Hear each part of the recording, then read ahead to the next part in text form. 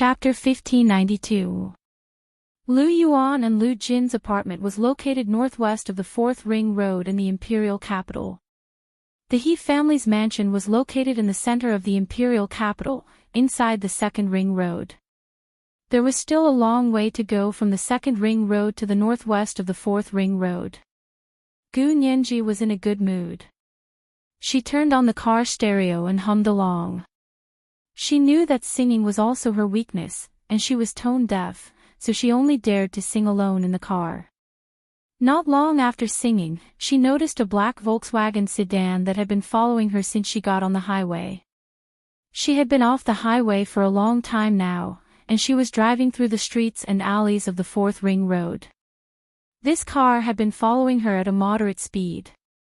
The model of this car was the most common model on the streets of the imperial capital, but after following her for so long, Gu Nianji had a good memory. She had seen this car in the rearview mirror several times. It would be strange if she didn't recognize it. It looked like the ace of the Far East had changed his car to follow her, right?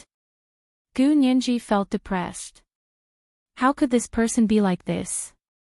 She had already said that she wasn't interested in him, but he still shamelessly followed her. This kind of situation was called stalker abroad. She could even go to the police.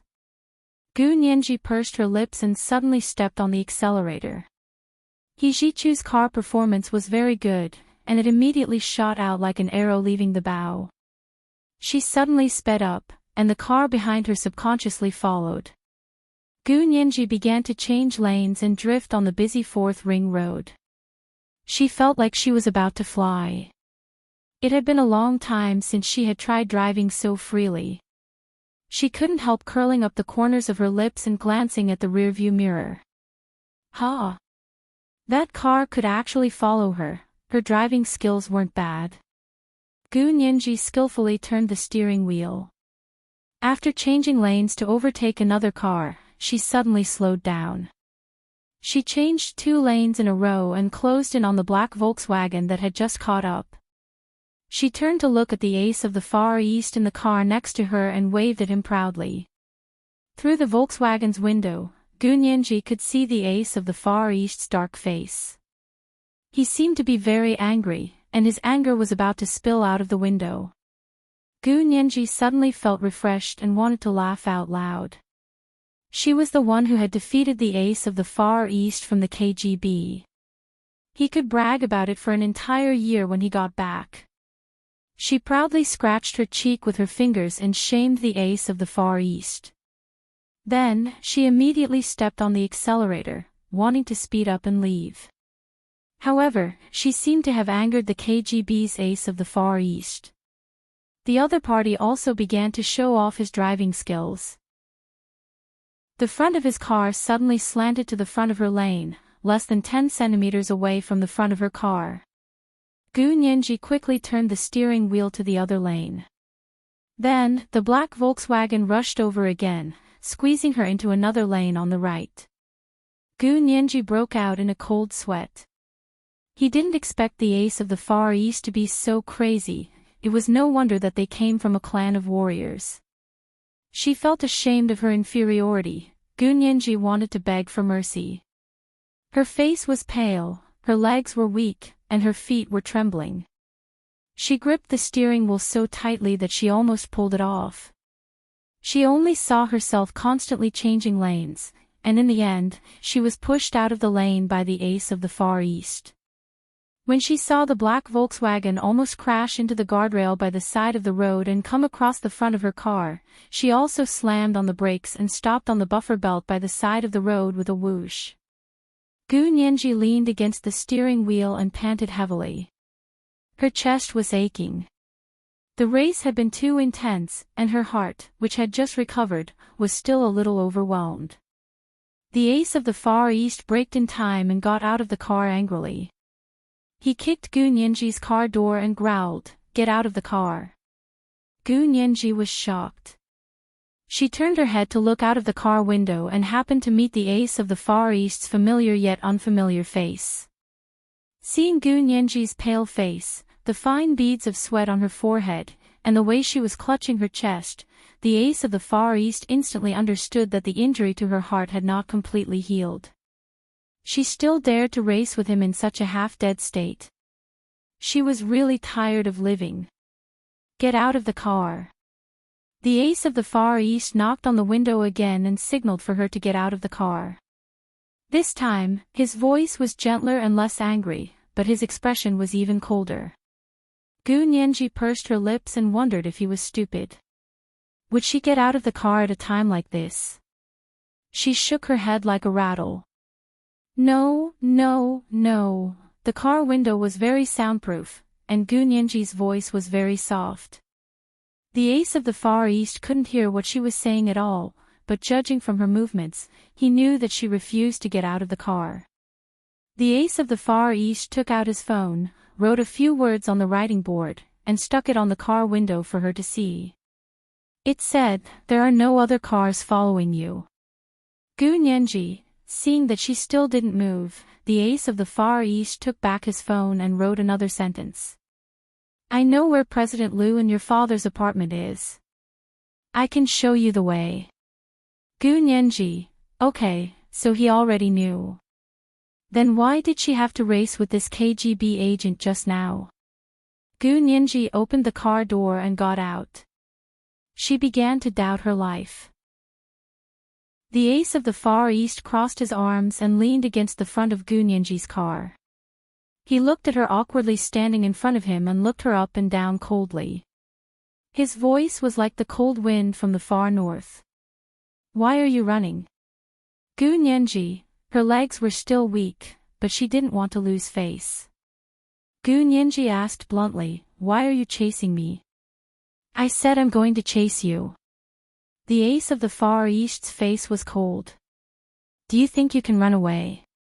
Gu Nianji rolled her eyes. "Do you think I'll chase you just because you say so?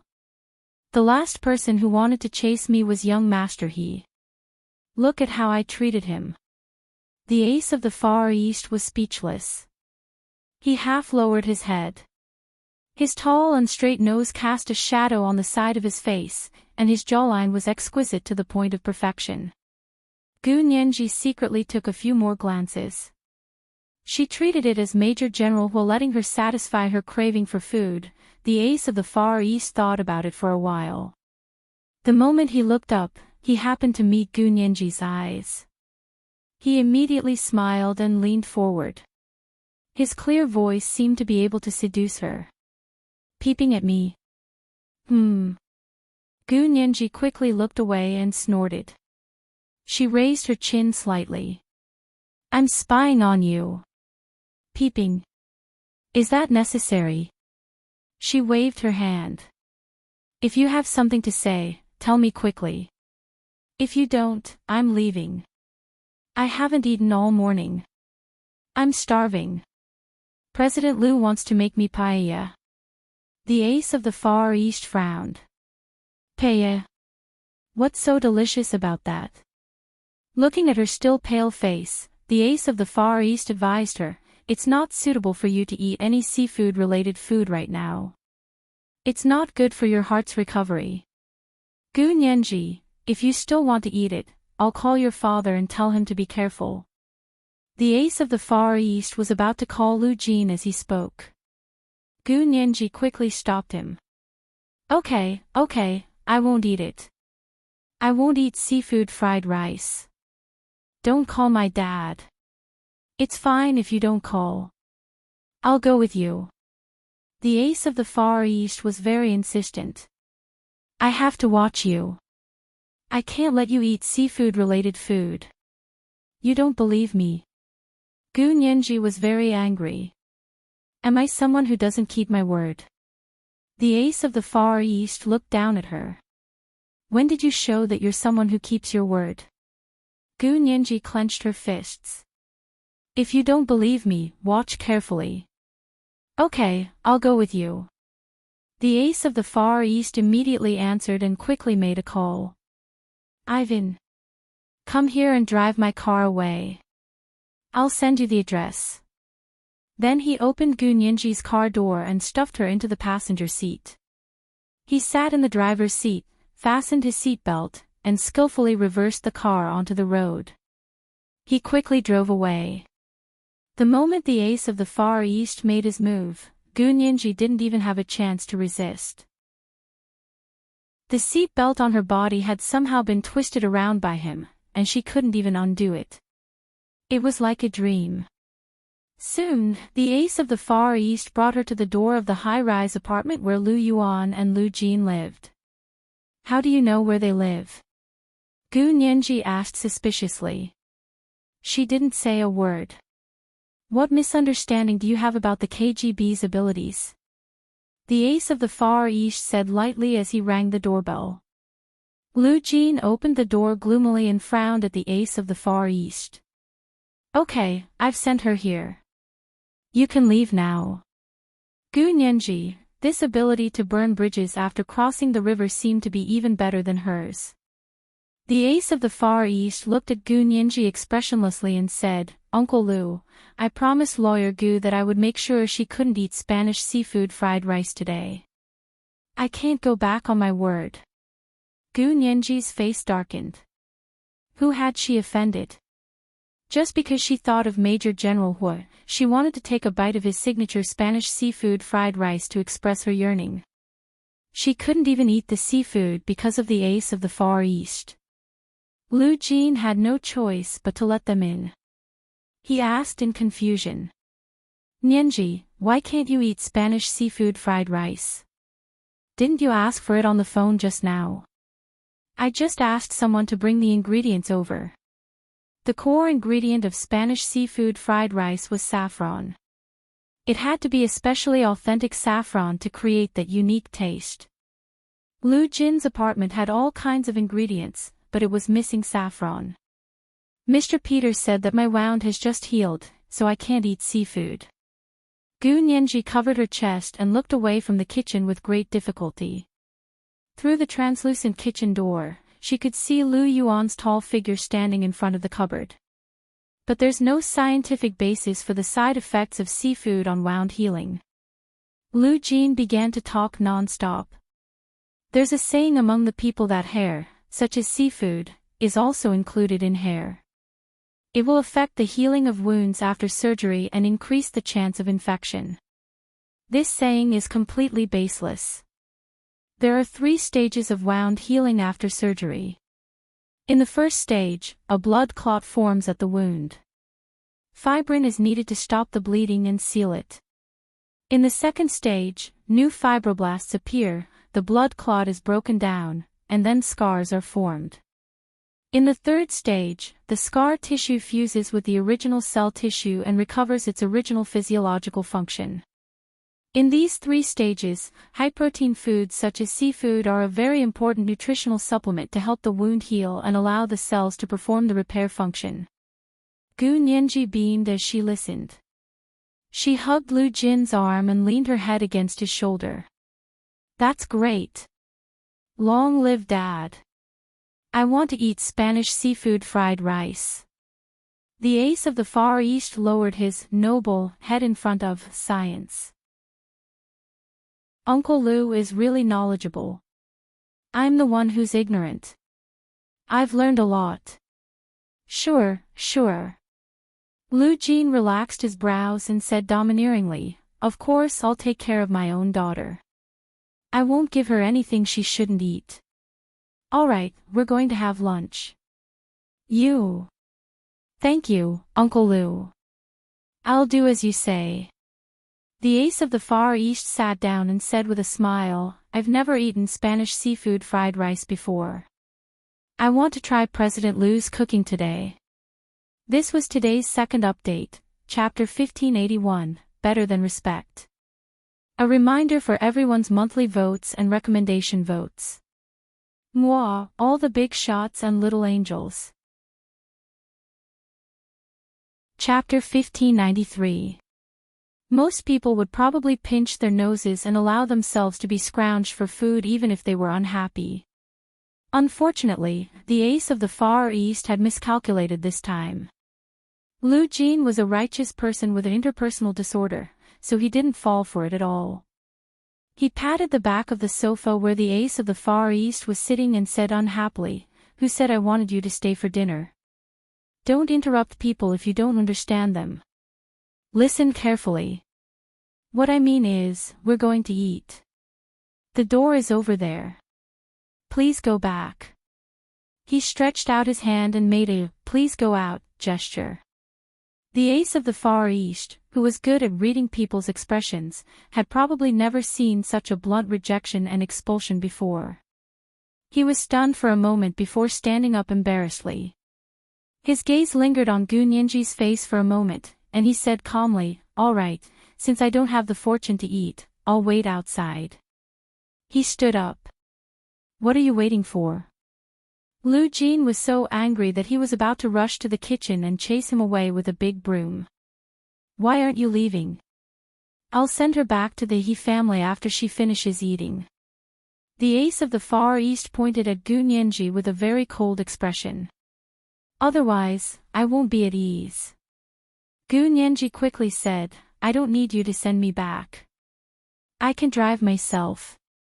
She even took out the car keys and proudly tossed them into the air. The ace of the Far East looked at her silently and took out his phone from his trouser pocket. He showed Lu Jin the video of Gu Nianji racing and drifting on the crowded streets today. Uncle Lu, I didn't know your daughter was so naughty. Look at how she's driving so recklessly. This is a downtown area, and her injury has just healed. Lu Jin watched Gu Nianji's car drive so fast in the video that he was so nervous that he couldn't breathe. He turned around and glared at Gu Nianji. He turned his outstretched hand in Gu Nianji's direction.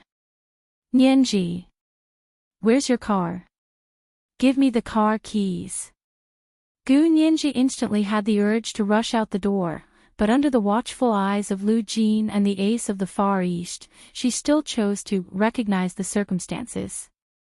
She pointed downstairs and whispered, park in the parking lot downstairs.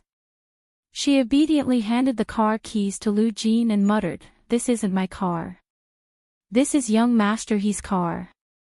What are you doing? What? I'm going to modify your car. Install a remote control system in your car. It can't exceed 50 miles per hour. If it exceeds that, I can take away the control. Lu Jin took the key from her and reprimanded her sternly. Gu Nianji hated the ace of the Far East who had snitched on her. She glared at him and mouthed silently, snitch. Despicable man. The ace of the Far East pretended not to see it. He reached out to stop Lu Jin and said with a smile, this is young Master He's car. It's not convenient for you to modify it. It's best if you modify Lawyer Gu's own car. He added, after I forced Lawyer Gu's car to stop, I drove over. So, I waited outside the door. After she finished eating, I would be the driver to send her back. I'll drive, don't worry. When Lu Jin heard this, he was too embarrassed to chase him out again. Besides, he had seen the video of Gu Nianji driving, so he really didn't dare let her drive alone again. He quickly said, okay. Come in and have a seat. Boss Lu made 2 big pots of paella. One of them is spoiled. Eat it so it won't be wasted. Gu Nianji, the ace of the Far East, pretended to be pleasantly surprised. Really? That's great. Uncle Lu, you're so magnanimous. I've troubled you and President Lu. Eat your food. Don't talk so much. Lu Jin realized that he had fallen into a trap, but for his daughter's sake, he had no choice. When he thought of Gu Nianji driving like a roller coaster, Lu Jin couldn't help but think that he should have developed a self-driving car back then. The 3 of them returned to the dining room and sat down. Lu Yuan opened the translucent glass door of the kitchen and poked his head out to look at the ace of the Far East. Ha! Deputy Chief Counsel Peter is here too. What a rare guest. Yes, he's Nianji's driver now. Bring the spoiled paella over for him to eat, Lu Jin said bluntly. It was obvious that he didn't like the ace of the Far East, Deputy Chief Counsel Peter. Lu Yuan laughed. How can I do that? I've already thrown away the spoiled one. The rest are all pretty good. I make a lot, and everyone has some. 2 or 3 more people can eat it. Authentic paella was made from Bahia short grain rice, a Spanish specialty. The rice core was very hard and easy to absorb water. The ingredients were fresh scallops, prawns, mussels, crab meat, oysters, squid, Spanish specialty pepperoni, chicken, bell peppers, and small tomatoes. It was usually stir-fried with olive oil and cooked until it was fragrant. Then, raw rice, green beans, and lemon were added, and it was stewed in seafood stock. The key to this dish was to use saffron to color it. The stir-fried paella was golden in color, and it formed a rich and unrestrained feast with various colors of seafood. As they spoke, the ace of the Far East had already taken the initiative to go to the kitchen to help bring out the food. A wide, shallow, black gold-glazed pot was placed in the middle of the dining table. In front of everyone was a white bone china plate with orchids painted on the edge. Lu Jin happily picked up the spoon and scooped a big spoonful of it into her plate. He said eagerly, "Try Boss Lu's cooking. I ate this in a small pub in Spain. It was the best Spanish seafood fried rice I've ever had. I didn't know how to make it, but I still remembered the taste. I forced Boss Lu to try it, and I finally succeeded." Gu Nianji looked at the appearance of the dish. It was similar to the one Major General Hua had made for her back then, and she was very happy. She picked up her spoon and scooped a big mouthful into her mouth. Before she could savor the delicious seafood fried rice, the nauseating smell of onion spread from her taste buds to her stomach. It was like a hook trying to hook her stomach out. Gu Nianji covered her mouth and quickly ran to the kitchen to vomit all the fried rice. She then vomited into the trash can until the sky turned black. Even her chest ached faintly before she sat on the ground, panting. Lu Jin was stunned. What's going on? Is this food poisonous? Lu Yuan's face darkened. How could it be poisonous? I made it myself. Don't you trust me? Of course not. Lu Jin scratched his head and ate a few mouthfuls. He then went to the kitchen to see Gu Nianji. He helped her out and gave her a bottle of mineral water. Drink some and rinse your mouth. Gu Nianji gulped down half a bottle of mineral water before she completely suppressed the smell of onions. She smiled bitterly and said, "There are onions in the seafood fried rice." "Yes, I peeled an onion." Lu Yuan nodded and said in realization, "You can't eat onions." "Yes, I can't. I feel sick when I eat it." Gu Nianji covered her chest and said in a low voice, "The best Spanish seafood fried rice I've ever eaten didn't have onions in it." Major General Hua had modified it, but it was still delicious. That's still called delicious. That's not authentic. Lu Jin shook his head helplessly. If I had known, I would have made you something else to eat. What do you want to eat? Should I order takeout? Gu Nianji took a deep breath and said, "Then let's make egg fried rice." Is that convenient? She looked at Lu Yuan eagerly. She had just vomited, and now the tip of her nose was a little red. Her eyes were watery, like a little rabbit that had choked on water. Lu Yuan also felt a little sorry for her. He patted her on the shoulder. "Okay, Uncle will make you Yangzhou fried rice." Gu Nianji forced a smile. "Thank you, President Lu." The ace of the Far East had been sitting at the side the whole time. He watched this scene silently. He finished all the Spanish seafood fried rice on his plate and sighed. What a pity. I'm the only one who can eat such delicious seafood fried rice. Gu Nianji, Lu Jin glared at him. And me. He also picked up his spoon and started eating in big bites. Gu Nianji watched as the two of them fought over the seafood fried rice and actually felt her appetite rise again. Her taste glands were salivating. She was hungry. Soon, Lu Yuan made her another bowl of Yangzhou fried rice and brought it over. Green beans, snow-white shrimp, dark red ham, golden egg cubes, and yellow rice fried with egg liquid. The color was lighter and more elegant than the Spanish seafood fried rice. It had the unique beauty of huaxia. In her mouth, it was equally delicious. Gu Nianji was no longer disgusted. She happily ate 2 bowls of Yangzhou fried rice. Lu Jin, Lu Yuan, and the ace of the Far East also shared a large pot of Spanish seafood fried rice. After eating, the 4 of them were lazy and didn't want to move. Everyone chatted around the table to digest their food. Lu Jin asked her, "How's the lawsuit going? Have the male and female gardeners been arrested?" Gu Nianji, "They've been arrested. The court is scheduling the trial. I hope it can be brought forward." "That's good. Do you need my help?" Lu Jin was very proactive.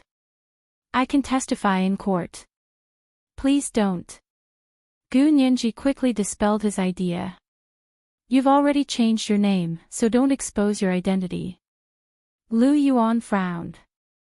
"If your father can't show up, then your lawsuit won't be easy." Lu Yuan was not only an insider but also a participant in what had happened 8 years ago. Therefore, he knew that the other party had forged a chain of evidence, and Lu Jin had used it to kidnap Gu Nianji. However, because Lu Jin had played along, the chain of false evidence had been confirmed. It would be very difficult to reverse the verdict. Gu Nianji glanced at Lu Jin. "Dad, I want to talk to you alone." "Sure, no problem. Come with me." Lu Jin had always agreed to Gu Nianji's requests. He quickly stood up and took her to her room. After Lu Jin and Gu Nianji left, the ace of the Far East also stood up and said, "I'll go out for a while. When Lawyer Gu is about to leave, I'll wait for her outside the door." "Please go ahead."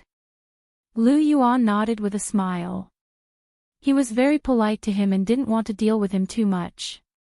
This was the first update of the day, Chapter 1582, Suing Me. A reminder for your monthly votes and recommendation votes. At 8 p.m., the second update. Moi, all the big shots and little angels. Chapter 1594. Gu Nianji followed Lu Jin into his bedroom and subconsciously looked around. Lu Jin's room, like him, was filled with postmodern colors that transcended the times. The bedding was painted with simple black and white geometric lines. A huge, colorful, abstract oil painting with complicated lines hung on the bedside table. Gu Nianji was attracted to the oil painting at first glance and couldn't look away. It wasn't until Lu Jin patted her on the shoulder that she came back to her senses. She smiled and said, "This painting is really charming. I feel like I'm being sucked in just by looking at it." "Of course. This is used for psychological hypnosis. Anyone who enters my room will be automatically hypnotized by me." After so many years on the run, Lu Jin had developed a habit of being cautious. Gu Nianji, she shook her head speechlessly and followed Lu Jin to the sofa by the window in his room. She took out her phone and notepad and began to ask him questions.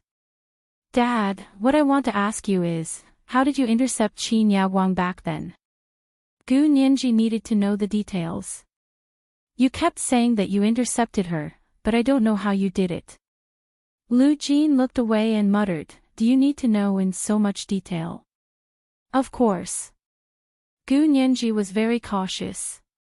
"Otherwise, how would I refute the other party's chain of evidence? But I'm worried that if I tell you, you'll find that the other party's chain of evidence is complete and irrefutable." Gu Nianji choked and clutched her chest unhappily. She pretended to feel sorry for him. "Are you questioning my professional ability? I've been hurt and can't get better." Lu Jin immediately surrendered. I'll tell you. He took a deep breath and remembered what had happened 8 years ago. After I sent you to the He family, I wasn't completely at ease. I kept monitoring Qin Yaoguang. I was worried that she wouldn't give up. One day 4 years later, I found out that she had contacted the He family's gardener, Wen Dao, through Wen Shui and asked him to do her a favor. But she had always looked down on these domestic workers and thought that talking to them was a waste of time. My intelligent monitoring system analyzed and determined that this action was abnormal in Qin Yaoguang's behavior pattern, so it reminded me. Then, I began to follow Wen Dao and Wen Shui and found that they had begun to survey the route in the He family. After collecting a certain amount of information, I analyzed Qin Yaoguang's target and route of action, so I used it. However, I was able to complete it flawlessly because she wanted to frame me, which caused a huge loophole in her plan. Gu Nianji was taken aback and immediately asked, "Does she know you're monitoring her?" She didn't know at first, but when I took you away from her, she knew. Lu Jin pointed at his head. It was from then on that she implanted an anti-hypnosis biochip in her own head. She knows I did it, and she's starting to guard against me. Gu Nianji couldn't help but mentally roll her eyes 180 times. What was going on? What kind of ill-fated relationship did these two have? Although they were on guard against each other, the two of them actually gave birth to a child through artificial insemination. The world here was too complicated, and Gu Nianji really wanted to go back there. She silently looked at what she had recorded and recalled the chain of evidence that the other party had. She slowly came up with an idea. It wasn't difficult to refute the other party, but the difficult part was how to get Qin Yaoguang involved. She still couldn't find the direction because Qin Yaoguang had washed herself very clean. But she knew that the Wen family was definitely a breakthrough point. Not to mention the fact that Wen Shui and Qin Yaoguang had colluded and done many shameful things, just the fact that the seemingly honest Wen Dao and Liang Meili could actually kidnap a child showed that she had chosen a suitable breakthrough point. Of course, if it wasn't suitable, then she would find another one. Gu Nianji had never been afraid of such a head-on confrontation. Okay, I got it. I'll let you know when I get back and confirm the time for court. Gu Nianji explained her schedule to Lu Jin. Just stay here. Gu Xiangwen passed away 8 years ago. You're Lu Jin. Lu Jin looked at her eagerly and muttered, "Did I embarrass you as a father? I'm like a rat hiding in the gutter, shameful." Gu Nianji's heart contracted violently again. She really felt sorry for him. She held Lu Jin's hand and shook it gently. Why would you think that? Of course not. But why don't you let me reveal my identity in front of others? As long as I can help you, I won't blink even if I'm immediately arrested by He Qingjian. Lu Jin looked at her seriously. He really wanted to help Gu Nianji fight this lawsuit. As long as I show up. Don't worry. Gu Nianji held Lu Jin's hand tightly and found that his palm was cold. I really don't have such thoughts. How could you embarrass me? You're my pride. Really? Lu Jin didn't believe her. You didn't say that on purpose to make me happy, did you? Lu Jin was at a loss when it came to Gu Nianji. He actually didn't have much experience with Gu Nianji. Most of his memories were of Gu Nianji from birth to the age of 2. Then he left for 4 years.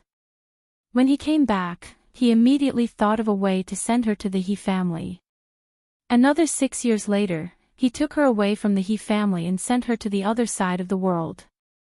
Now that another 8 years had passed, she was already 20 years old, but sometimes he still couldn't help but treat her like a 2-year-old baby.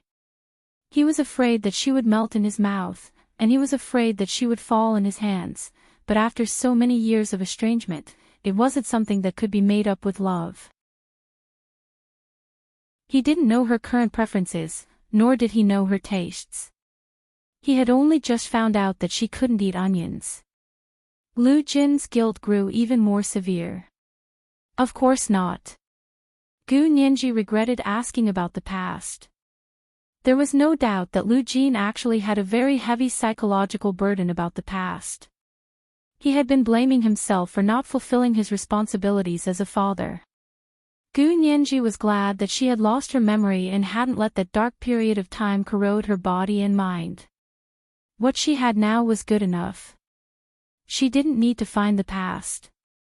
Dad, if you still want to have Gu Xiangwen's glory and restore your idol status as a genius scientist, I can help you restore your identity, Gu Nianji said seriously, trying her best to dispel Lu Jin's inferiority complex and self-blame.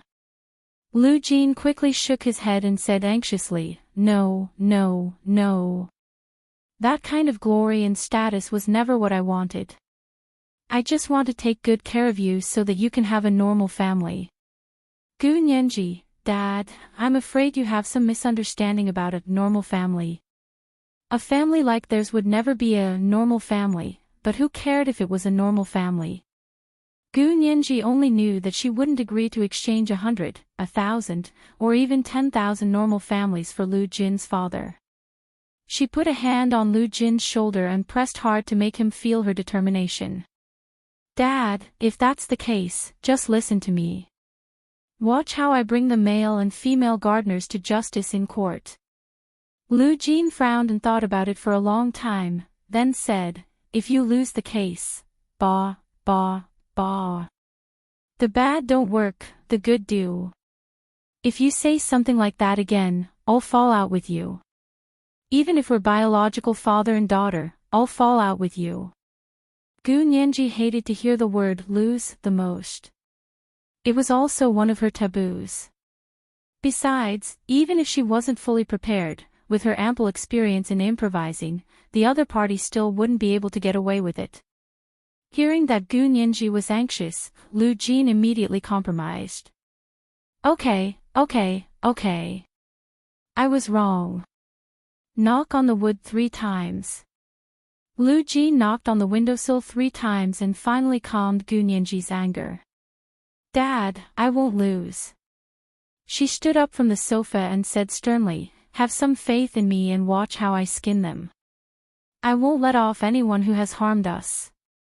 Lu Jin looked up at Gu Nianji and narrowed his eyes. He suddenly felt that her expression was very familiar.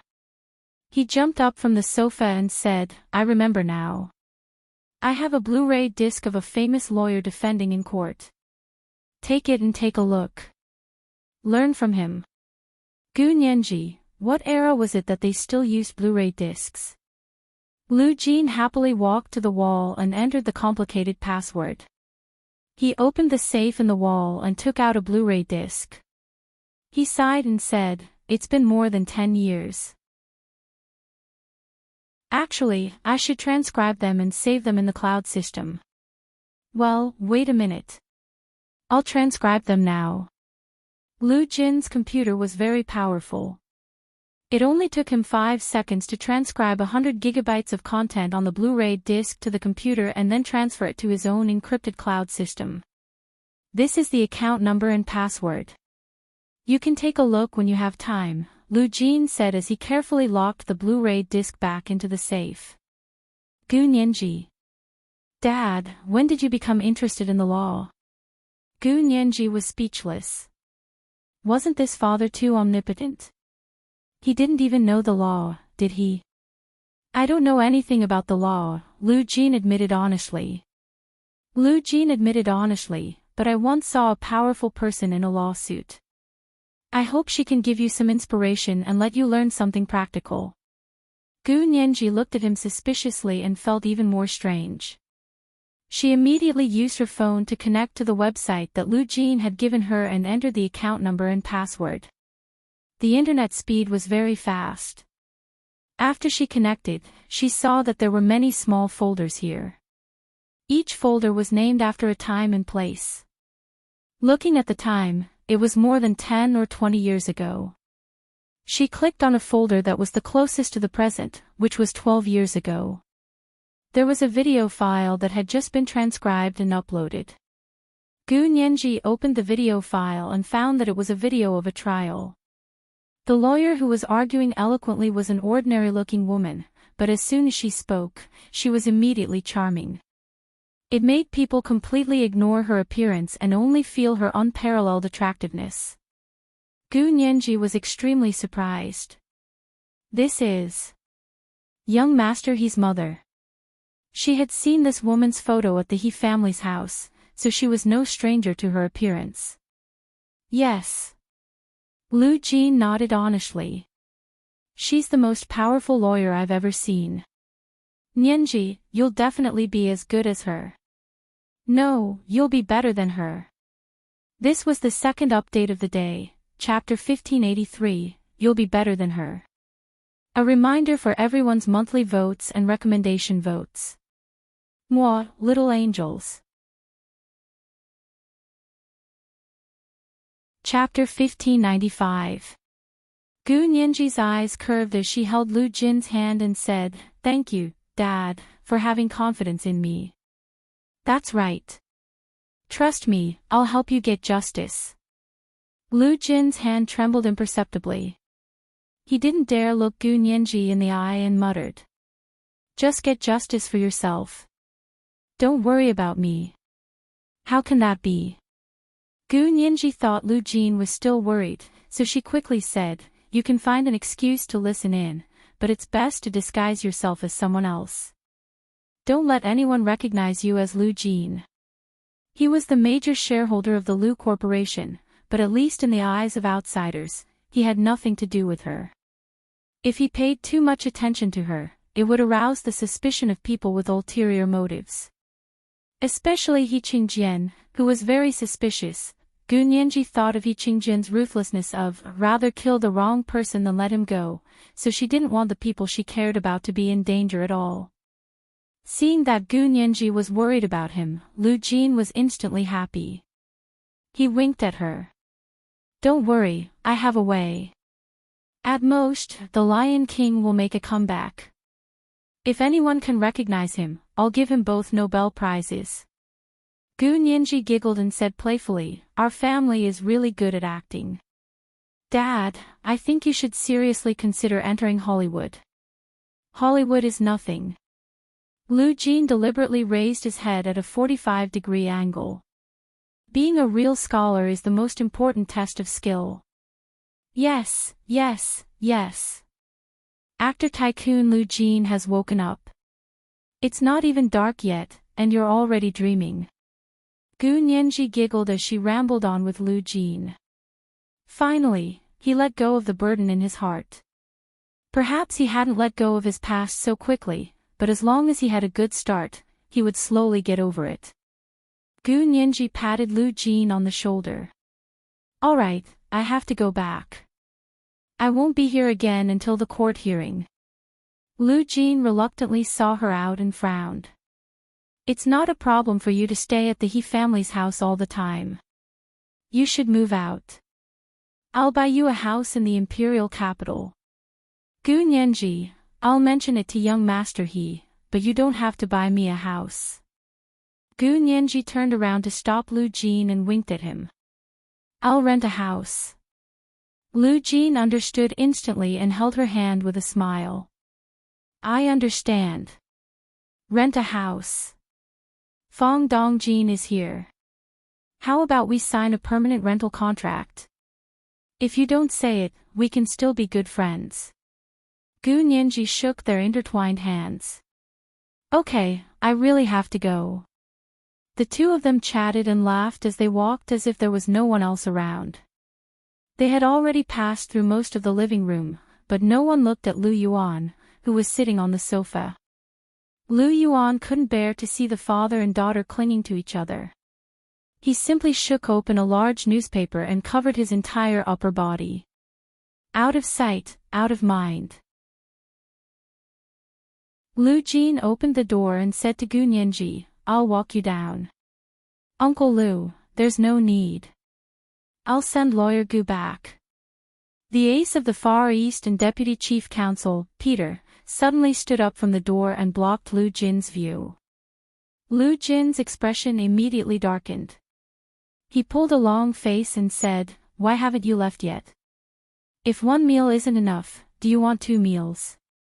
Uncle Lu, you're too polite. I'm just worried about Lawyer Gu's safety. The ace of the Far East stood straight behind Gu Nianji. His chin was facing Gu Nianji's head, and he handed Lu Jin a handle-like device. This was taken from Nianji's car. Take a closer look and see if there's anything wrong with it. Standing too close, Gu Nianji could feel the heat of his breath. She moved away uncomfortably and said with a cold expression, Mr. Peter is too polite. He's the deputy chief counsel of a country, but he's actually my chauffeur. I'm afraid I'll lose my luck. That's right, that's right. We're all commoners. It's not good to have anything to do with you high-ranking officials and nobles. Lu Jin took the handle, but still spoke up for his daughter. The ace of the Far East's expression was calm as he said leisurely, yes, I'm the deputy chief counsel of the Soviet Union. Anyone who wants to attack my car will think about whether they're prepared to go against the entire Soviet Union. This was the confidence of a diplomat. Abroad, they represented their own country, and behind them, there was also a powerful country backing them. Gu Nianji, she was convinced. Wasn't that enough? Gu Nianji pursed her lips and turned to walk towards the elevator. The ace of the Far East quickly nodded at Lu Jin and caught up with Gu Nianji into the elevator. The elevator door slowly closed in front of Lu Jin. Lu Jin watched angrily as his daughter stood with another man. The scene was unusually harmonious. What are you being so arrogant for? It's just a dove taking over a magpie's nest. Lu Jin glared at the elevator and turned to go back into his room. After closing the door, he saw that Lu Yuan had blocked himself with a large newspaper. Ha! What kind of news is so good? You're so engrossed in it that you didn't even say goodbye to my daughter. Lu Jin sat down opposite him on the sofa, crossed his legs, and looked at the handle that Peter had given him. It turned out that it wasn't a handle, but a receiver for a locator. Interesting. Lu Jin laughed happily. Lu Yuan lowered the newspaper, revealing his forehead and eyes.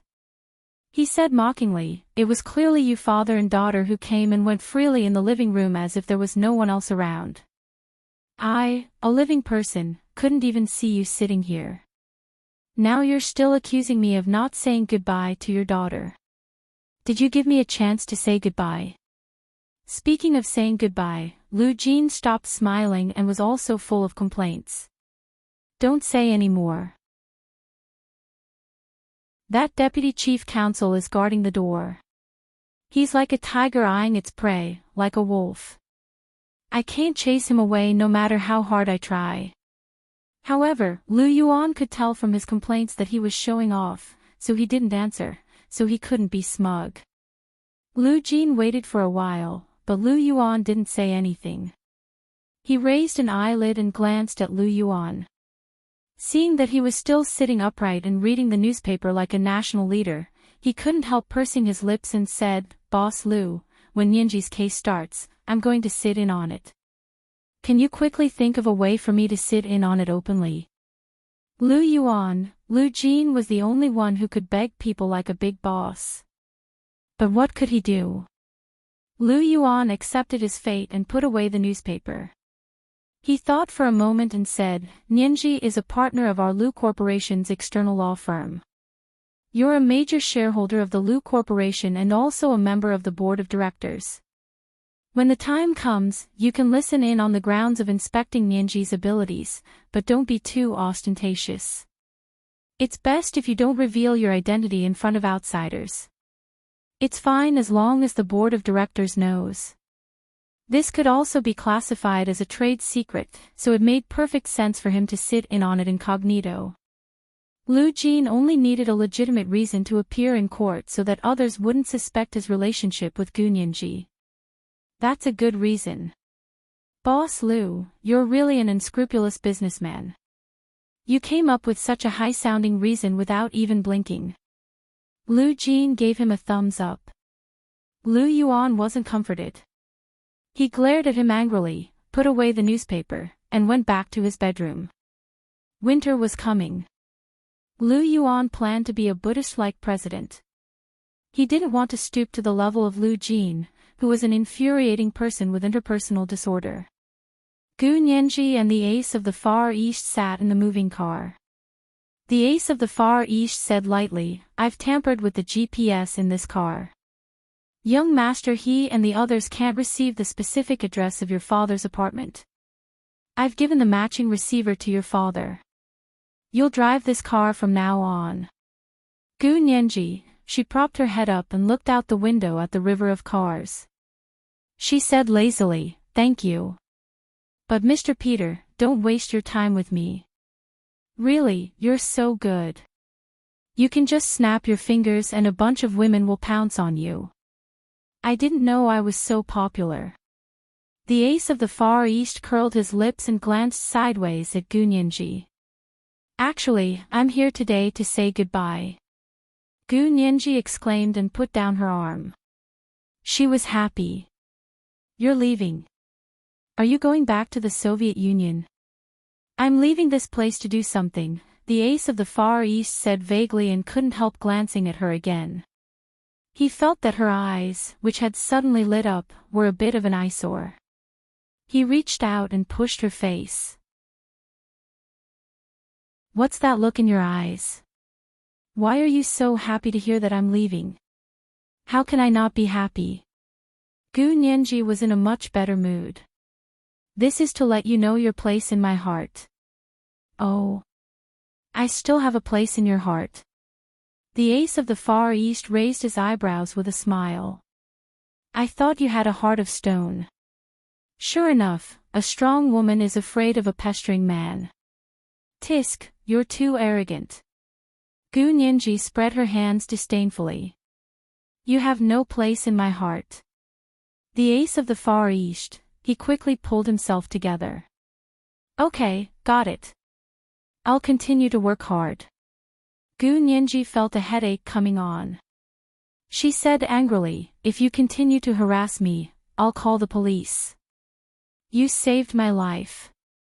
I must repay you with my body." The ace of the Far East turned the steering wheel with a half-smile. "So you're destined to never get rid of me in this life." "Ha." Gu Nianji only said one word and stopped talking nonsense with him. When she found a way to go back, how could she not get rid of him? Gu Nianji's mood improved when she thought about how the ace of the Far East would find out that he had been slapped in the face by her. When she returned to the He family's home, she hummed a song as she walked to the hall. He Ji-chu and He Qingjian were both sitting in the hall. Seeing that she had returned, He Qingjian heaved a sigh of relief and stood up first. He smiled fawningly and said, "Nianji is back. By the way, the court schedule for your case has been decided. It's the day after tomorrow. This is the document from the court. You weren't here, so Ah Chu signed it for you." Gu Nianji smiled and said politely, "Thank you, Mr. He." "Thank you, young master He." He Ji-chu, on the other hand, was expressionless. He quietly stood up from the sofa and went upstairs with her to her room. Gu Nianji knew that he had something to say, so she let him in. He Ji-chu handed the court file to her and said, "You went to 4th Ring Road today. The shopping mall there isn't as good as here." Of course, his car had a GPS. From the address he received, Gu Nianji had gone to a shopping mall in 4th Ring Road. He knew that Gu Nianji didn't have many friends here, so he was a little worried about her safety. Gu Nianji nodded and said, "It's not as good as here, so I didn't buy anything. I just went shopping." She opened the documents sent by the court and looked through them. She smiled slightly, took out her laptop, and sent an email to the court. Early the next morning, when Shi planned to visit her parents in the detention center of the Imperial Police Headquarters. Before she could leave, she received a subpoena from the court. The person from the court politely said, "Lawyer Wen, your defense lawyer's application has been rejected by the plaintiff's lawyer, and the plaintiff's lawyer has found new evidence to list you as the defendant. This is the court subpoena. You will appear in court with your parents tomorrow for the first trial. This was the first update of the day, Chapter 1584, The Essence of Acting. A reminder for everyone's monthly votes and recommendation votes. Before they knew it, the monthly votes had reached 5,000. There were 3 updates today. At 1:00 in the afternoon, the monthly votes were 5,000 plus updates. At 8:00 in the evening, the 3rd update. P.S. Thank you to the leader of Only Reading Makes People Happy in Life for the 30,000 Chidian coins yesterday. P.S. Knocking on wood is a superstition in the United States. It means that if you say something bad and don't want it to come true, knock on wood. On wood 3, I directly translated it as knocking on wood 3 times. In fact, it had the same meaning as the Chinese saying, bad things don't work, good things do. Mwah, mwah, all the big shots and little angels. Chapter 1596. When Shi's heart sank. How was that possible? Evidence from 8 years ago. How could there be evidence from 8 years ago? Wasn't this far-fetched? When Shi tried her best to maintain her composure and said calmly, me as the defendant. Did you make a mistake? This is the court's decision. The plaintiff's lawyer submitted new evidence yesterday. After the court reviewed it, they felt that there were indeed doubts, so they allowed her request. The court took out a receipt for Wen Shi to sign, indicating that she had received the court's summons herself. Wen Shi's face darkened as she signed her name on the receipt. After the court left, Wen Shi called Gu Nianji directly. Fortunately, Gu Nianji didn't block her. Gu Nianji, what do you want? As soon as the call connected, Wen Shi questioned her rudely, didn't you say that you wouldn't use the He family's power? Now you have to take back what you said. Gu Nianji held her phone and stood calmly in front of the window to feed the goldfish. She said calmly, if I really used the He family's power, you and your parents wouldn't even have a chance to have a public trial. Don't you know how you do things here? Wen Shi choked, but she didn't agree with Gu Nianji. She sneered, you're playing this game with me. If the court didn't know that it was related to the He family, do you think it would have been scheduled so quickly? The case in my hand was filed last year, and it hasn't been tried yet. It's been scheduled for 3 years. Gu Nianji threw away the fish food in her hand and said calmly, my case was filed 8 years ago. It's been 8 years. Even if it was scheduled according to what you said, it should have waited. What right do you have to say that I used the He family's power to get the court to schedule it ahead of time? You always say that I'm bullying people. You say that over there, and you say the same here. You really don't know how big your face is, do you? Your case is a cold case. How can it be treated like that? Wen Shi was furious. She hadn't expected Gu Nianji to take advantage of a loophole in the law. Of course. As long as a cold case involves the safety of minors, as long as it is filed, there is no retroactive period. No matter how long it takes, it will be investigated until the murderer is brought to justice. Wen Shi, I really admire this law on your side.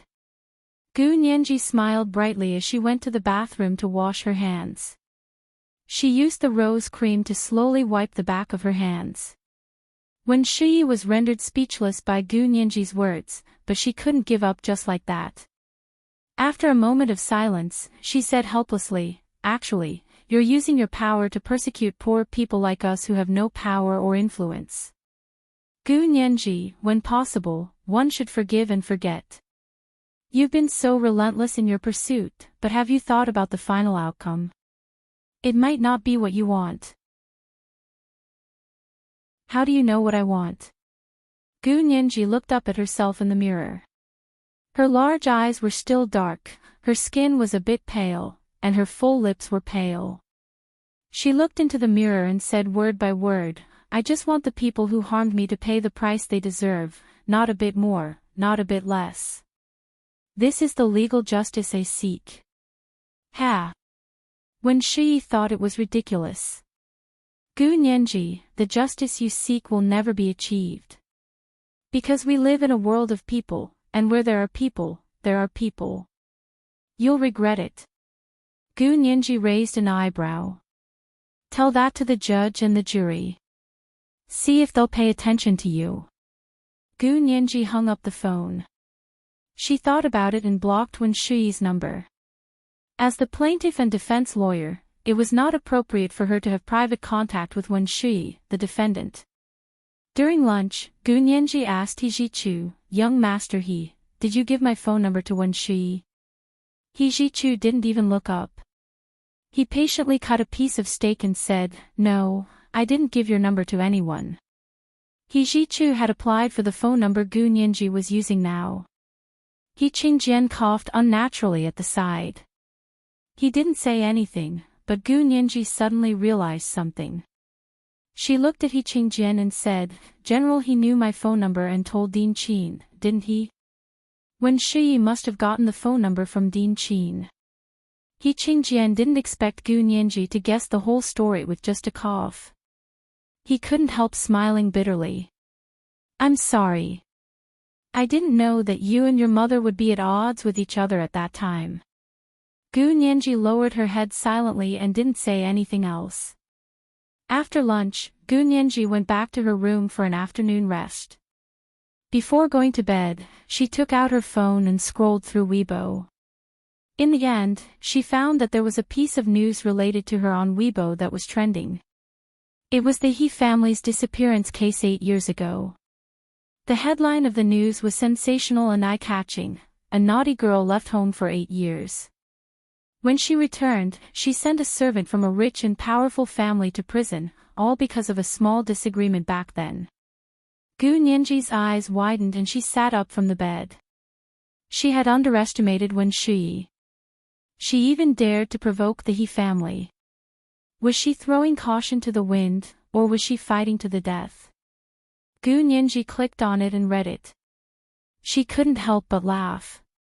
She was so lucky that someone gave her a pillow when she wanted to doze off. It turned out that this news implied that there was something else going on in her case, but the plaintiff had picked on the weak.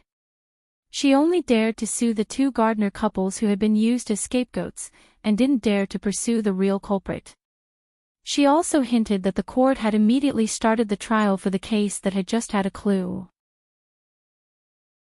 There were so many cases with clues, but they had to go through a lengthy schedule. It could be seen that the rich and powerful also had an advantage in the law. The last piece of news stabbed the hearts of the netizens the most. Another water army joined the fray. For a moment, the likes and comments were all over the place. It quickly became popular and was uploaded to Weibo. Gu Nianji's case had become popular before it was even tried. The court and the police system were under immense pressure. She sat in her room, thinking about whether she should go up and confront them head-on, but her eyes darted around and she had a new idea. She immediately sent Lu Jin a text message, Lion King, I can move out soon. Lu Jin was overjoyed and immediately sent her an address. This is a private room for rent.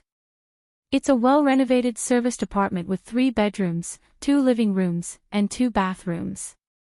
It's very suitable for professionals to live in.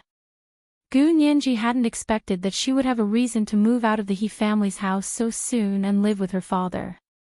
She really wanted to give Wen Shuyi, who had been tirelessly teaching her. She smiled and knocked on the door of He Zhichu's room. He Zhichu sat on the sofa and waited for her. Come in. He held a glass of red wine and had already taken a few sips.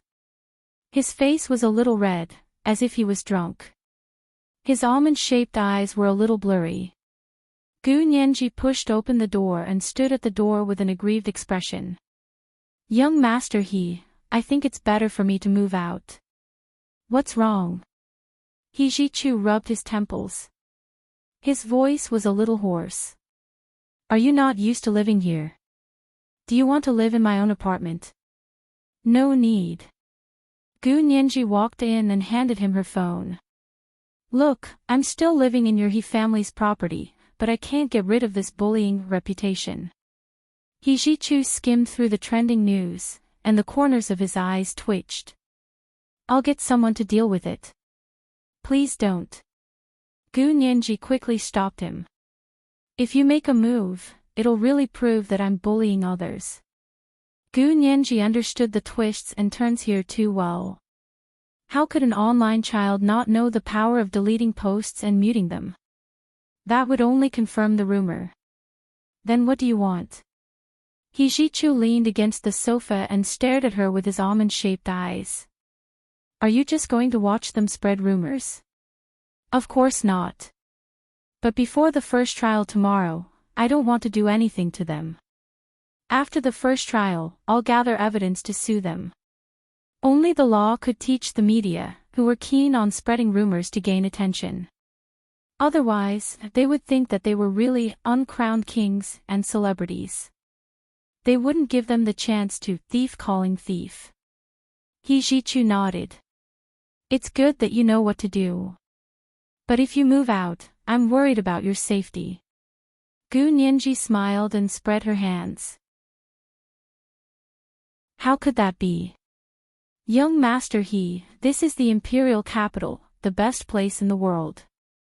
Are you so unconfident in the safety of your city? Don't worry, even if I move out, I'll rent a house in a first-class neighborhood. I won't mistreat myself. She showed him the address Lu Jin had given her. Look here, a well-renovated serviced apartment for rent. It has 3 bedrooms and 2 living rooms. It's just right for me to live alone. He Jichu narrowed his eyes at her and held her hand. Okay, I'll drive you there. No need. I'll drive your car myself. Gu Nianji smiled. You recognize me as your sister anyway. It's fine for a sister to drive her brother's car, right? Aren't you afraid that others will say that you're bullying others? He Jichu scratched her nose. Little smarty, do you think I don't know what you're up to? Alright, go. When a child grows up, he'll always leave home. Gu Nianji. Was this fatherly tone really okay? This is today's second monthly ticket for 5,000 plus updates, Chapter 1585, Broken Jar. A reminder for everyone's monthly tickets and recommendation tickets. 8:00 in the evening. Mwah, all the big shots and little angels. Chapter 1597. Gu Nianji looked at He Jichu carefully and saw that he was smiling lazily. His handsome features seemed to have weathered the vicissitudes of life, and his eyes were deep and meaningful. He exuded a deep masculinity. Professor, he was so charming, Gu Nianji sighed and smiled. Young Master you're actually the most charming when you're a professor at our side. Do you know how many fangirls you have at school? He Jichu continued to smile and almost blurted out a teasing remark, but he managed to hold it in. He pushed the tip of his tongue against his teeth and mumbled, then I can consider continuing to be a professor. Who knows, maybe I'll be able to find someone suitable to marry soon. Gu Nianji gave him a thumbs up. You can do it, Professor He. Ever since Christmas Eve, Gu Nianji and He Jichu had naturally gotten along much better. She sincerely regarded him as an older brother. Although they were not related by blood, her affection for him did not diminish at all. He Jichu helped her pack a few large suitcases and carried them to the trunk of the car. He said, these are all the things you usually use. I'll leave the ones you don't use in your room. Come back and stay with us during the holidays, okay? Gu Nianji nodded solemnly. I'll come back to eat with you during the holidays. Coming back to stay and coming back to eat were 2 different concepts. He Jichu hugged her silently. Let's go. I'll warm your room in a few days. Gu Nianji smiled and waved goodbye to him. She drove towards the apartment that Lu Jin had found for her. This building was mainly a hotel-style apartment, the kind that could be moved in with a bag. Gu Nianji didn't know how many properties Lu Jin had, but he was a major shareholder and had money. It shouldn't be difficult to find a house to rent to her. Besides, she had to pay her rent. After registering at the entrance of the complex, Gu Nianji took the key from the security guard and drove to the parking lot downstairs. This suite actually had an above-ground parking space, so there was no need to drive to the underground parking lot. Gu Nianji used the key card to swipe the elevator floor and went straight up. Gu Nianji dragged her 2 pieces of luggage and stood in front of the door. Just as she was about to use the key card to open the door to the opposite room suddenly opened. Lu Jin poked his head out and said with a smile, "Girl, are you new here? We are neighbors." Gu Nianji was pleasantly surprised. "The house across the street is yours too?" "Yes, there are 3 apartments on this floor, 2 big and 1 small.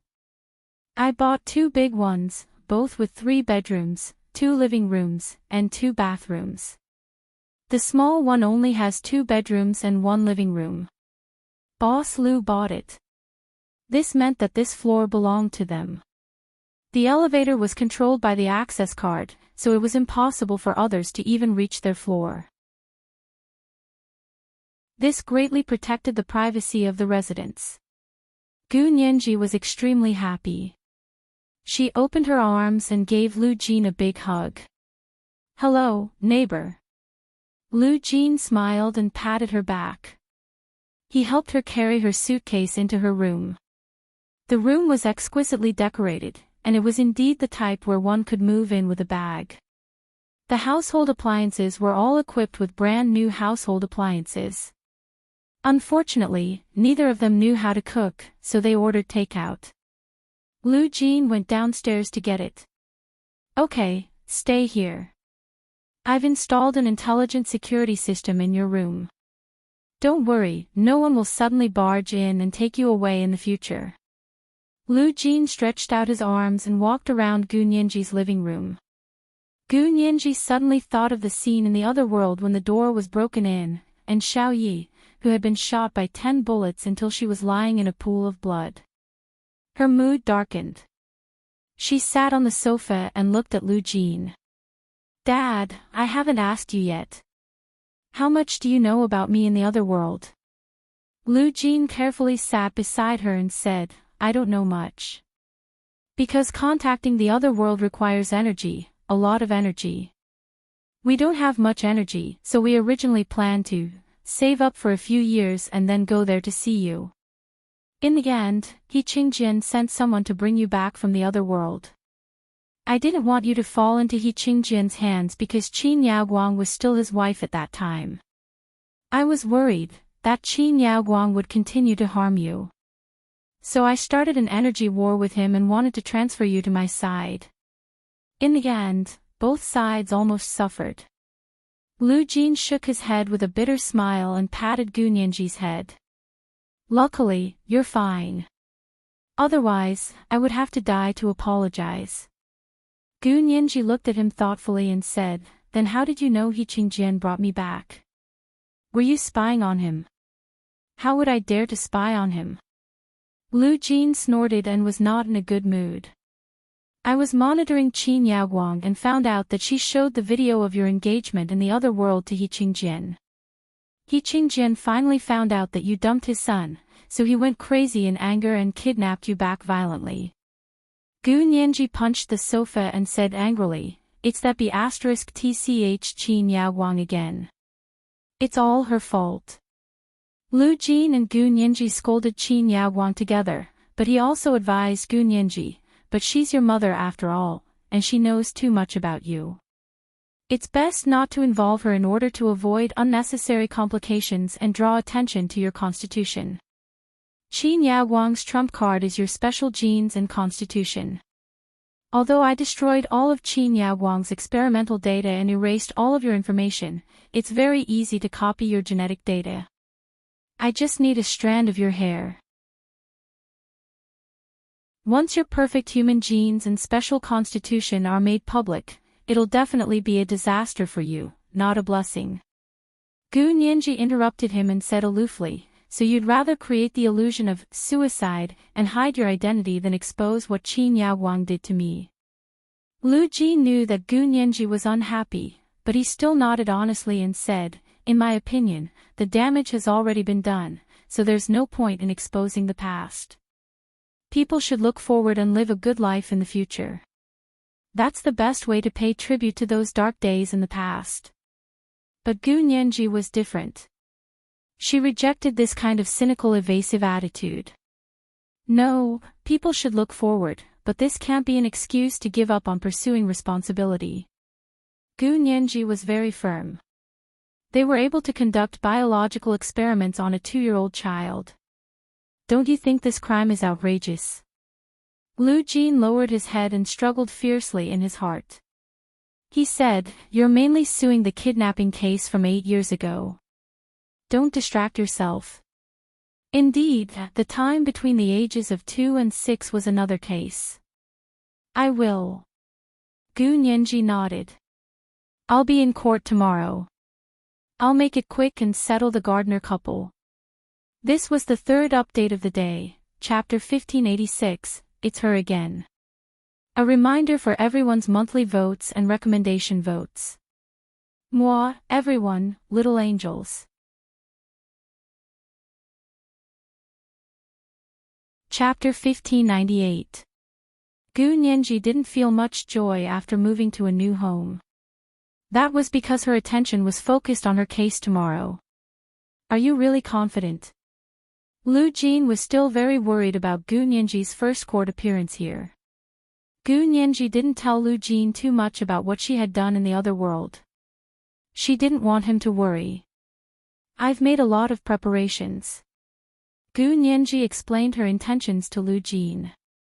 "First of all, I deliberately took out the evidence related to Wen Shui at the last minute and refused to let her be her parents' defense lawyer. I wanted to catch her off guard. She can't be a lawyer. She can only find a new lawyer to defend her parents. And the new lawyer only has 1 day to prepare. He might not even understand the whole case before he'll be forced to do it. Of course, maybe this new lawyer is very good and can straighten out the case in 1 day and 1 night. However, he won't know the whole truth like Wen Shui, so it's very easy for things to go awry during the defense. That way, I'll have a chance to take advantage of." Gu Nianji's words made Lu Jin's eyes sparkle. "Nianji, you're really suitable to be a lawyer." Lu Jin held her hand and was overjoyed. "That's great. That's great. You're only 20 years old this year. You're even younger than young Master He's mother when she became famous." Gu Nianji wiped Lu Jin's hand away speechlessly. "Dad, it's just a small lawsuit. How can it be as exaggerated as becoming famous?" "Alright, I'm just saying this to reassure you. Respect my professionalism. I won't let you down." Lu Jin nodded heavily. "Okay, Dad believes in you." Although he still had doubts in his heart, he didn't show it. Because true confidence had to be demonstrated through actual results. People who were worried about you wouldn't be at ease just by saying it. Gu Nianji had a good night's rest. The next morning, she woke up and ate breakfast, washed up, and picked out her clothes. Then, she left on time at 8 o'clock. She had to arrive at the Imperial Capital Intermediate People's Court at 8:30 to undergo all kinds of security checks. The court session would officially begin at 9 o'clock sharp.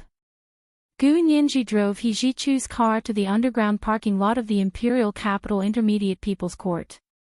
She took her briefcase and opened the door to get out of the car. Not far from where she parked, 2 women in high-end, custom-made professional clothes stood in front of a Bentley and looked at her. Gu Nianji glanced at them and suddenly realized that they were both people she knew. One of them was Wen Shui, who was wearing a navy blue professional dress. The other one was actually Jean Wani. Of course, it should be Jean Wani. However, he didn't know if her name was also Jean Wani. After experiencing Peter and Linda, Gu Nianji had already discovered that the names of the 2 corresponding bodies might not necessarily be exactly the same. She glanced at them and walked towards the elevator in the parking lot. She didn't want to talk to them. However, Wen Shuyi stopped her. "Lawyer Gu, please wait." Gu Nianji closed her eyes and stopped. She turned around and asked with a smile, "What can I do for you, Miss Wen?" "I don't dare." Wen Shuyi nodded politely. She pointed at the person beside her and said, "She's Jean Wani. She's also the lawyer for me and my parents in this unexpected disaster. Are you familiar with him, Lawyer Gu?" She was also called Jean Wani. Gu Nianji felt that Wen Shuyi must have done it on purpose. She clearly knew that there was also a Jean Wani in the other world, so she pulled another one out here. Was she trying to mess her up? She simply did as she wished and said with a straight face, "Lawyer Jean, right? I'm not very familiar with her. I don't know her. I'll see you in court later." After saying that, he immediately left without another word. Wen Shuyi looked at Gu Nianji's departing figure and whispered to Jean Wani, "Although this lawyer Gu is young, she's not bad. She's especially good at improvising. You have to be careful when dealing with her." Jean Wani shook her head disapprovingly and said with a smile, "How old is she? How many lawsuits has she fought? Let me tell you, you can have talent in other things, but you don't have talent in court defense. Because courtroom defense skills are honed through trial after trial. Let me tell you, no matter how high your IQ or how rich your knowledge is, if you don't have any experience, you'll be skinned alive by a veteran in court." "Wani. I'm serious." Wen Shuyi had always been gentle and amiable in front of her friends. She rarely got serious or angry. But when she became serious, her friends all knew that something very serious and difficult must have happened. Is she really that good? Jean Wani was flabbergasted. She covered her mouth with her hand, and a trace of surprise flashed through her eyes. "Didn't you say she's only 20 years old? At most, she'll graduate early from university, right? She's a genius girl. She graduated from university at the age of 18 and graduated with a master's degree in law at the age of 20. When she was studying for her master's degree, she fought a few lawsuits." Wen Shuyi didn't notice and revealed Gu Nianji's record in the other world. Jean Wani immediately said, "Why didn't you tell me earlier? Which lawsuits did she fight? I'll go investigate and find out more. I'll know myself and the enemy." Wen Shuyi was stumped. How could she tell which lawsuits it was? Because those lawsuits had never appeared in this world at all. If she really said it, it would be a serious leak. At that time, Gu Nianji wouldn't need to fight the kidnapping case. Just the leak alone would make her unable to see the light of day for the rest of her life. Wen Shuyi suddenly shivered. She hurriedly laughed and said, "I'm just warning you." The lawsuits she fought were all mock courts at school. I've sat in on them. They're pretty good. Really? Ha ha ha ha. Shuyi, you're getting more and more humorous. Jean Wani laughed until tears came out of her eyes. I knew it. How can a newly graduated student have so many opportunities to practice in court? If it weren't for the He family's power, her case wouldn't have even gotten to court. By the way, are you afraid of offending the He family? Wen Shuyi quietly changed the topic. She didn't want Jean Wani to remember what she had just said about Gu Nianji. I believe in justice. If I'm afraid of offending the He family, I won't take your case. Jean Wani spoke righteously, but when Wen Shuyi looked away, a trace of contempt flashed in her eyes. Who was the He family? How could she be afraid of them? Only Wen Shuyi, the daughter of the He family's gardener, would worship the He family like gods. Gu Nianji arrived at Court A of the Imperial Capital Intermediate Court for security check. The briefcase she brought was taken by the bailiff and searched carefully with an electronic device. The female bailiff on the other side waved her over and scanned her entire body with a metal detector. She even had to take off her shoes to ensure that no dangerous items were brought into the courtroom. In the past, the security check in the courtroom wasn't that strict. However, after several cases of defendants or plaintiffs who were dissatisfied with the court's decision storming the courtroom and using homemade explosives or guns to kill and injure the judge, the security check in the courtroom had been raised to the same level as that at the airport. Gu Nianji quietly went through the security check. She put her phone and other electronic equipment into a transparent plastic bag and locked it in the electronic cabinet by the door of the courtroom. She could only bring a laptop in. Of course, the laptop had also been tested to ensure that there were no unsafe items in it. She walked into the courtroom and thought that she was the only one on her side. As soon as she entered, she saw that not only were Lu Jin and Lu Yuan sitting in the gallery behind the plaintiff's seat, but also the boss of the City law firm, Jin Dazhuang, the receptionist, Xiao Zhang, Zhao Liangzi, and Bai Shuang. She stopped in her tracks in surprise. Was this the first trial that a group of people had come to watch her? She was still a little excited when she thought about it. Xiao Zhang, the receptionist, waved at her from her seat and smiled as she made a good luck gesture. Gu Nianji was very touched. She nodded slightly and turned her gaze to Lu Jin, who was sitting next to Lu Yuan. It was a little strange. As a patient with interpersonal disorders, how could Lu Jin be so thoughtful? When Lu Yuan saw her like this, he smiled and pointed at himself. Lawyer Gu, you have to thank me. It has nothing to do with anyone else. Lu Jin quickly nodded and said seriously, this was all arranged by President Lu. I'm here as a representative of the Lu Corporation's board of directors to inspect the law firm we're working with. The corners of Gu Nianji's mouth twitched. Thank you. Please listen carefully. She walked up to Jin Dazhuang and Xiao Zhang and greeted them with a smile. When did you guys get here? Why didn't you contact me? We just flew here yesterday. President Lu specially asked us to come here to cheer you on. Xiao Zhang stood up and held Gu Nianji's hand. His eyes were red. I heard that you were kidnapped by these people when you were 12. You must not let them go. Yes, that's why I brought them to court. Gu Nianji held her hand and winked at her. It's true that justice has long arms, but nothing escapes. Xiao Zhang was amused by her again. She shook her hand worriedly. Can you do it? I don't remember you ever appearing in court, right? Jin Dazhuang also whispered, I just saw the court arrangements. The lawyer over there is Jin Wani. This woman is quite powerful. She's only 28 years old, but she's already a senior lawyer at the largest law firm in the imperial capital. She's never lost at such a young age. Gu Nianji's heart skipped a beat. Jin Dazhuang and Jin Wani's life experiences seemed to have been reversed with Jin Dazhuang and Jin Wani's. Jin Dazhuang had always been a senior lawyer at a large law firm, while Jin Wani had only been a third-rate lawyer from a small law firm to a large law firm by virtue of nepotism. But here, Jin Dazhuang had been living in a small law firm, handling divorce cases for middle and lower-class citizens, while Jin Wani had become a senior lawyer at the largest law firm in the imperial capital. Gu Nianji had no time to think about the philosophical mystery behind this. She smiled and said, never lost at such a young age.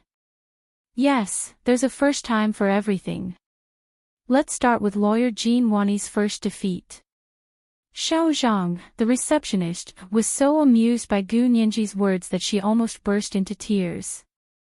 Jin Wani and Wen Shui, who had just entered, heard her words. Jin Wani's expression changed abruptly, and she was immediately angered by Gu Nianji. If I don't lose this time, will lawyer Gu retire from the legal profession and let your first court appearance be the last one? Jin Wani placed her briefcase on the dock and turned to look at Gu Nianji. She asked coldly. This is today's first update, chapter 1587, there's a first time for everything. A reminder for everyone's monthly votes and recommendation votes. 8:00 p.m., second update. P.S. It's already the end of the month. Hurry up and cast your monthly votes. If you don't, it'll be invalid moi, everyone, little angels. Chapter 1599. Gu Nianji turned around to look at Jean Wani and smiled openly. She didn't feel embarrassed at all when she was caught talking behind someone's back. She walked briskly back to her plaintiff's seat and quickly opened her laptop. She smiled and said, "Lawyer Jean, you disappoint me. I only said one sentence to give you your first taste of defeat, and you want me to retire from the legal profession forever. Did you graduate so long ago that you've forgotten the general principles of civil law?" Jean Wani was slightly taken aback. She thought to herself that Gu Nianji was indeed capable. She was shameless enough.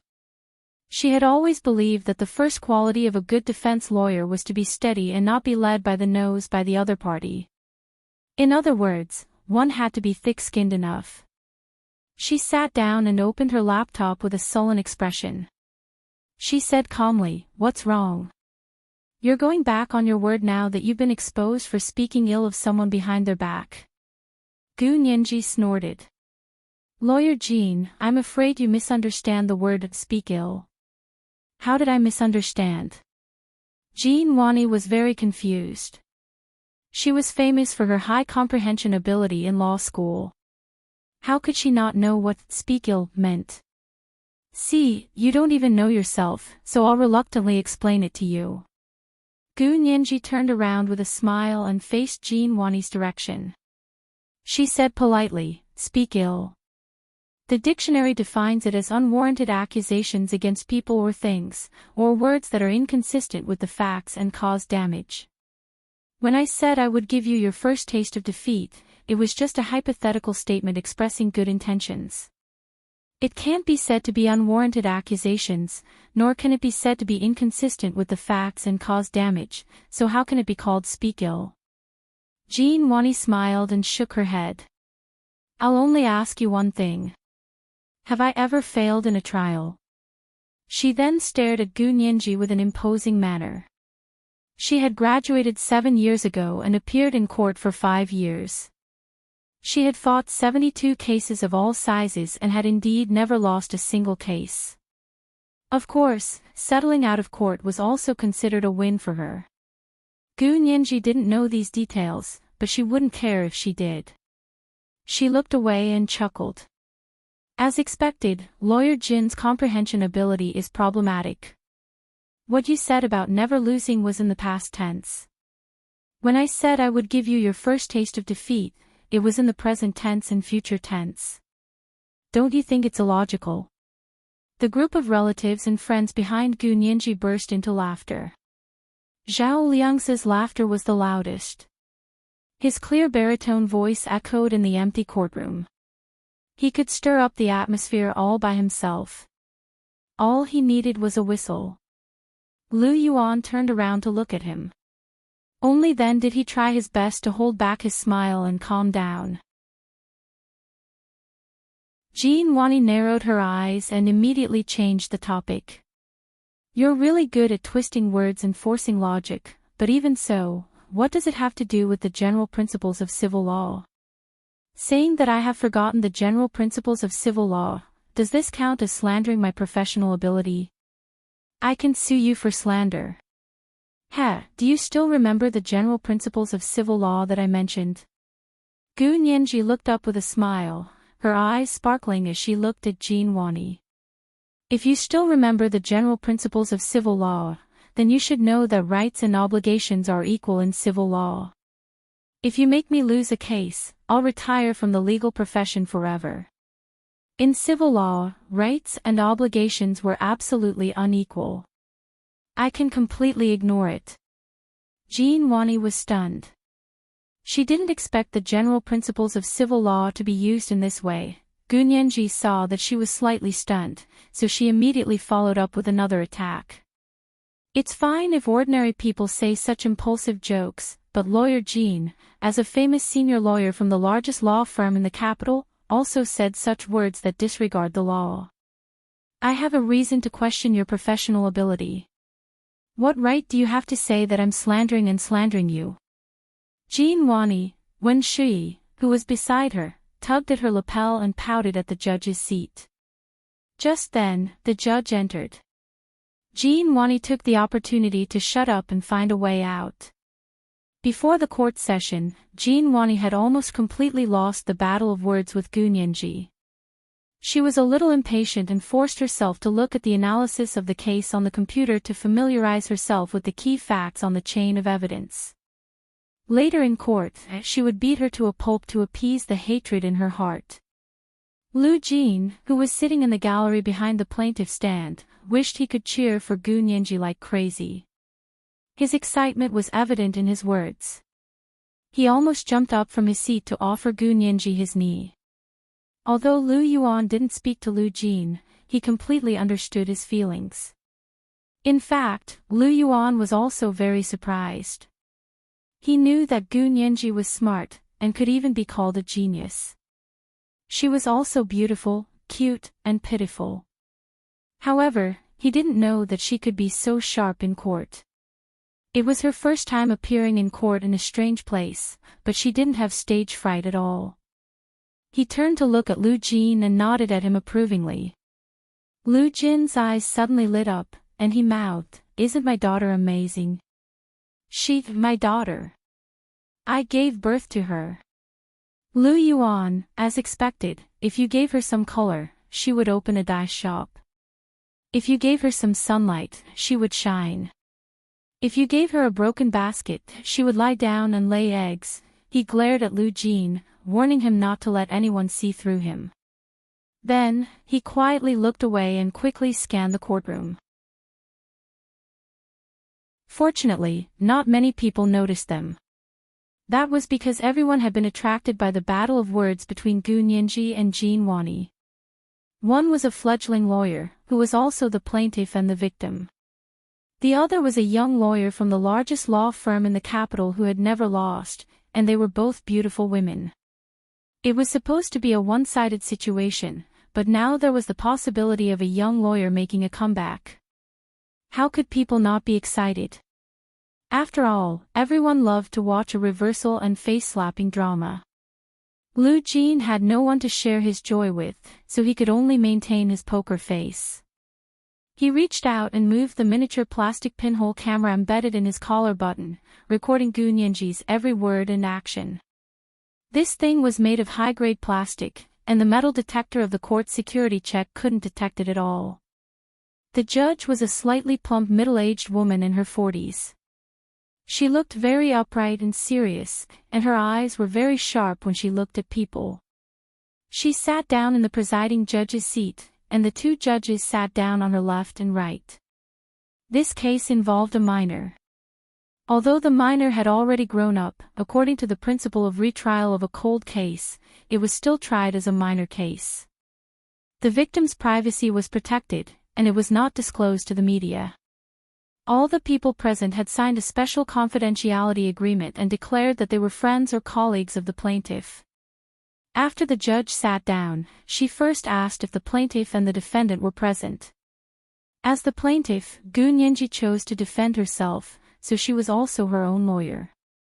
The defendant's lawyer, Jean Wani, stood up and said, "The defendants, Wen Dao and Liang Meili, have been taken into custody by the police station and are already waiting outside the door. The third defendant, Wen Shui, is sitting in the dock."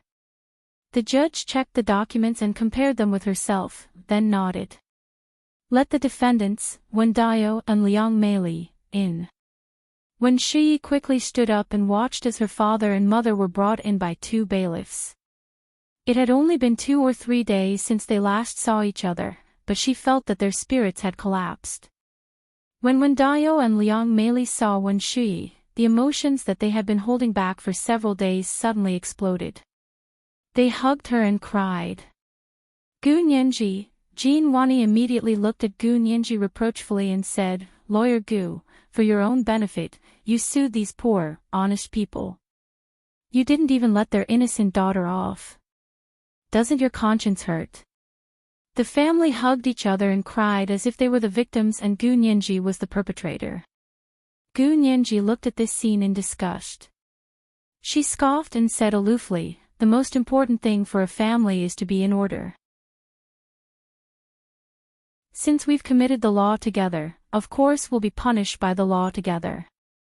The judge at the head of the table coughed lightly and said, "Defendants, please control your emotions and don't disturb the order of the court." Wen Shuyi immediately stopped crying and helped her parents sit down in the dock. She comforted them in a low voice, "It's okay. Lawyer Jean is very powerful. He won't let anything happen to us. Shuyi, why can't you be our lawyer? Why are you being sued?" Liang Meili didn't understand this. "That matter has nothing to do with you." Wen Shuyi gave them a look and said, "Mom, don't say any more. The lawyer will say it." When Dayo reprimanded Liang Meili in a low voice, "Listen to your daughter. Shut up." Liang Meili looked anxiously at Gu Nianji, who was sitting in the plaintiff's seat, then lowered her head. When the judge saw that they had all quietened down, he knocked the gavel and said, "The first trial of case number 7856 begins. Defendant Wen Dayo, Liang Meili, Plaintiff Gu Nianji accuses you of violently kidnapping the 12-year-old plaintiff 8 years ago and taking her away from the He family's mansion, causing serious physical and mental trauma to her. Defendant Wen Shuyi, Plaintiff Gu Nianji accuses you of giving false testimony 8 years ago and conspiring with your parents to violently kidnap the 12-year-old plaintiff. Do you plead guilty?" The defendant's lawyer, Jean Wani, immediately said loudly, "Reporting to Your Honor, my 3 clients all plead not guilty. I want to plead not guilty for my 3 clients." This is today's second update, Chapter 1588, the most important thing for a family is to be in order. A reminder for everyone's monthly votes and recommendation votes. P.S. It's already the end of the month. Hurry up and vote for your monthly votes. If you don't vote, it'll be invalid. Good night, little angels.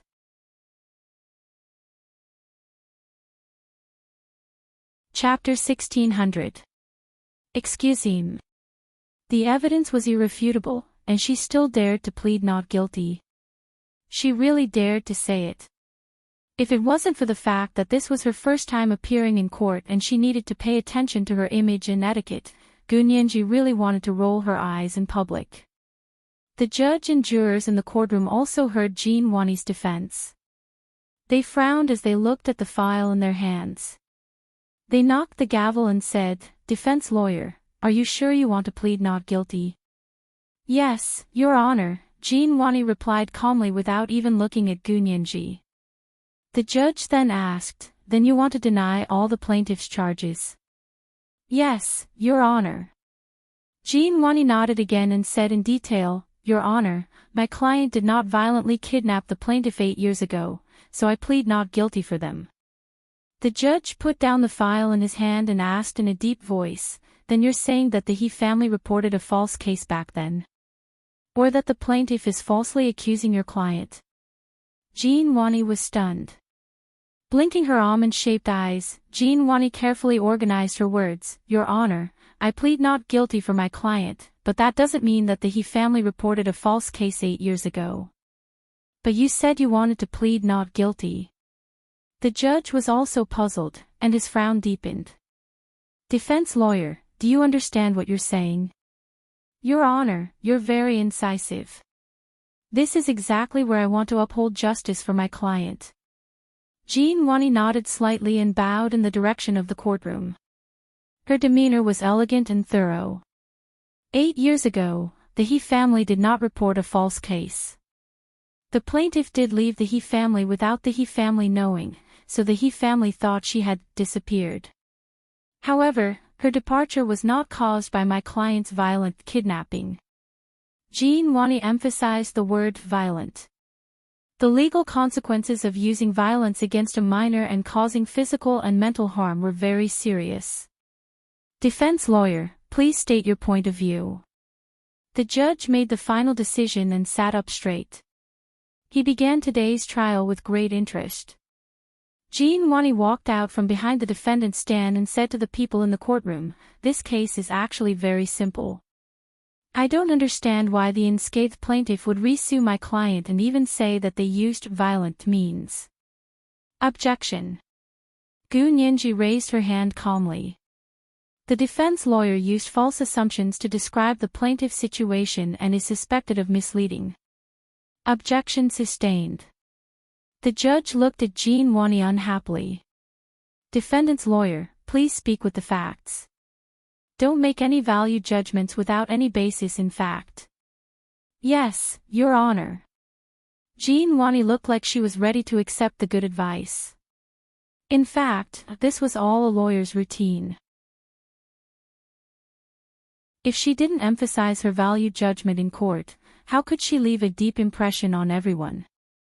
Jean Wani returned to the back of the dock and pulled up the chain of evidence for the case from her laptop.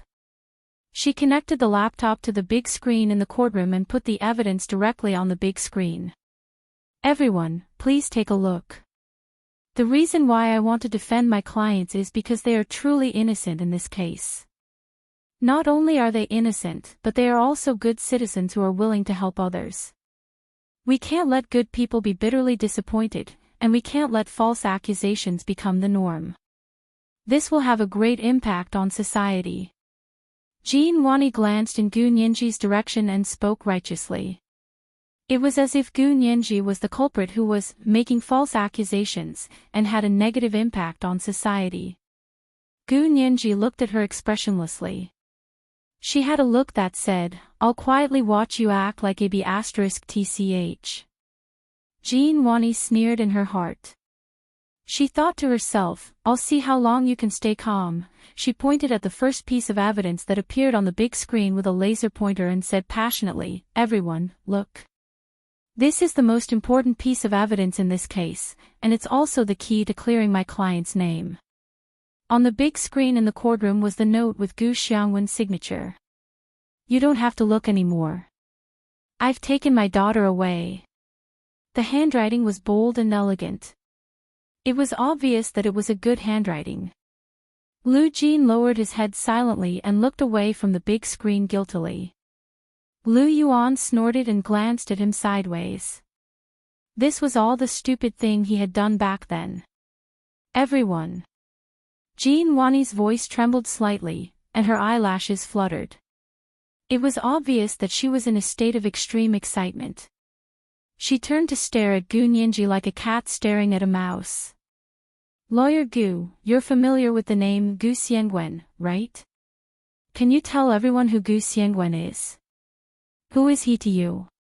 Gu Nianji shifted her gaze to Jean Wani's face and looked at her expressionlessly for a while. It wasn't until Jean Wani was scared that the corners of her lips slowly curled up. She smiled faintly and said, "Lawyer Jean, why don't you tell me who Gu Xiangwen is? Who is he to me? Wouldn't that be better?" Jean Wani was stunned. "You refuse to answer my question.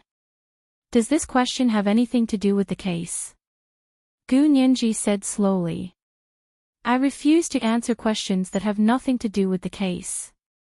Seeing Gu Nianji's excuses, Jean Wani smiled sincerely and breathed a sigh of relief. That was all. When it came to the court debate, no matter how eloquent Gu Nianji was, she couldn't take it seriously. She actually refused to answer her question. A trace of contempt flashed across Jean Wani's eyes. She turned her eyes indifferently and looked at the note displayed on the big screen. She answered her own question, "Everyone, the name Gu Xiangwen is very familiar in our country. He was once the most famous scientist in our country and a two-time Nobel Prize winner. Also, he won the Nobel Prize in different fields. This is the first time in the history of science in the world." But Jean Wani changed the topic and her tone became sharp. He was also a wanted criminal in a murder case. He went from being a high and mighty scientist who looked down on all living things to being on the run like a rat in a sewer with a murder case on his back. Objection. Gu Nianji couldn't control herself. She stood up from the plaintiff's stand and said loudly, "I object to the defendant's lawyer using insulting words to describe someone who has nothing to do with the case." Before the judge on the bench could determine if her objection was valid, Jean Wani had already said, "Lawyer Gu, you've been evading the issue time and time again, refusing to talk about this Gu Xiangwen. Is it because he's your father? Your so-called violent kidnapping 8 years ago was actually your biological father taking you away." She walked out from the defendant's stand and pressed in Gu Nianji's direction. "Lawyer Gu, admit it. You're making a false accusation. It was clearly your father who missed his daughter, but he had a wanted order on him and didn't dare appear in front of the He family, so he asked my client to help take you away to see him. How is this a violent kidnapping? They did it for the sake of helping you reunite with your flesh and blood." Jean Wani's face turned red, and there seemed to be a fire burning in the center of her eyes. She looked at Gu Nianji with bright eyes. "Do you want to continue listening?" She turned around and played her chain of evidence with the remote control. This note was written by Gu Xiangwen himself. It has been authenticated by a famous criminal investigation handwriting expert in our country. It has full legal validity. As she spoke, she walked back to her stand and handed over the original copy of the note. "This is the original handwriting I got from the police department's cold case file." Because the cold case had reiterated that the evidence had to be submitted to the court. The judge and the judges on both sides surrounded the note and examined it carefully. Jean Wani picked up the laser pointer and pointed at the chain of evidence on the big screen. She continued, 8 years ago, the He family held a birthday party for the plaintiff, Gu Nianji. Gu Xiangwen used this opportunity to tell my client how much he missed his daughter. He begged them to bring her out to meet him. My client is kind-hearted and a good person. He has been in the He family for so many years, but he has never argued with anyone or made enemies with anyone. Gu Xiangwen is also a soft persimmon. He knows that it's useless to look for others. It's only useful to look for them. He cried many times, and my client finally relented. He agreed to bring her out to meet him, but he had to send her back as soon as possible after the meeting. So on the day of her birthday, after they explained the situation to the plaintiff, Gu Nianji, the 12-year-old plaintiff agreed on the spot and took the initiative to leave with their help. Jean Wani finished speaking confidently and looked at Gu Nianji triumphantly. "How is it? Lawyer Gu, you clearly agreed to leave to meet your father. How did it become a violent kidnapping?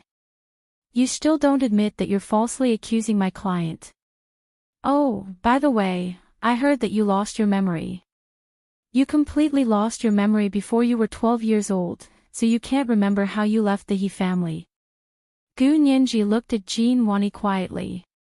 She thought to herself that if she hadn't reunited with her father and knew the tortuous experience behind it, she really would have believed her.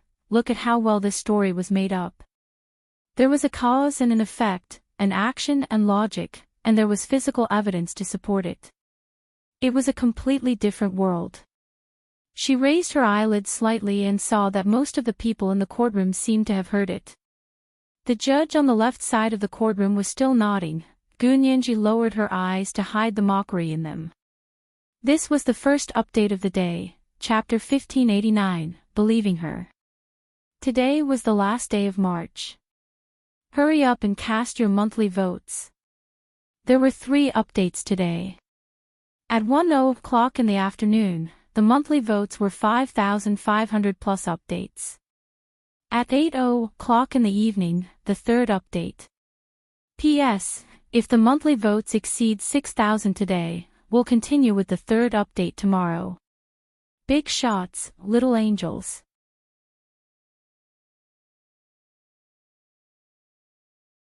Chapter 1601.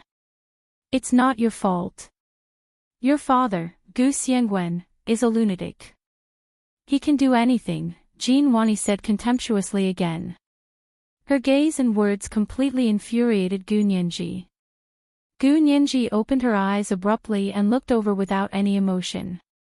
Her gaze was cold, like an icicle with thorns that could pierce people invisibly. However, no matter how angry she was, she would not be disrupted. It was as if the heavens had given her a meal. The more angry Gu Nianji was in court, the more calm she was. Because she knew that if she wanted to really attack the other party, she had to refute the other party in court. There was no use in trying to win with words. Gu Nianji took a deep breath and tried her best not to turn around and look at Lu Jin, who was sitting in the gallery. She didn't know how Lu Jin would feel if he heard someone say that about him with his own ears. Jin Wani's fingers tapped on the mouse on her laptop, and her emotions reached a climax. At that time, the plaintiff was also worried that the He family wouldn't let her go, so after discussing it with my client, Gu Nianji quickly escaped while the lights were out. My client only made way for her so that she could leave through the back door. After the plaintiff left the He family, she immediately met with Gu Xiangwen, who was waiting outside. Gu Xiangwen is very good at hypnosis. He led the plaintiff and hypnotized the soldiers standing guard along the way. Just like that, he took Gu Nianji away from the He family's mansion. When they got into the car on the street, not only did my client, Ms. Wen Shui, see it with her own eyes, but 2 passers-by also saw it. As Jin Wani spoke, she played the video of the testimony provided by the 2 passers-by. These 2 passers-by looked like ordinary passers-by. A man in his 30s and an old woman in her 60s happened to be passing by the roadside. They saw a tall and thin man holding a chubby little girl's hand and getting into a car parked by the roadside. We're all very familiar with that tall and thin man. He's the great scientist who used to be on TV. Later on, I think he was charged with murder and became a wanted man, right? The little girl was 11 or 12 years old, right? She was fair and chubby, had black hair, and was wearing a princess dress. She was very cute. Then, they identified the photos in the video and found the photos of Gu Xiangwen and the 12-year-old Gu Nianji. Jin Wani's eyes flashed with pride. She glanced sideways at Gu Nianji and continued, "There's one last piece of direct evidence. Countless people witnessed it." She played a news video from that year. Amidst the flames, a tall and thin man was laughing maniacally. Behind him, a burning car could be vaguely seen. Inside the car, there was a little girl screaming in horror as she stuck to the edge of the window. When the camera zoomed in, the little girl's face was revealed. It was the 12-year-old Gu Nianji. This last piece of evidence happened a month after the 12-year-old Gu Nianji disappeared from the He family's birthday party. This proved that the person who had taken the minor Gu Nianji from the He family was her biological father. It has nothing to do with my clients, Wen Dao and Liang Meili. It also proves that my client, Ms. Wen Shui, did not give false testimony. In conclusion, I believe that my 3 clients are not guilty in this case. I hope the court will consider this case carefully and give my clients justice. Jin Wani ended her defense statement in a sonorous and forceful manner and looked at Gu Nianji provocatively. In the courtroom, the judge and the 2 judges seemed to have been persuaded by Jin Wani. They discussed it with their heads together for a while and looked at Gu Nianji. Their tone was already a little unfriendly. "Plaintiff, Lawyer Gu, what else do you have to say?" The atmosphere in the courtroom became tense. The receptionist, Xiao Zhang, couldn't help biting her fingernails. She was extremely worried about Gu Nianji. She was a very clear person. She would help her relatives and not reason. Gu Nianji was her friend, and the other party was nothing to her.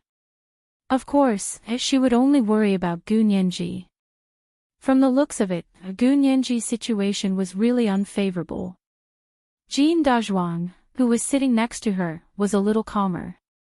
Although from his professional perspective, Gu Nianji's chances of winning this lawsuit were indeed very low, it wasn't completely hopeless. It all depended on how far she wanted to go.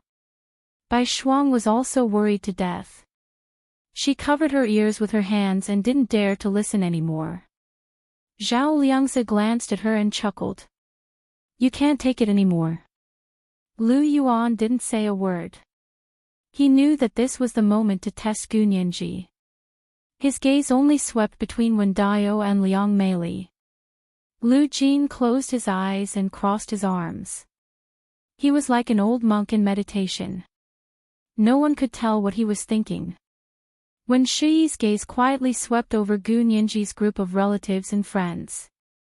Seeing their nervous expressions, she couldn't help feeling a little smug. This was because Jin Wani's defense today was all written by her. Jin Wani had only recited it on the spot. The facts proved that Gu Nianji was no match for her at all. She shook her parents' hands and signaled with her eyes to reassure them. Wen Dao and Liang Meili heaved a sigh of relief. They looked at each other and smiled. They slowly sat up straight. Gu Nianji's face darkened and she didn't say anything for a moment. She knew that everyone's eyes were on her.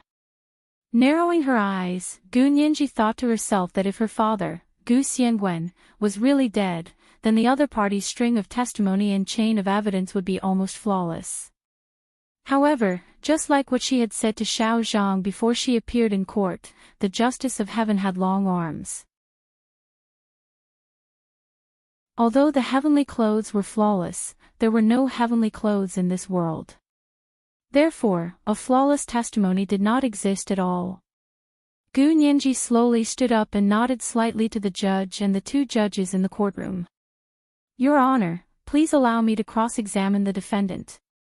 Lawyer Gu, are you still not giving up? My client can remain silent. If you have anything to say, you can ask me, Jin Wani said with a smile. She turned off her laptop and was about to leave. Really? Gu Nianji glanced at her nonchalantly. Is it because your words can fully represent your client's words? If so, then I'll cross-examine you. Jin Wani froze for a moment. She was the defendant's lawyer, but she couldn't guarantee that her words could fully represent the other party. The corners of Wen Shiyi's mouth twitched. She crossed her arms and looked over calmly. Gu Nianji really refused to give up. She wanted to see how she could make a comeback from a series of ironclad evidence. According to the law, the defendant could remain silent. It was fine not to say a word from beginning to end. She was worried about her parents, so she had come up with a strategy early in the morning to keep them silent during the trial. Gu Nianji waited for a while. When she saw that the defendant's lawyer and the suspect were silent, she smiled and said, "Why are you so afraid of my cross-examination? Is it because you have a guilty conscience? Or are you afraid that you'll make more mistakes if you say more?" Jin Wani rolled her eyes and said sarcastically, "Objection. The plaintiff's lawyer is slandering my client with speculative words." Sustained. The judge looked at Gu Nianji with a straight face. Please get to the point as soon as possible. Gu Nianji spread out her hands and glanced at Wen Dao and Liang Meili.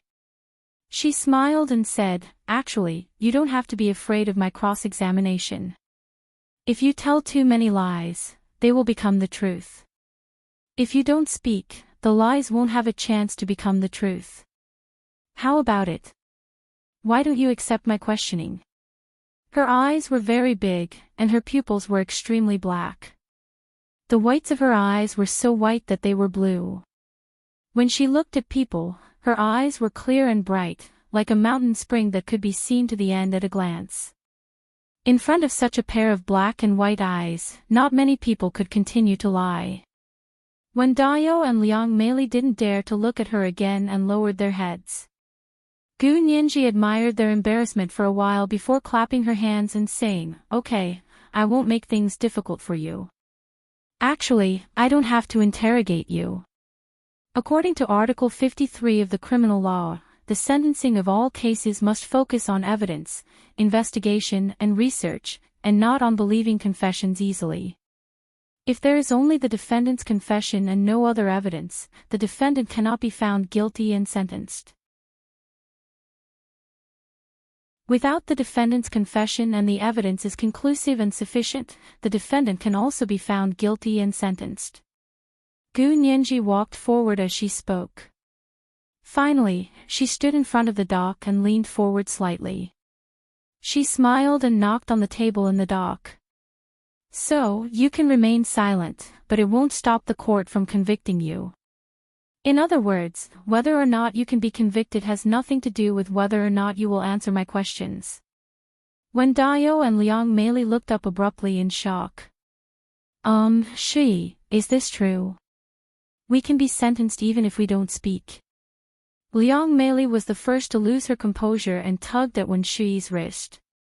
Wen Dao wiped his face with his rough palm and asked hesitantly. How could this be? Didn't they say what? Gu Nianji quickly and politely continued the conversation. Mr. Wen, what did they promise you? If you have any questions, you can ask me. This is today's second monthly vote for 5,500 plus updates, Chapter 1590, you can remain silent. Today is the last day of March. Hurry up and vote for the monthly vote. There are 3 updates today. At 8:00 in the evening, the third update. P.S. If the monthly votes exceed 6,000 today, we'll continue with the third update tomorrow. P.S. Jin Dazhuang and Jin Wani are 2 people. Jin Dazhuang is a man, and Jin Wani is a woman. There is a Jin Dazhuang and Jin Wani on each side.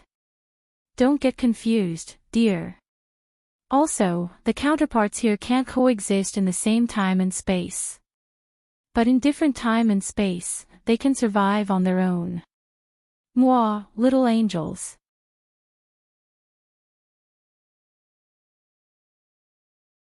Chapter 1602. Lawyer Gu, please don't induce my client to confess. Jin Wani quickly stopped Gu Nianji from talking to Wen Dao. She was also worried that Wen Dao didn't know the law and would accidentally expose their strategy. Gu Nianji patted their dock and smiled. All right, you won't even allow me to ask questions, and you still have the cheek to say that I induced a confession. Lawyer Jin, did you win all your previous lawsuits like this? Jin Wani blushed and braced herself. I told you, you can ask me.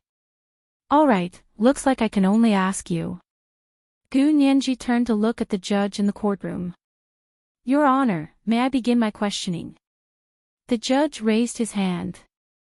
Please don't waste time and get to the point as soon as possible. Gu Nianji nodded and pointed at Jin Wani's laptop. You don't need to use the big screen in the courtroom anymore, do you? Jin Wani froze and shook her head. No need, I've already used it. All right, then I'll use it. Gu Nianji easily walked back to the plaintiff's stand and connected her laptop to the big screen in the courtroom. Jin Wani. This was Gu Nianji's question. Was this a lawsuit or a child's house party? Gu Nianji connected the big screen, but she didn't immediately open her evidence. She just kept the blue screen and walked back to the defendant's stand. She nodded at Jin Wani. Lawyer Jin, the first question I want to ask is, you just said that Gu Xiangwen cried to your client many times and wanted them to bring me out to meet him. May I ask if they have any concrete evidence to prove that my father, Gu Xiangwen, really cried to them? Jin Wani pursed her lips in disdain. I already said that he cried to them in private. What evidence do you want? That means no one else saw it other than the couple, right? Of course, Gu Xiangwen is a wanted criminal with a murder case on his back. It's impossible for him to pay a visit so openly and let everyone see that he went to look for my client secretly. Jin Wani refuted without hesitation. Then are there any other videos or notes that can prove that Gu Xiangwen did ask them to do this? Gu Nianji tried her best to find out if the other party had any evidence in this regard. Unexpectedly, Jin Wani still shook her head. Of course not. My client is an honest man. Why would he beat around the bush? Gu Nianji nodded and smiled. She then put away her smile and said coldly, that means that the so-called crying complaints are just their one-sided story. Everyone knows that my father, Gu Xiangwen, died in a fire 8 years ago, so this is your plan. Dead men tell no tales. Before Jin Wani could smile, Gu Nianji's words froze her in place. What do you mean by dead men tell no tales? This is what it means by dead men tell no tales. Gu Nianji's voice was as cold as a frozen mountain spring. But my client swears they're telling the truth. They were honest people, their whole lives. Jean Wani chattered non-stop about how honest Wen Dao and Liang Meili were. She even gave testimonies about their neighbors and colleagues. Gu Nianji looked at the testimony presented by Jean Wani and smiled mockingly. They can prove Wen Dao and Liang Meili's character, but can they prove that Gu Xiangwen once looked for Wen Dao and Liang Meili? Jean Wani was silent. Taking 10,000 steps back, if what they said is true, then when and where did Gu Xiangwen cry to them? How many times did he cry? Even if they can't find a witness to prove it, they can at least remember this, right? I remember. Jean Wani was delighted and secretly praised Wen Shui for doing her homework. She had considered all of this. She took out a document that Wen Dao and Liang Meili had signed and said, I visited them yesterday and recorded it on the spot. Gu Nianji took the document and only glanced through it casually. She said calmly, so 8 years ago, Gu Xiangwen looked for you 7 times. 4 times were in the workers' room of the He family's mansion, and the other 3 times were when he was out shopping for groceries. By the way, if it was when he was out shopping for groceries, why did you say that no one could prove it? There were enough people in the market, right? How could no one see a grown man crying at your side? Weibo's news, or the embarrassing moments encyclopedia didn't record it. Gu Nianji pursed her lips in amusement and continued, do you dare to show this to the He family? For example, let General He or young Master He know that the person they had wanted for several years had actually entered the workers' room of the He family's mansion not just once, but 4 times. Also, the He family's security is really useless. Anyone can come and go as they please. Gu Nianji shook her head. If that's the case, I think General He and young Master He's personal safety is a problem. I don't know how they survived all these years. Wen Dao's heart tightened and he quickly winked at Wen Shui. Wen Shui was deep in thought, thinking about how to fill in the gaps. Suddenly remembering that Gu Xiangwen was very good at hypnosis, she immediately said, actually, that's not surprising. The He family's security is indeed top-notch, but that's only for ordinary people, not for Gu Xiangwen. Gu Xiangwen is a master of hypnosis. Those security guards are useless to him. He can come and go as he pleases wherever he wants to go. Gu Nianji laughed. Lawyer 1, when you have time, study more, read more scientific literature, and read less unreliable legendary novels. Hypnosis is magical, but this kind of deep hypnosis can only work on one person at a time. It's impossible for it to work on a group of people at the same time. The He family's mansion is surrounded by armed military police. Do you think Gu Xiangwen can hypnotize them all at the same time and sneak into the He family's mansion? Besides, if he's really that powerful, why would he cry to your parents for help? Your parents are just gardeners. Why would he need to hire 2 servants to do such a dangerous thing? If he really can hypnotize all the military police at the same time, he might as well go straight to the room to find me and take me away. Why would he have to cry to your parents and go through so much trouble to wait for the birthday party to create all kinds of evidence for you to catch him red-handed? Gu Nianji clicked her tongue and concluded, in short, in order to push the blame to Gu Xiangwen, you guys don't even care about common sense. You even made a fool of yourself with something so obviously illogical. Can I add perjury to your parents? The corners of Wen Shui's eyes twitched when she heard this. For a moment, she couldn't figure out where Gu Nianji had gotten the perfect evidence. Jean Wani looked at her again and again, but Wen Shui didn't give her any hints. She could only bite the bullet and say, no matter what, you were indeed in Gu Xiangwen's hands in the end. Gu Nianji snorted. That's a separate matter. At least now it proves that Gu Xiangwen's crying to Wendayo and Liang Meili for help didn't exist at all. They made it up. She turned to look at the judge. Your Honor, I ask the court to agree that the other party's testimony is invalid.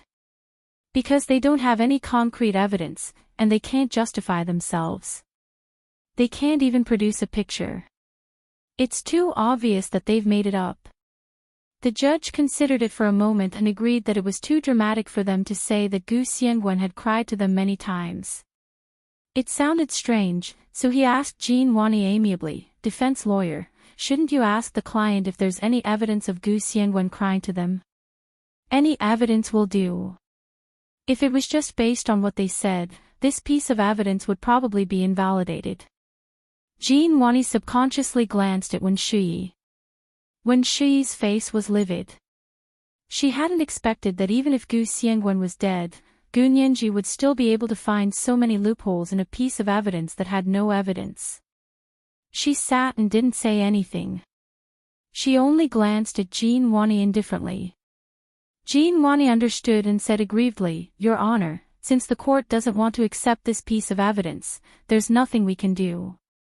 But my client can swear, that's enough. If swearing works, why do you need a judge's trial? Gu Nianji looked up at the big blue screen disdainfully and sneered, You make it sound like you don't know that people can lie. A person like you has never lost. I'm suddenly full of confidence in my future in the legal world. She pressed the power button on her laptop, and the computer started up. Her screensaver appeared on the big screen. It was a white swan flying freely, a strategic nuclear bomber. The judge announced, Gu Xiangwen's testimony of crying to Wendayo and Liang Meili for help is invalid. Defense lawyer, please organize your words carefully. Gu Nianji quickly said, Thank you, Your Honor. Gu Nianji opened her folder and continued, Now let's take a look at the testimony of these two passers-by, as well as Ms. Wen Shuyi's testimony. The two passers-by said that they saw a tall, thin man holding a chubby, white girl of 11 or 12 years old at the corner of the street. Although they didn't see the front, they recognized the photo of Gu Xiangwen and me when I was 12 years old from the figure and side profile. And Miss Wen Shuyi directly told young master he at that time that you had just come back from school and saw someone taking a little girl around the corner in front of the door and leaving in a car. Gu Nianji looked inside and outside the courtroom and her gaze stopped on Wen Shuyi's face. Those two witnesses didn't come today, but Miss Wen is also one of the defendants. I want to ask you, as the defendant, will you accept my questioning? This was today's third update. Chapter 1591, full of confidence in my future. Today was the last day of March. Hurry up and vote for the monthly votes. P.S. If the monthly votes exceed 6,000 today, we'll continue with the third update tomorrow. Thank you to Ding Yujin for the 10,000 views you gave me the day before yesterday. I only saw it today. Mwah. Good night, my little angels.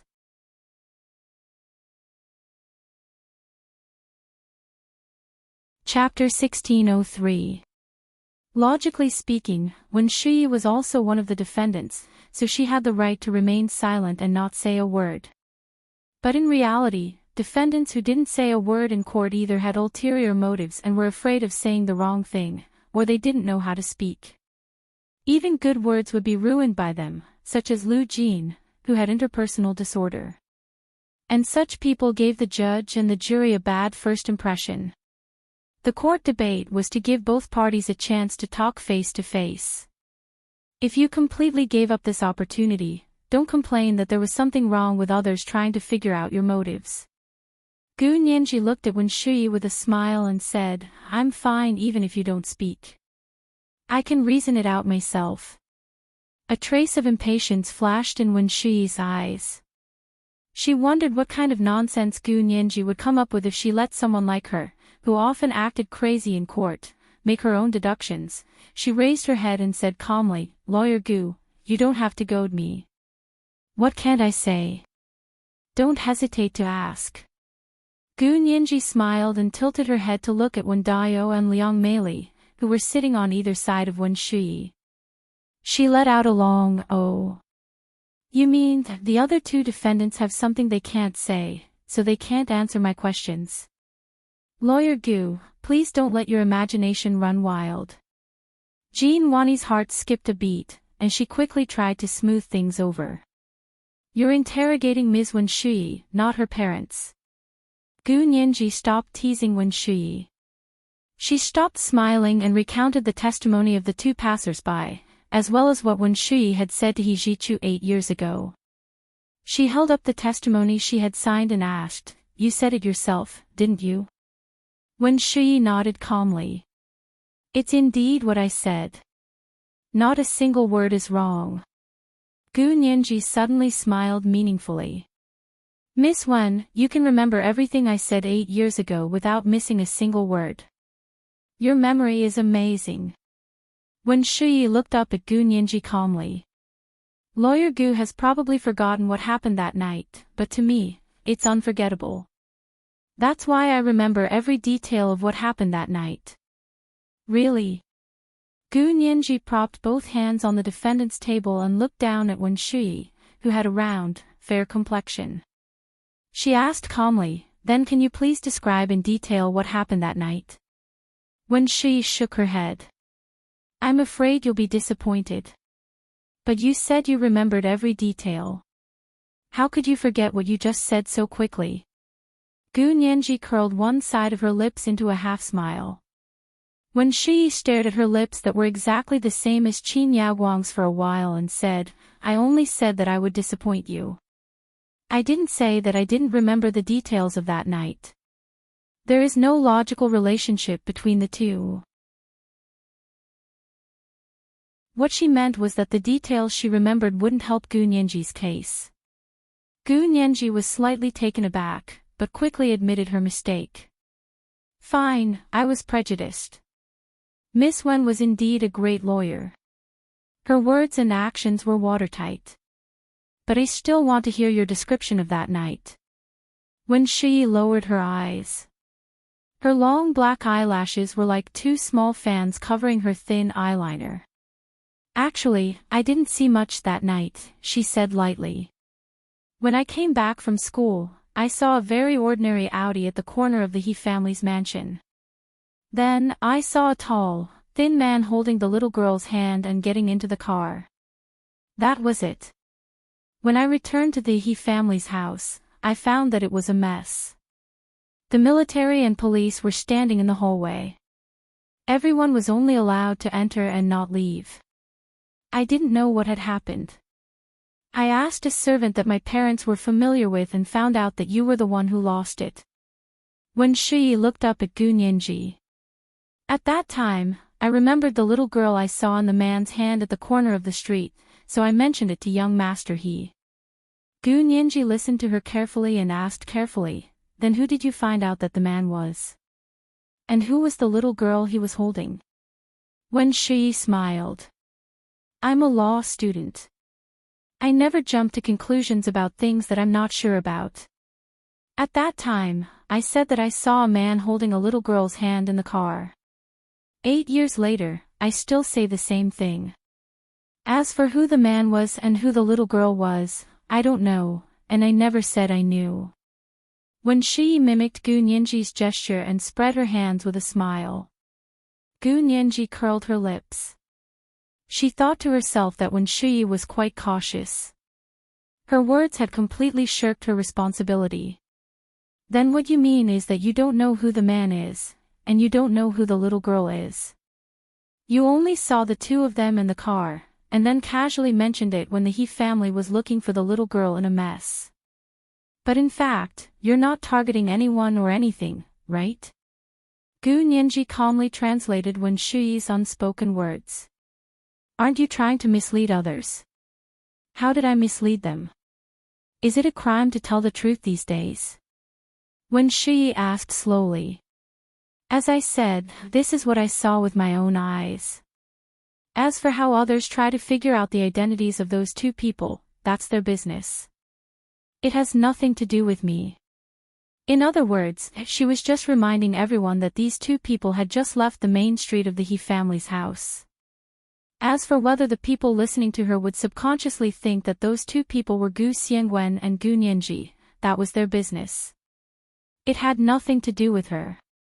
From a legal point of view, she really didn't have any responsibility for doing so. As for misdirection, it was divided into subjective and objective situations. At most, it could only be a moral condemnation. As for legal responsibility, it didn't exist. The misled person was just being stupid. Because she was different from the two passerby witnesses.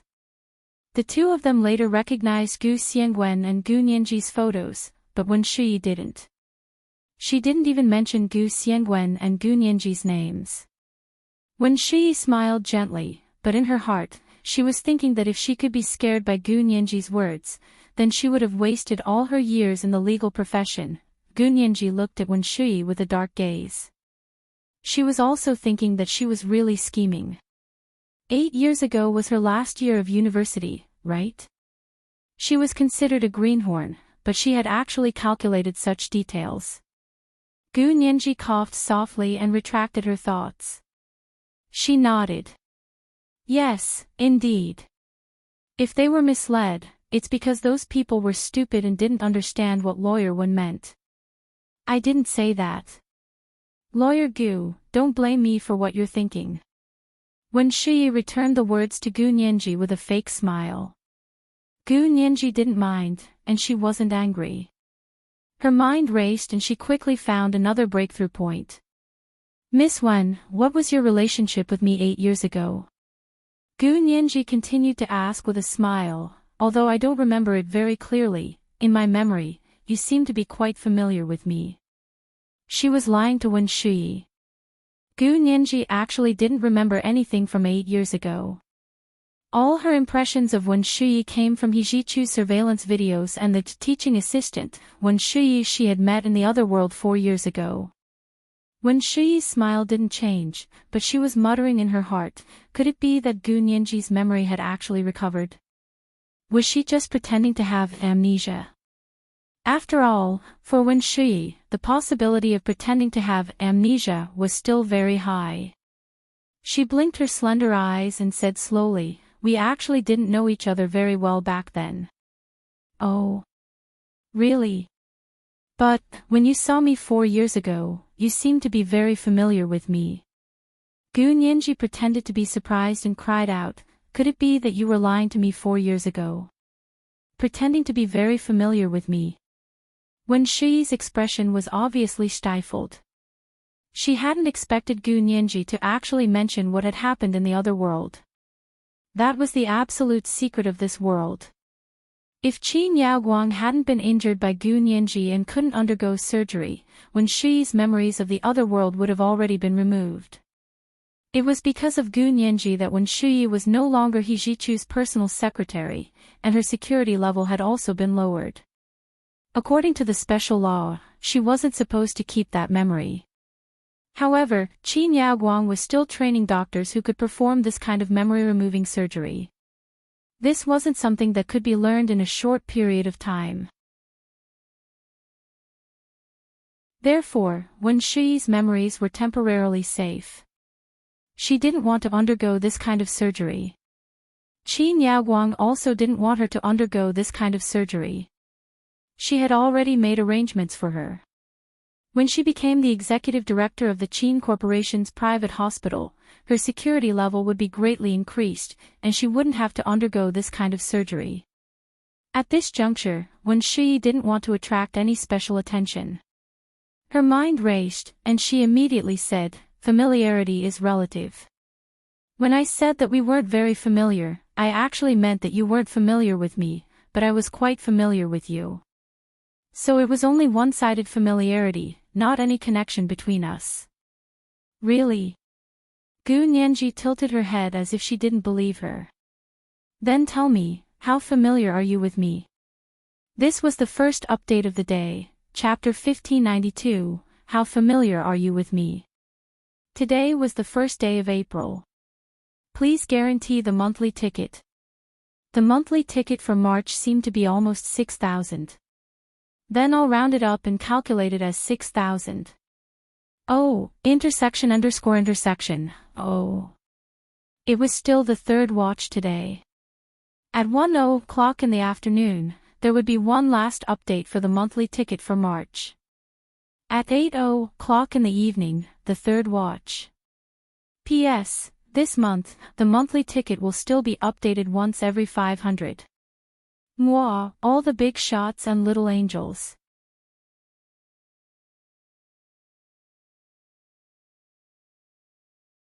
Chapter 1604. When she secretly took a deep breath. The dress around her waist hurt a little, but it made her more awake. Her tone was gentle and natural as she said, "How familiar are we?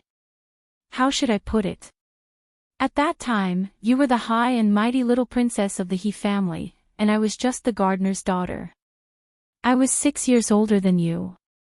Our circles were different to begin with, and we didn't have many opportunities to communicate."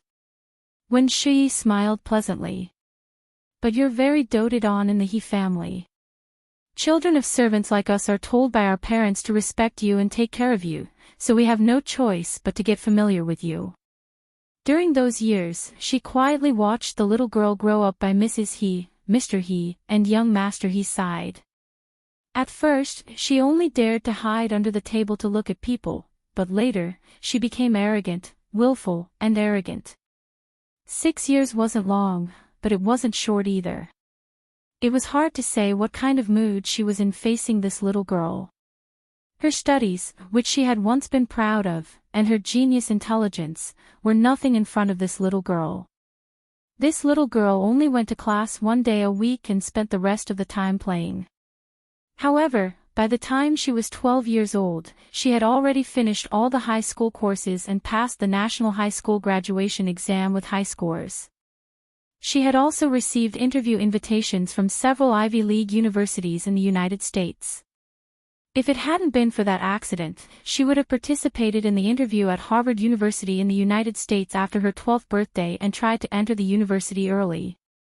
It could be said that if it hadn't been for what happened later, Gu Nianji's achievements might have been even greater than they were now. When she suppressed the indignation in her heart and continued, "We were forced to get to know you because we didn't want to upset you or offend you. We weren't born as well as you, so we had to listen to others to protect ourselves." When Shi said this, Gu Nianji could clearly feel the two judges next to the judge in the courtroom looking sympathetic. Human nature always tended to favor the weak. Therefore, Gu Nianji couldn't let her continue pretending to be pitiful. "Really? In other words, you've been observing and studying me in a place that I don't know about, right?" When Shi paused and shook her head. "I'm not studying you. I'm just paying attention to you to avoid provoking you." That was why she said she was very familiar with her, but Gu Nianji knew nothing about Wen Shi. "Oh." Gu Nianji nodded and smiled. "So you know me very well, don't you? Because you need to pay special attention to me and understand everything about me. Only then can you avoid offending me. You can say that." Although Wen Shi didn't want to admit it, she didn't refute it. "So that means you've been following me for 6 years, right?" Gu Nianji asked with a smile. Wen Shi frowned slightly and said, "Aren't you repeating the question? Didn't you just say that? You only need to answer yes or no." Gu Nianji's voice gradually cooled. Wen Shi nodded reluctantly. "Yes. All right, you've been paying attention to me for 6 years. It can be said that you've been observing me all the time, so you should be very familiar with my every move and word, right? They say that the people who understand you the most are not your family or your friends, but your enemies. I believe it now." Gu Nianji smiled slyly. Wen Shi's heart skipped a beat. Gu Nianji didn't wait for her to answer. She immediately continued, "But you keep saying that you pay special attention to me and know my words and actions very well. But under the streetlight at night, you saw my back and didn't recognize that little girl as me? Does this meet the conditions of a pitiful survival you just mentioned? In Wen Shi's explanation just now, she had no choice but to pay attention to Gu Nianji. She had no choice but to be very familiar with her in order to avoid offending her without knowing. If she really knew Gu Nianji that well, then she would be able to recognize Gu Nianji just by seeing her back. She would even be able to know that it was her just by hearing her words. But she had just denied that she didn't recognize who the little girl was. Gu Nianji had one hand behind her back and the other tapping on the table in the dock. She smiled. So Lawyer Wen, why did you say such contradictory things to divert everyone's attention? You said that you only saw her back and didn't know who the little girl was. You also said that you paid special attention to me for 6 years because you were worried about offending me, so you had to be very familiar with me. Is this your attitude of reverence towards me? You're so familiar with me, but you can't recognize me at a glance. Gu Nianji leaned forward, and her expression suddenly turned stern. Or you're actually lying. Either you've never really paid attention to me, and the He family didn't ask you to be respectful to me and not offend me. Or, the little girl you saw that night wasn't me at all. Wen Shi bit her lower lip and frowned as she thought about Gu Nianji's words. She said, it was too dark at the time. To be cautious, I didn't say anything I wasn't confident. What's wrong with that? Really? What other confidence do you need?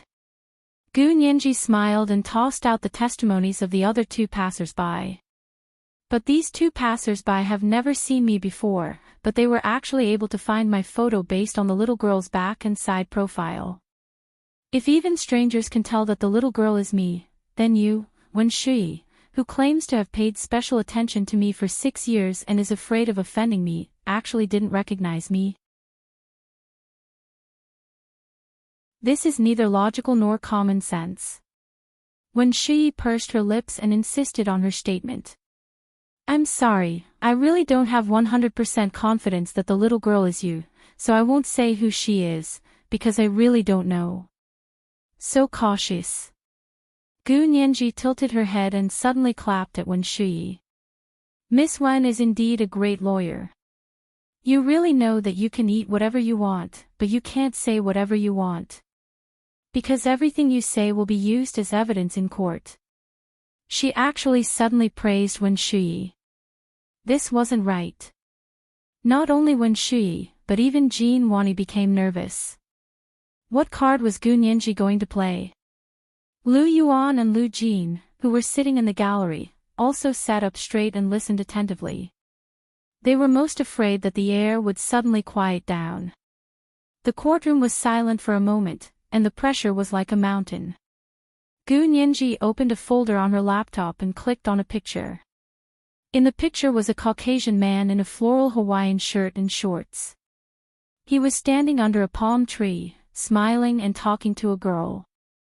Gu Nianji pointed at the man's profile on the big screen with a laser pointer and said, "Everyone, please look at this picture. Do you recognize who this is?" The people in the courtroom looked at each other, but no one answered. Gu Nianji looked around and her gaze fell on Wen Shi and Jin Wani. She said, "Lawyer Jin, why don't you tell us who this man is?"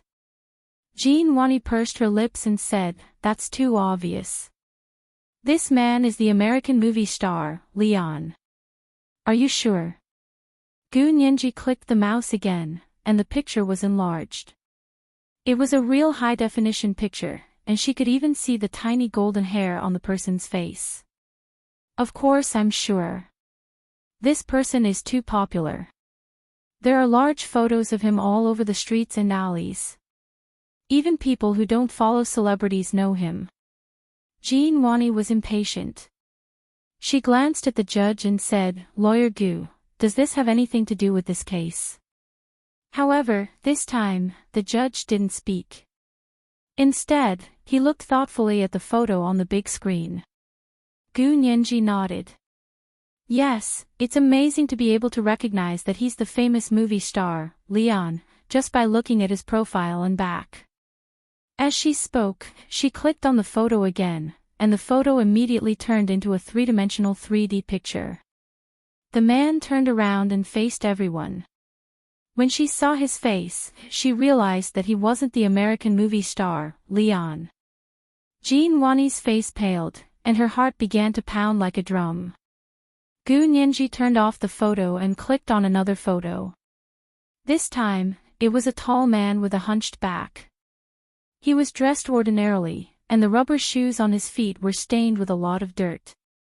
Along the way, he left a trail of footprints with dirt behind him. Gu Nianji smiled at Liang Meili and Wen Shui. "How is it? This time, I want Miss Liang Meili and Miss Wen Shui to recognize who this man is." Wen Shui clenched her fists, but she gritted her teeth and didn't say a word. However, her mother, Liang Meili, couldn't hold it in. She glanced at Wen Shui and then at Jean Wani. Seeing that neither of them stopped her, she mustered up the courage to say, This person is my husband." She pointed at Wen Dayo, who was sitting on the other side of Wen Shui. Gu Nianji said kindly, "Miss Liang Meili thinks this is your husband, Wen Dayo, right?" Liang Meili nodded and said confidently, "Yes, I've been married to him for more than 20 years. How could I not recognize my husband?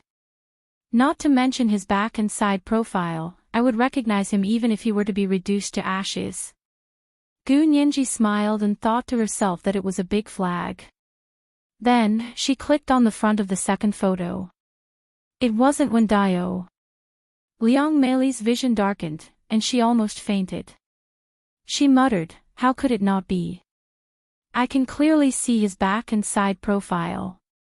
Is there some kind of mistake? This is the same photo, the same person. If you don't admit it, I can even summon him to testify in court." Gu Nianji put down the mouse and said casually. This photo was the one she had carefully prepared to deal with the two passerby witnesses.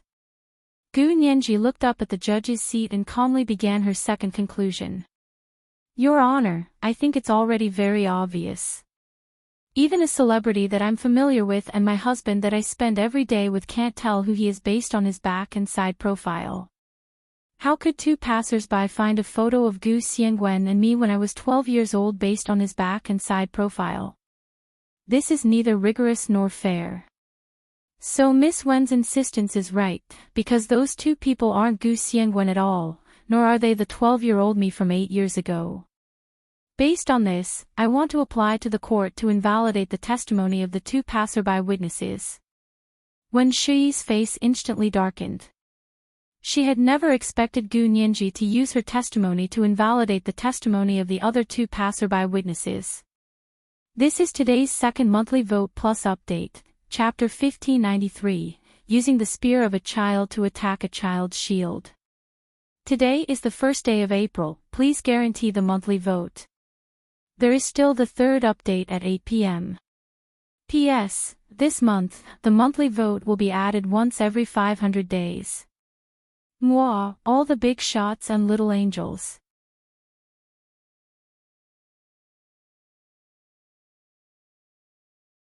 Chapter 1605.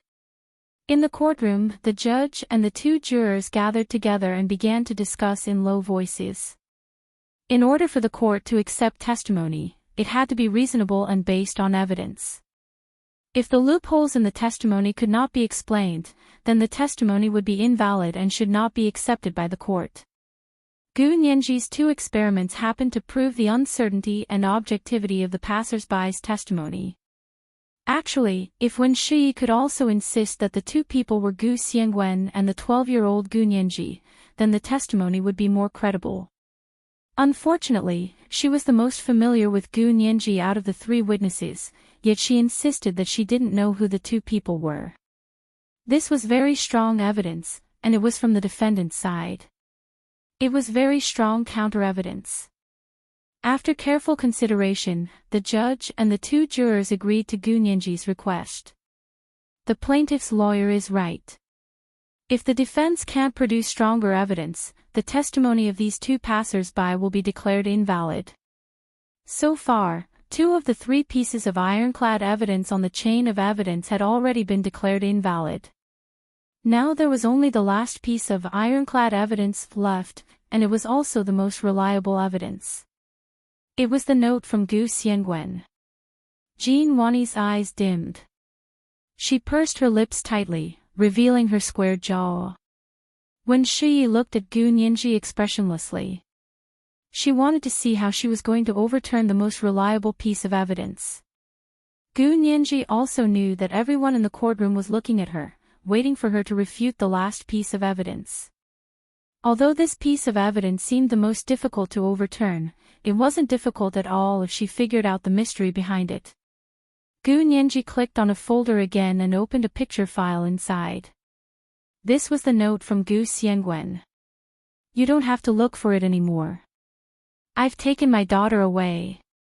Gu Nianji felt a headache coming on when she saw this flamboyant sentence. Her father was really wild and flamboyant. Lu Jin covered his face and wished he could crawl under his seat. How could he come up with such a stupid thing to say about the dark history of the past? He could actually remind Gu Nianji of what was going on, but because he was embarrassed and because he didn't really want to overturn the case, he didn't say anything and let it be. But now that Gu Nianji wanted to overturn the case, he could only watch on in fear. Lu Jin was extremely glad that he hadn't told Gu Nianji about the note. He silently thought that if Gu Nianji could overturn the irrefutable evidence on this note, then he would have to reevaluate his daughter's legal ability. Gu Nianji's gaze swept across the courtroom and paused on Lu Jin's lowered head for a moment before looking away as if nothing had happened. Gu Nianji looked at the screen again and said to the judge, "Your Honor, can I see the original copy of that note with my own eyes?" The judge nodded. "Sure." She motioned to the bailiff and placed the clear plastic bag containing the original note in front of Gu Nianji. In front of everyone, Gu Nianji put on translucent latex gloves and carefully opened the plastic bag to take out the note. She held the note and walked to the defendant's stand. She placed it on the table in front of Wen Shuyi and Jean Wani and asked seriously, "Can you confirm again that this note was handed to young Master He 8 years ago?" 8 years ago, He Jichu didn't know who had done it until the hypnotized orderly sent the note. Then Wen Shuyi said that she had seen a man and a little girl get into the car. Finally, 2 passers-by confirmed that they had also seen a tall and thin man and a fair and chubby little girl get into the car. With these 3 pieces of evidence, He Jichu pinned the crime of culprit on Gu Xiangwen. A month later, there was a car fire in the downtown area of Sea City. Although Gu Xiangwen and the car were burned to ashes, it completely proved that Gu Nianji's sudden disappearance was Gu Xiangwen's doing. In the end, there was no evidence more effective than Gu Xiangwen's own handwriting. Jean Wani grinned and smiled joyfully. "Yes. This is the original copy of that note." Wen Shuyi also said sinisterly, "It's this one. I saw the orderly hand it to young Master He with my own eyes. So this is the evidence that Gu Xiangwen wanted to kidnap me 8 years ago, right?" Gu Nianji confirmed again and stared at Wen Shuyi. Wen Shuyi's heart skipped a beat. She felt that something was wrong. Every time Gu Nianji said this, it was like she had dug a hole for them to jump into. It was all a trap. But after thinking about it carefully, she realized that other things could be forged, but this note was definitely Gu Xiangwen's handwriting. What was she afraid of? Under Gu Nianji's burning gaze, Wen Shuyi nodded reluctantly. "Yes, this is the strongest evidence. It proves that Gu Xiangwen did everything. It has nothing to do with my parents, and it has nothing to do with me. Don't be in a hurry to deny it." Gu Nianji smiled at her and took the note back to the plaintiff's stand. She suddenly said, "Your Honor, I want to apply for an instrument." The judge was slightly taken aback. "Apply for an instrument? Now?" "Yes." Gu Nianji nodded. "I want to apply for an instrument that can test the time when handwriting is formed in court." She had asked around and the Imperial Intermediate People's Court happened to have such an instrument. However, it was more difficult to rent it out. She could only use it in court. Moreover, this would be more credible. Therefore, Gu Nianji did not inform the court in advance. Instead, she waited until the last piece of evidence was examined before bringing it up. This would also prevent the other party from taking the opportunity to destroy the evidence. When the judge heard that it was an instrument to test the time when handwriting was formed, he quickly nodded and said, "Sure, I'll get someone to borrow one." The instrument had now been miniaturized and was about the size of a scanner. The archaeologist world usually used carbon-14 dating to measure the age of relics. However, the identification of the time when handwriting was formed used to be more complicated and stringent. Later, the ultra-high-performance gas chromatograph was introduced. It mainly analyzed volatile organic matter, especially ink. When ink was written on paper, it could be analyzed by gas chromatography. By impregnating the paper with ink, the polymer compounds were split into volatile low-molecular fragments. All of this could be seen under the ultra-high-performance small gas chromatograph. It could obtain technical data such as the number of peaks, retention time, and peak height ratio of the chromatograph formed by the ink on the paper. From this, it could deduce the approximate time when the handwriting was formed. Although it could not be accurate to the day, hour, minute, and second when the handwriting was formed, it was no longer a problem to be accurate to the year and month. Lu Jin immediately raised his head and looked at Gu Nianji in shock at Gu Nianji's request. He hadn't expected Gu Nianji to be able to think of testing the time when the handwriting was formed on the note. He had never mentioned this to Gu Nianji. It was all Gu Nianji's own idea. How did he give birth to such a smart daughter? Lu Jin cheered himself on in his heart. Jin Wani watched curiously as the bailiff handed the ultra-high-performance small gas chromatograph to Gu Nianji. When she also looked at Gu Nianji in confusion, not knowing what she was going to do. Why didn't she ask to test the authenticity of the handwriting, but to test the time when the handwriting was formed? When she knew that the note was indeed Gu Xiangwen's handwriting, so they were extremely confident that the chain of evidence was flawless. But Gu Nianji. What was she going to do? Gu Nianji completed the test of the time when the handwriting was formed on the note under the gaze of everyone in the courtroom. With the help of this ultra-high-performance small gas chromatograph, Gu Nianji came to a conclusion 10 minutes later. Your Honor, according to the defendant, this note was written 8 years ago, but the gas chromatograph provided by the court has just detected that the time when the handwriting was formed was not October 8 years ago, but June 14 years ago. Gu Nianji's words were like a drop of cold water suddenly falling into a pot of oil. Everyone's minds exploded. Jin Wani quickly stood up. Lawyer Gu, what do you mean? Even if this note was not written 8 years ago, but 14 years ago, it was still written by Gu Xiangwen. You didn't deny that this is Gu Xiangwen's handwriting. Yes, I didn't deny that this is Gu Xiangwen's handwriting, but the time when the handwriting was formed is crucial. Gu Nianji's face darkened, and she said coldly, June 14 years ago, I wasn't even 6 years old. At that time, I wasn't at the He family at all. I was with Qin Yaoguang. Why did my father, Gu Xiangwen, write a note to the He family 14 years ago saying that he wanted to take me away? May I ask if you're so stupid that you believe such nonsense, or am I so stupid that I believe in your professional ability? Gu Nianji's sharp words made Jin Wani angry. She said loudly, Objection. The plaintiff's lawyer is personally attacking me. Gu Nianji finally rolled her eyes and ignored Jin Wani. She continued, Actually, once you understand the timeline, the reason is very simple. This note was indeed written by my father, Gu Xiangwen, but it wasn't written to the He family at my birthday party 8 years ago. It was written to Qin Yaoguang 14 years ago. Because that year, my father took me away from Qin Yaoguang and sent me to the He family. And now, A note that should have fallen into Qin Yaoguang's hands has actually fallen into the He family's hands, and it has become irrefutable evidence that Gu Xiangwen kidnapped me from the He family. If this isn't framing, then what is? I have reason to believe that there's a new suspect in this case, and it's Qin Yaoguang. This was today's third update, Chapter 1594, Calling Yourself Crazy. Today was the first day of April. Please guarantee the monthly vote. P.S. This month, the monthly vote will still be updated once every 500 days. Good night, everyone, little angels.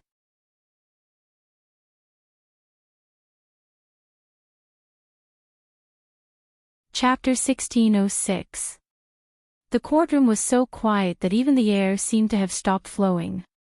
Qin Yaoguang's name was too famous, even more famous than Gu Xiangwen's. She was the director of the Qin Corporation's private hospital group and the head of the brain surgery department. Her reputation in the country and internationally had already surpassed Gu Xiangwen's. Although Gu Xiangwen was very powerful, in the hearts of the world, he had died 8 years ago. If Gu Nianji's disappearance hadn't been reopened and he had been singled out as the culprit, most people wouldn't have remembered him. Jean Wani stared at Gu Nianji in a daze. She only came back to her senses when Wen Shuyi pushed her. She quickly said, Qin Yaoguang. You mean the director of the Qin Corporation's private hospital group, Qin Yaoguang? Gu Nianji nodded with a rare serious expression on her pretty face. That's her. But isn't Qin Yaoguang your mother? If it's your mother, then she has the right to take you away. Why are you still suing her? Jean Wani perked up and tried to deal with Gu Nianji, trying to make a big deal out of a small matter. Gu Nianji scoffed and shook her head. Gu Xiangwen is still my father. Didn't you guys think he was the one who kidnapped me and put him on the wanted list? Jean Wani's face turned red from the retort. She quickly changed the topic and said, but how did you know that Gu Xiangwen wrote this note to Qin Yaoguang? You were only 6 years old 14 years ago. Didn't you lose your memory? I heard that you don't even remember what happened before you were 12 years old. Gu Nianji glanced at her and knew what she meant. She smiled and didn't expose her. She said slowly, that's very simple. Just make a general deduction. Gu Nianji turned to look at the judge in the courtroom and said calmly, Young master, he told me that when I was 6 years old, my father, Gu Xiangwen, took me away from Qin Yaoguang and sent me to the He family to be raised. And this note has been tested to be written in June 14 years ago. It matches the time I arrived at the He family. Doesn't that mean that my father, Gu Xiangwen, left a note for Qin Yaoguang?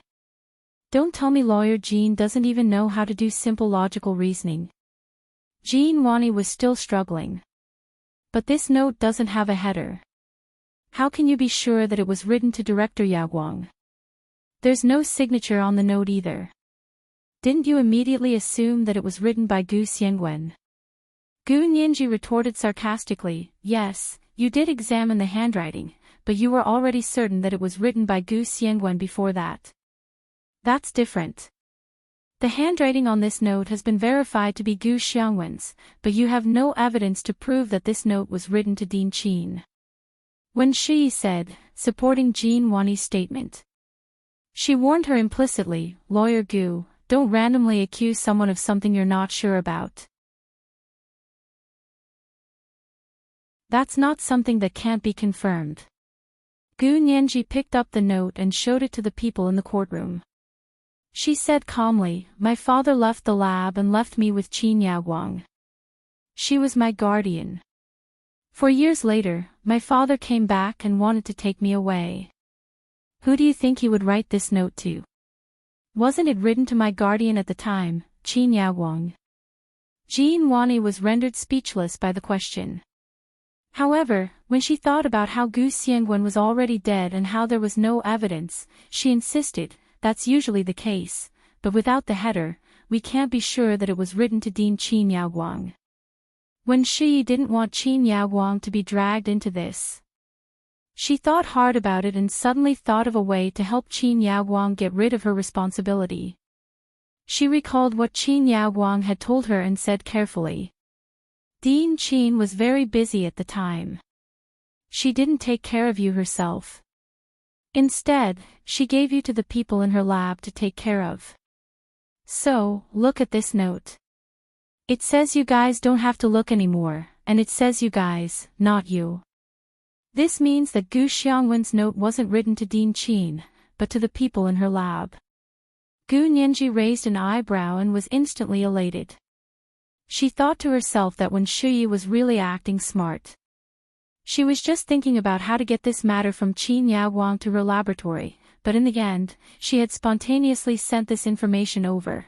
Gu Nianji smiled quietly and gently. She said sincerely, "Yes, Miss Wen is right. It seems that this note was written to the people in Qin Yao Wang's lab, but why was it created 6 years later? When I was taken away for the second time, it was treated as Gu Xiangwen's handwritten note and sent to young Master He.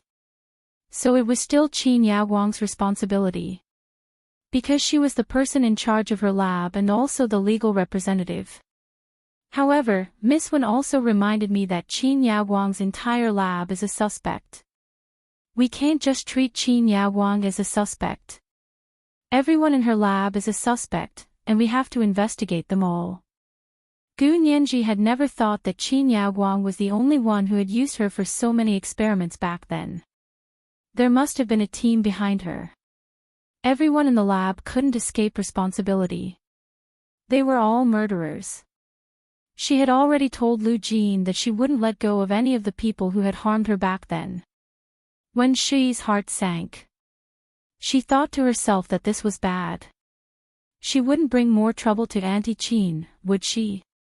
However, she then remembered that Qin Yao Wang's lab was an important department under the Qin Corporation's private hospital. It had close cooperation with the Empire's military, and the security level was extremely high. Gu Nianji had made a mistake if she wanted to use Qin Yao Wang's lab as an example. With this thought in mind, when Shuyi became calm again, she smiled and bowed slightly. "If it's their lab's problem, then my parents and I won't be responsible, right?" Gu Nianji's beautiful eyes sparkled and she smiled. "No, that means that the person who ordered your parents to kidnap me wasn't my father, Gu Xiangwen, but Qin Yao Wang's lab.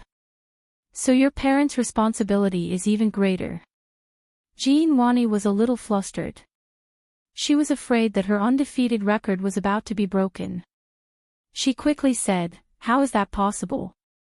If it's confirmed that it's someone from Dean Qin's lab, then it has even less to do with Wen Dayou and Liang Meili, right? What responsibility do they have?"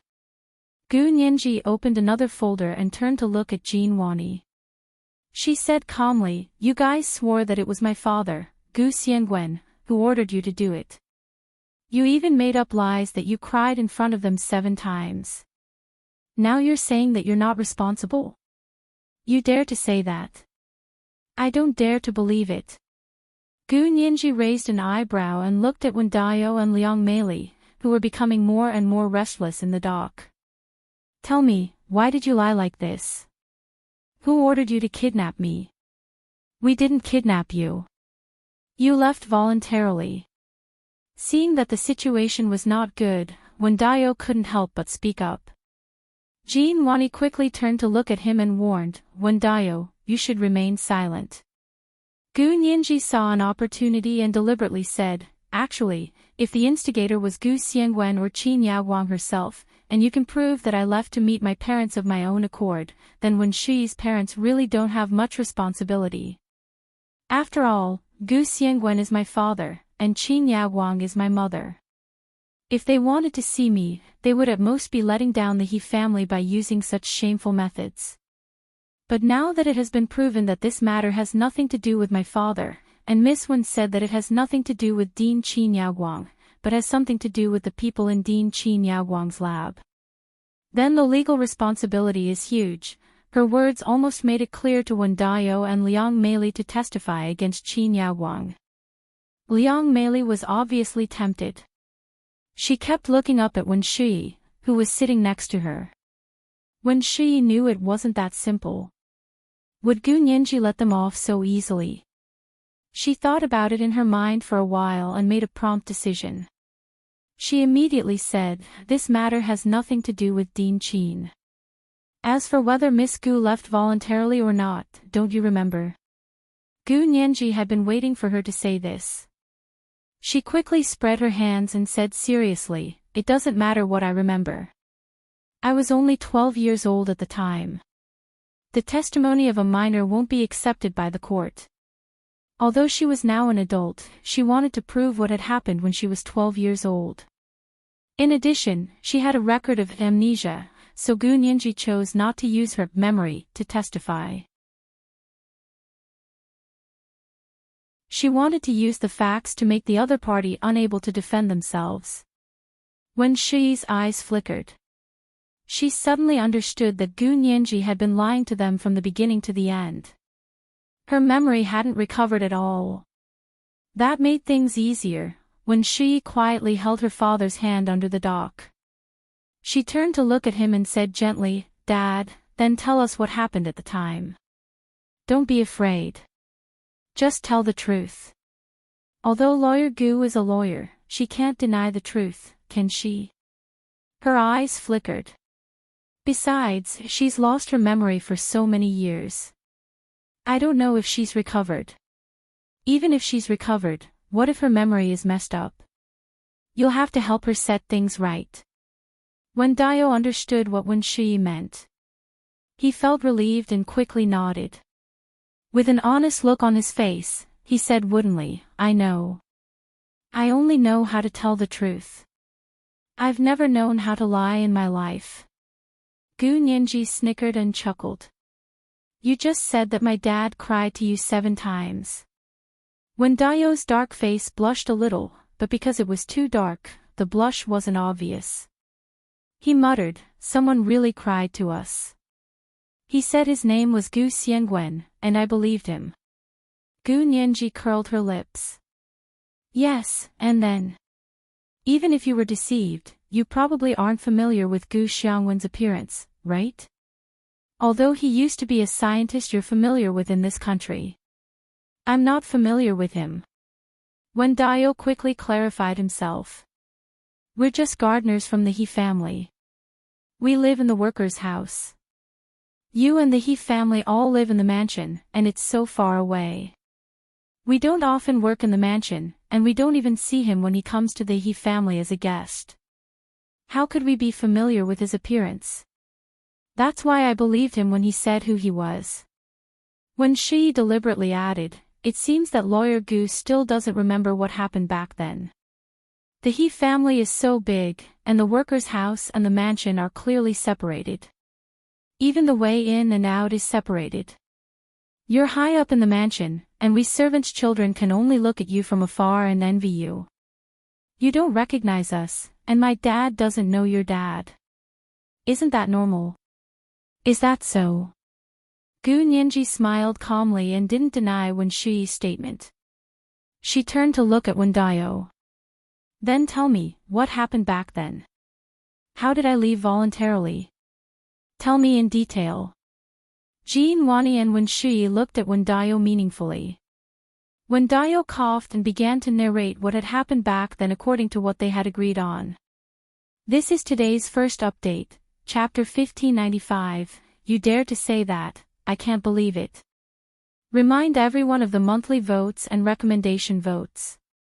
Today is Monday, special recommendation votes, especially important it was still the third watch today.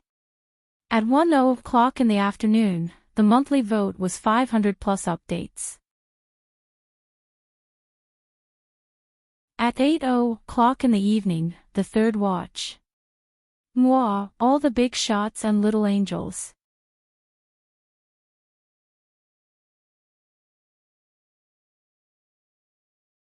Chapter 1607. When Dio coughed subconsciously. It was the first time in his life that he had been stared at by so many people, and he was not used to it. His hunched body couldn't help but bend even lower. He stared at a spot where the paint had peeled off at the corner of the dock and muttered, "A man who called himself Gu Xiangwen came to us 7 times and asked us for help to let him meet his daughter, Miss Gu. She's mother and I didn't want to get involved in this kind of business, but he kept crying. A grown man was crying like this. She's mother and I were soft-hearted and couldn't bear to see him cry, so we finally agreed. He told us that he wouldn't make things difficult for us, nor would he let us take any risks. As long as we found a chance to tell Miss Gu, she would come out to see him herself. I found a chance to tell Miss Gu about it," Gu Ning said. As when Dio spoke, he couldn't help glancing at Gu Nianji. Gu Nianji looked at him with a smile and had no intention of denying it at all. When she saw him looking over, she nodded at him and encouraged, "There's more. Continue." When Dio's heart skipped a beat. He completely believed what Shui had said. This girl's memory hadn't recovered. Therefore, he became bolder and straightened his hunched back. He sat beside Wen Shui and was a head taller than her. However, as he spoke, he carefully looked at Wen Shui's expression. It was obvious that he doted on his daughter to the bone.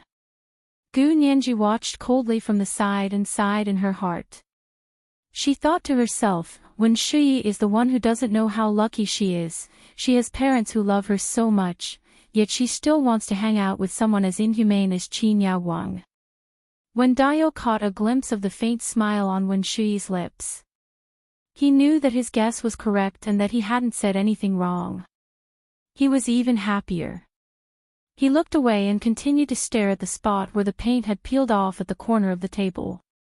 He still had an honest expression on his face as he said, "Miss Gu was very surprised at that time. At first, she didn't believe me. Later, I said it a few times and brought you a letter that Gu Xiangwen wrote for you to read. After you read it, you believed it and immediately burned the letter in front of me. Gu Nianji, how awesome. This was made up." Another letter came out of nowhere, and then it was immediately burned by herself. Gu Nianji suppressed her laughter and nodded. "And then? So you agreed to find a chance to sneak out to see your father on the day of the birthday party. There are so many people at the birthday party, and I'm the star of the show. How could I find a chance to sneak out?" Gu Nianji pretended to be surprised. "I don't think I'm that stupid, right?" When Dio's eyelids twitched, he braced himself and said, "Of course, you can't get out by yourself, so you asked us for help." It was my father who asked for your help first, and then I asked for your help too." Gu Nianji nodded slowly and looked straight at Wen Dio. "It seems that you two are really smart and capable people. It's a waste of your talents to let you be gardeners in the He family." Wen Dio's heart trembled under Gu Nianji's gaze. His back, which had just straightened up, couldn't help bending down again. He said humbly, "What are you talking about, Lawyer Gu? We just happened to have the opportunity to enter the mansion to serve you, so we thought of a way to help you." "Yes, how?" Gu Nianji stopped smiling and continued to ask. When she interrupted softly, "Don't you remember, Lawyer Gu? I'm cross-examining the defendant." Gu Nianji deliberately put on a bluff and changed the topic. "Or does Miss Wen want to add details?" When she smiled and raised her chin at her father, Wen Dio. "Go on. Don't be afraid." Wen Dio was encouraged by his daughter and quickly said, "Most of the people who came that day were children about the same age as Miss Gu. Young master, he said that it was best for the people who served to be children about the same age. That would be interesting. So most of the people who served that day were the children of us servants. She's mother and I happened to be transferred to serve a few large bonsai plants that day. After entering the hall of the mansion, we contacted Miss Gu and agreed to leave a back door for her to run out when the lights went out." Gu Nianji interrupted Wen Dio at this time and said seriously, "So I ran out after the lights went out?"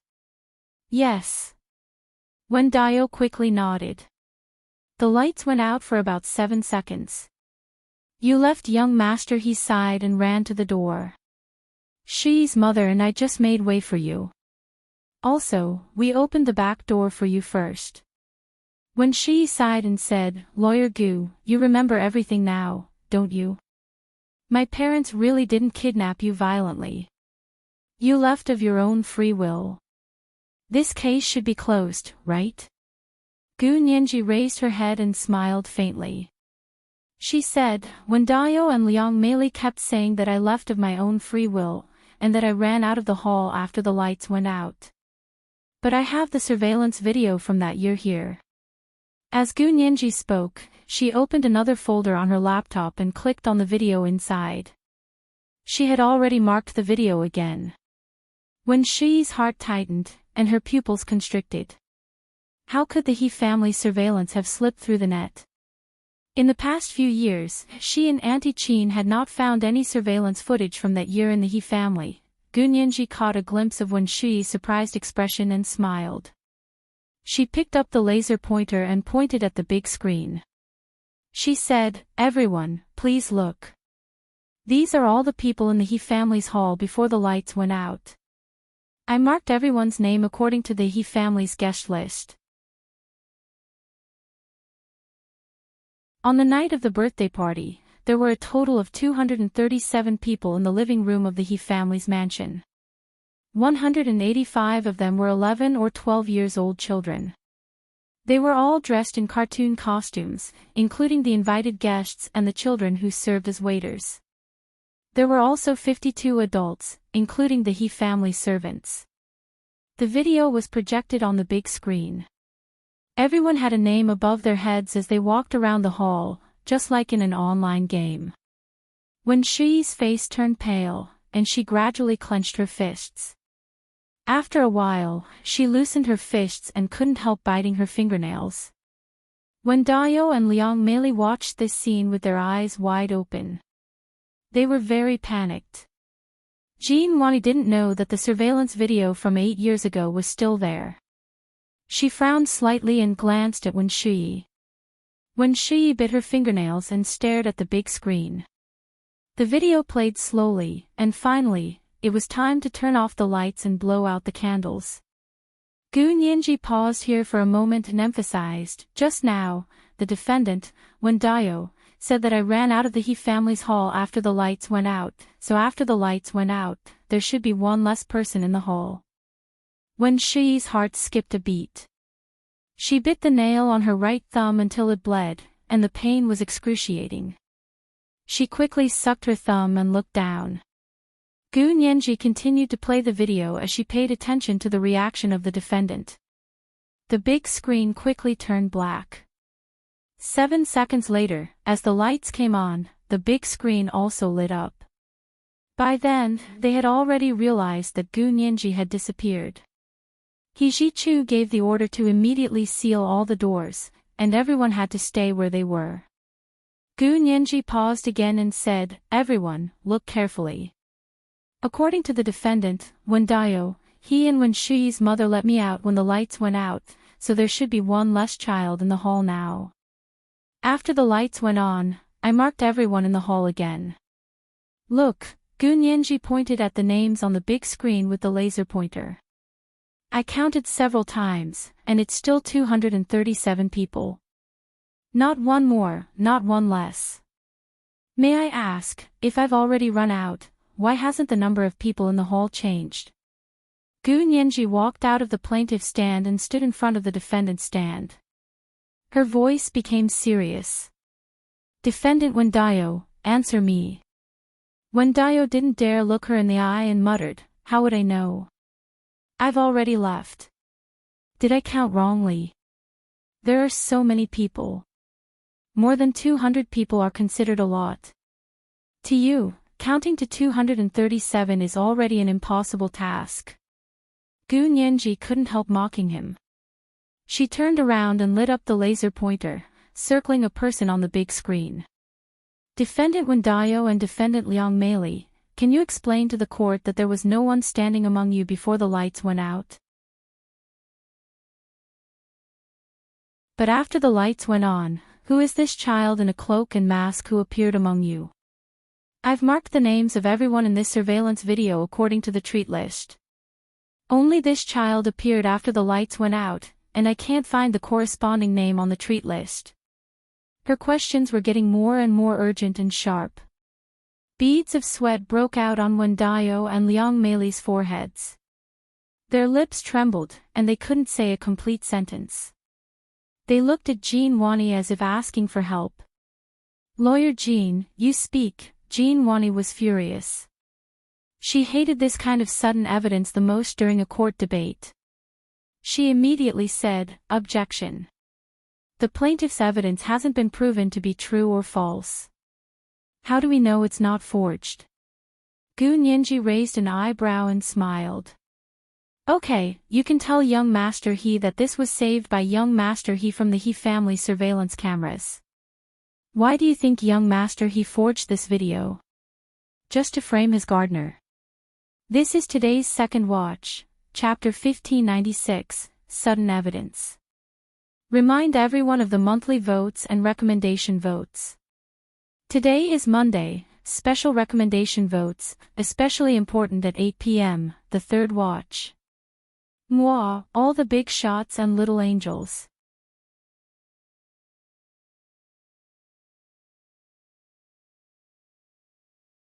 Chapter 1608. If someone of He Jichu's status didn't like the two gardeners at home, would he need to go through so much trouble to fabricate a video to frame them? No one in the entire empire would believe this. Young Master He provided this video. Jean Wani was dumbfounded. She stretched her neck and the veins on her forehead bulged. Gu Nianji used the laser pointer to circle Wendayo and Liang Mei on the big screen. She said calmly, otherwise, why would this case be reopened? Naturally, there's concrete evidence. When Shuyi looked down at her thumb, it was already bleeding from the bite, and her heart was throbbing in pain. Gu Nianji looked at Wendayo and Liang Mei again and said sternly, Defendant Wendayo and Liang Mei, who is this child? Do you want me to tell you? She's me, the 12-year-old Gu Nianji. You two took advantage of the time when the lights were out to cover her face with a towel dipped in triazolam, also known as triazolam. Triazolam is a benzodiazepine-type hypnotic drug. After being improved by Qin Yaguang's laboratory, the time it takes to take effect has been reduced from 15 minutes to 0.1 seconds. It was originally a light blue pill, but it can also be dissolved in water and covered in the mouth and nose. As long as you come into contact with it for 0.1 seconds, it can produce a sedative and hypnotic effect. It can also cause a short period of memory loss. One of you cover her mouth and nose and put a cloak on her to cover her body. One of you take off her pink diamond crown and put a mask on her to cover her face. Then quickly pull her to stand diagonally behind young Master He. Gu Nianji used the laser pointer to circle the distance between the little girl in the cloak and the mask and He Jichu. It was only 2 steps away, but from then on, they were separated into 2 different worlds. Gu Nianji was a little dazed when she thought of He Jichu's numb face when he found out the truth that day. She closed her eyes and suppressed her emotions. She continued to talk about Wendayo and Liang Mei's modus operandi. She spoke slowly and calmly, as if she was talking about an unrelated person. Everyone in the courtroom was affected by her emotions and looked at her with sympathy and worry. Lu Jin, who was sitting next to Lu Yuan, had red eyes. Seeing his daughter in pain, he felt even more pain than if he had been hurt himself. The receptionist, Xiao Zhang, and Jin Dazhuang listened attentively. They were overwhelmed with emotions. She whispered to Lawyer Jean, Boss, I think you got a great deal. A genius like Lawyer Gu will be willing to work for your small law firm. From now on, you can laugh proudly in the martial world. Jin Dazhuang rolled his eyes at her. Shut up and listen to the interrogation. Behind the dock, Wendayo and Liang Mei were trembling like sieves. Gu Nianji stood in front of the defendant's stand and leaned forward slightly. There was a pressure in her voice that could not be ignored as she said calmly, "Why did I say that you kidnapped a minor by force?" She stretched out a finger. 1. You went against my will and forcibly took me away from my family. 2. You used triazolam to inflict bodily harm on me. The side effect of inhaling this drug is temporary memory loss. 3rd, after young master he left the hall to chase after someone, you used violent means to forcefully take me away and give me to the mastermind behind you. Tell me, who was the mastermind behind you? Wen Dayo and Liang Meili shivered in fright at her last sentence and looked at Wen Shui, who was sitting between them. Gu Nianji immediately seized the opportunity and said, "Wen Shui ordered you to kidnap me, so she could take my place. The mastermind was Wen Shui, wasn't she?"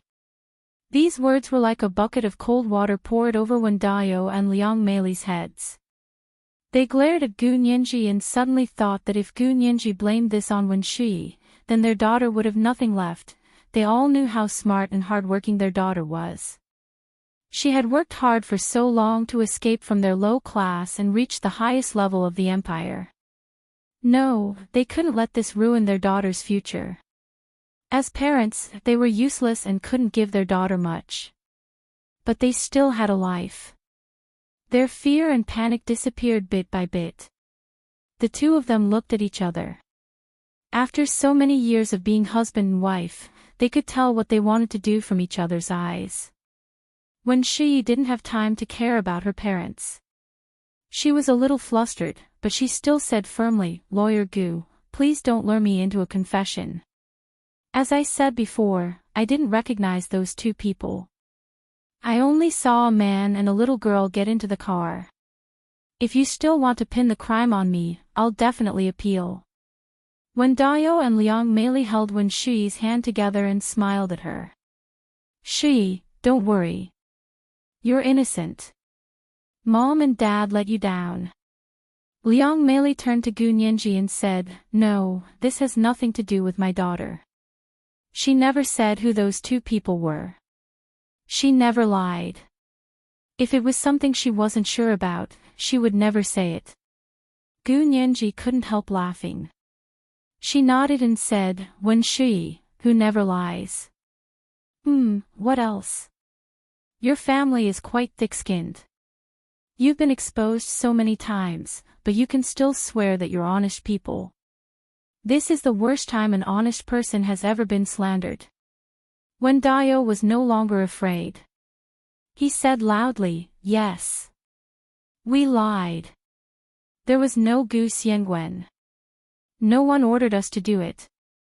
It was all done by Shui's mother and me. It has nothing to do with Shui. It's up to you if you want to beat or kill her, but you can't pin the crime on my daughter. Yes. It was done by us. It has nothing to do with her. You're making a false accusation." Liang Meili shouted. "I admit it. Shui's father and I did it. We thought that if you weren't around, Shui would be able to take your place. For our daughter, we can do anything, let alone get you away." Gu Nianji snorted and looked at Wen Shui. Her voice was a little low. "Wen Shui, are you just going to watch your parents take the blame for you and the person behind you?" Wen Shui's face turned pale. She looked at her parents with a miserable expression and asked with a double meaning, "Why did you do this? Shui, Mom and Dad have let you down. You're so smart, but you can only grow up in a worker's house. You've worked so hard, but you still can't compare to those who were born to be reincarnated." Liang Meili glanced at Gu Nianji and voiced out all the indignation in her heart. She chattered on, "Don't look at how she looks now. She was fat and ugly when she was young. How can she compare to our Shui? The He family is really blind. They don't want our Shui, but they treat this lunatic's daughter like a treasure. Mom, Dad. Don't be like this." When Shui covered her face and started crying. "I don't want that kind of status. I just want to be with you guys." Why are you guys so stupid? Gu Nianji looked over coldly. Wen Shi's words had completely pinned the blame on her parents and completely exonerated herself. Jin Wani's mouth was agape. After a while, she said. But Lawyer Gu was still with her father in the end. Didn't everyone see it? Gu Nianji patted the table in front of her and said impatiently, which eye of yours saw that the person in that car was me? If it was me in the fire, wouldn't I have been burned to death? My father was burned to death. How do you think I came back to life? It wasn't you. But, that news video. Jin Wani looked Gu Nianji up and down, confused. The resolution of the news video is so low that you can't even see the portrait clearly, let alone in a car. The portrait is magnified through the window. To be honest, do you really think it's a person? It's not an illusion caused by light and shadow. Gu Nianji waved her hand. I don't admit it anyway. The fact that I'm standing here proves that I wasn't in the car that was on fire. Wen Shi would never dare to tell anyone that she had gone to the other world, just like how she wouldn't reveal the person behind her. Wen Shi would rather her parents be sentenced to a heavy sentence to protect Qin Yaoguang. Although Gu Nianji hated Wen Dao and Liang Meili, who helped the evildoer, she despised Wen Shi even more for letting her parents take all the blame. She looked at her coldly and mouthed the word animal. Wen Shi's pupils constricted. She quickly lowered her head and wiped her tears with the back of her hand. Your Honor, although Wen Dao and Liang Meili have pleaded guilty to kidnapping, there are still some suspicious points in this case. According to the evidence provided by Wen Shi, why was the note written to Qin Yaoguang's lab 14 years ago deliberately sent to the He family to frame my father, Gu Xiangwen? We still need to investigate thoroughly. I want to apply to the court to summon Qin Yaoguang and the people from her lab to testify in court. This is today's third update, Chapter 1597, Parenthood. A reminder for everyone's monthly votes and recommendation votes. Today is Monday. Special recommendation votes, especially important. Good night, everyone, little angels.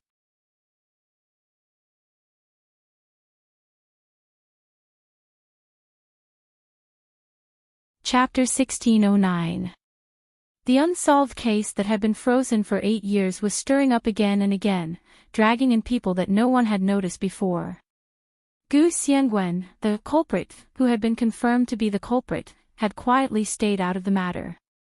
Unknowingly, his daughter had cleared his name. The judge was very emotional, but on the surface, he said calmly, let's adjourn for 15 minutes today. I'll discuss the progress of the case with the 2 judges. With that, the judge and the 2 judges left the table. A few bailiffs walked over and detained Wen Dao, Liang Meili, and Wen Shi separately to prevent them from colluding. Jin Wani sat alone on the dock with a pale face. Her gaze was blank and she did not pack her things. No one knew what she was thinking. Gu Nianji was in a relaxed mood. She turned off her laptop and disconnected the connection from the big screen in the courtroom. She turned off her laptop and turned to Lu Yuan and Lu Jin with a bright smile. Lu Jin was so anxious that he scratched his ears and cheeks.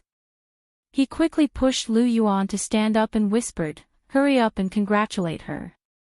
I'll follow you there. Lu Yuan's friendship with Gu Nianji was on the table. Both Jin Dazhuang and Xiao Zhang at the front desk knew about it. Today, he was here to inspect the standards of the law firm's lawyers, so no one would think too much about him congratulating Gu Nianji. If Lu Jin acted too warmly in front of others, it would be too eye-catching. Lu Yuan asked curiously, Aren't you a person with an interpersonal disorder? Why are you suddenly so considerate of others? Lu Jin glared at him righteously and gritted his teeth. He lowered his voice and said, how can it be the same? What kind of obstacle do I have with my daughter? If I don't think about my daughter, do I think about those unrelated people? Lu Yuan snorted and stood up. Looks like I'm an unrelated person. He had cleaned up countless messes over the years. Lu Jin pushed him away from behind and said, "It's good that you know." Lu Yuan. If it weren't for the fact that the two of them had been through life and death together, Lu Yuan would have quit long ago. He walked over from the gallery with a serious expression and reached out his hand to Gu Nianji. He said seriously, "Lawyer Gu, congratulations. Today's court debate was very exciting. It looks like our company has gotten a great deal. A lawyer like you is worth at least 10 times the contract." Lu Jin quickly said, That's right. Let's go back and sign a new contract." 10 times. Gu Nianji, Lu Yuan was so angry that the veins on his forehead bulged. He wished he could cover Lu Jin's mouth. He turned around and scolded in a low voice, "Don't interrupt business matters." Lu Yuan and Gu Nianji, Lu Yuan. Gu Nianji, "Lawyer Gu, President Lu really thinks highly of you." Xiao Zhang at the front desk also came over to talk to her.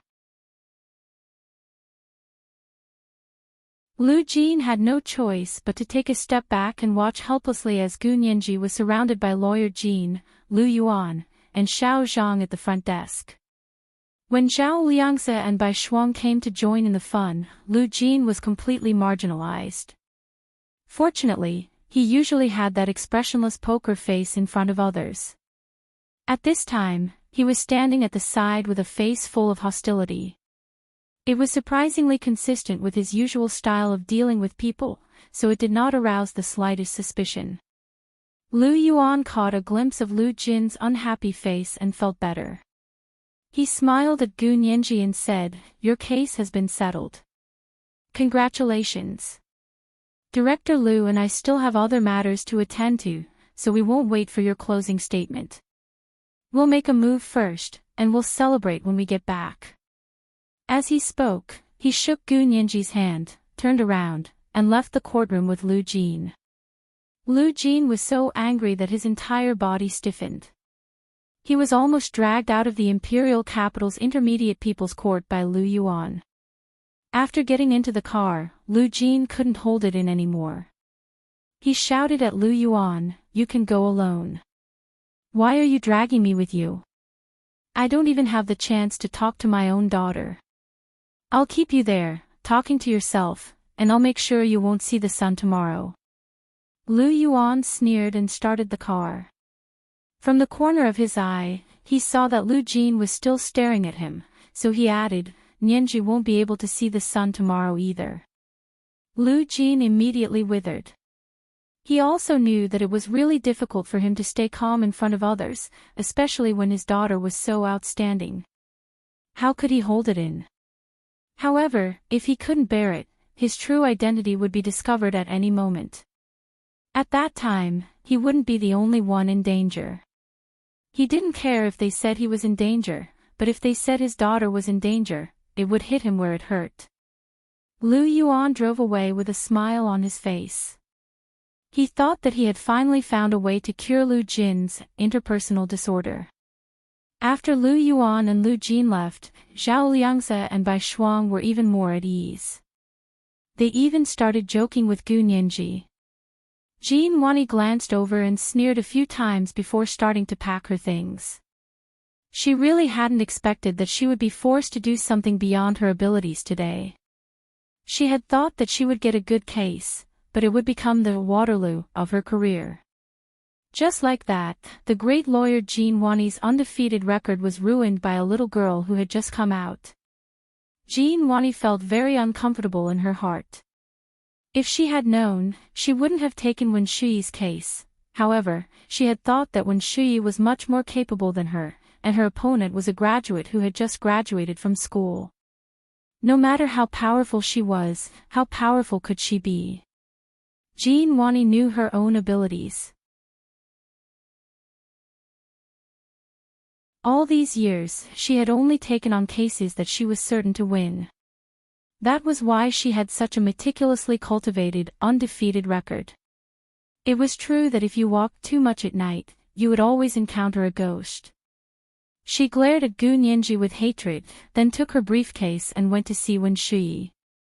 Although Wen Shuyi, Wen Dayo, and Liang Meili were being held separately, Jin Wani was their lawyer and could see them at any time. She first went to the room where Wen Shuyi was being held and knocked on the door. Wen Shuyi was sitting on the only chair in the middle of the room. Her head was half lowered. Her expression wasn't very good, but she was still in good spirits. Jin Wani sighed and said, "You've screwed me over." "I'm sorry." Wen Shuyi said in a low voice, "I owe you a favor. When this case is over, I won't mistreat you. I'm not blaming you. It's just that Gu Nianji is too cunning. Such a person is actually Dean Qin's biological daughter?" Jin Wani rolled her eyes. Although Wen Shuyi's parents would be sentenced, she would definitely be fine. When this case was over, Qin Yaoguang would definitely think more highly of Wen Shuyi. She had lost the case, but she had formed a good relationship. In the future, her resources would definitely be better. Wen Shuyi nodded and said lightly, "But mother and daughter are like fire and water. Neither of them wants the other to have an easy time, so you don't have to worry about offending her." "I know that." Jin Wani quietly asked about the He family. "But I heard that although young master He broke off the engagement with her, he acknowledged her as his sister." "Yes, that's true. But do you think his wife is closer to him or his sister?" Wen Shuyi didn't even look up and easily dispelled Jin Wani's doubts. Jin Wani's heart relaxed and she became even more enthusiastic about Wen Shuyi. "I see. Then I'm relieved." She chatted with Wen Shuyi about the progress of the case. Coincidentally, neither of them mentioned Wen Dayo and Liang Meili. It was as if the two of them weren't her main clients at all. 15 minutes later, the judge and the two jurors returned.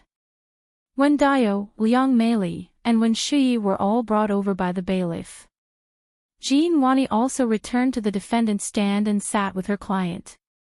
Gu Nianji also returned to the plaintiff's stand, while her group of relatives and friends returned to the gallery.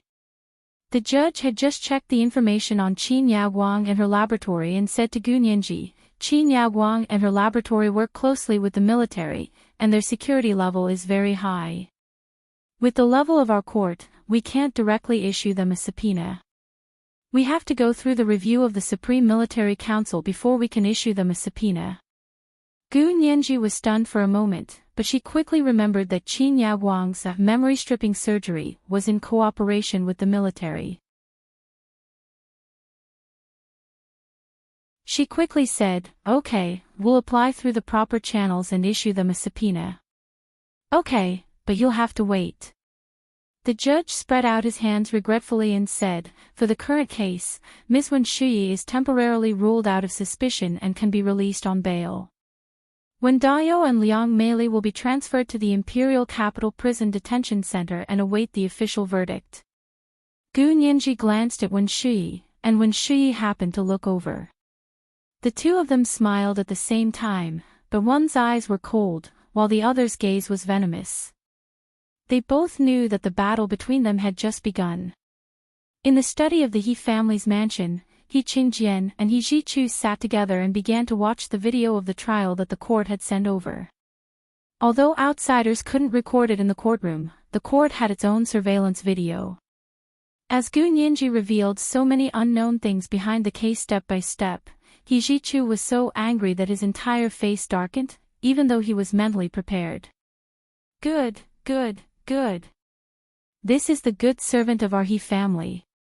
He slammed his fist on the desk. "Dad, these people are ambitious. You're too lenient with them." He Qingjian was a little dazed. He looked at the delicate and nimble young girl on the video. Her tongue was like a lotus flower, and she was free and easy to argue in court. Her every move actually had some of Qin Suwen's charm. He couldn't help but be stunned. How many years had it been? Qin Suwen had already become the deepest part of his heart that he couldn't touch. Many women had learned from Qin Suwen and wanted to get close to him.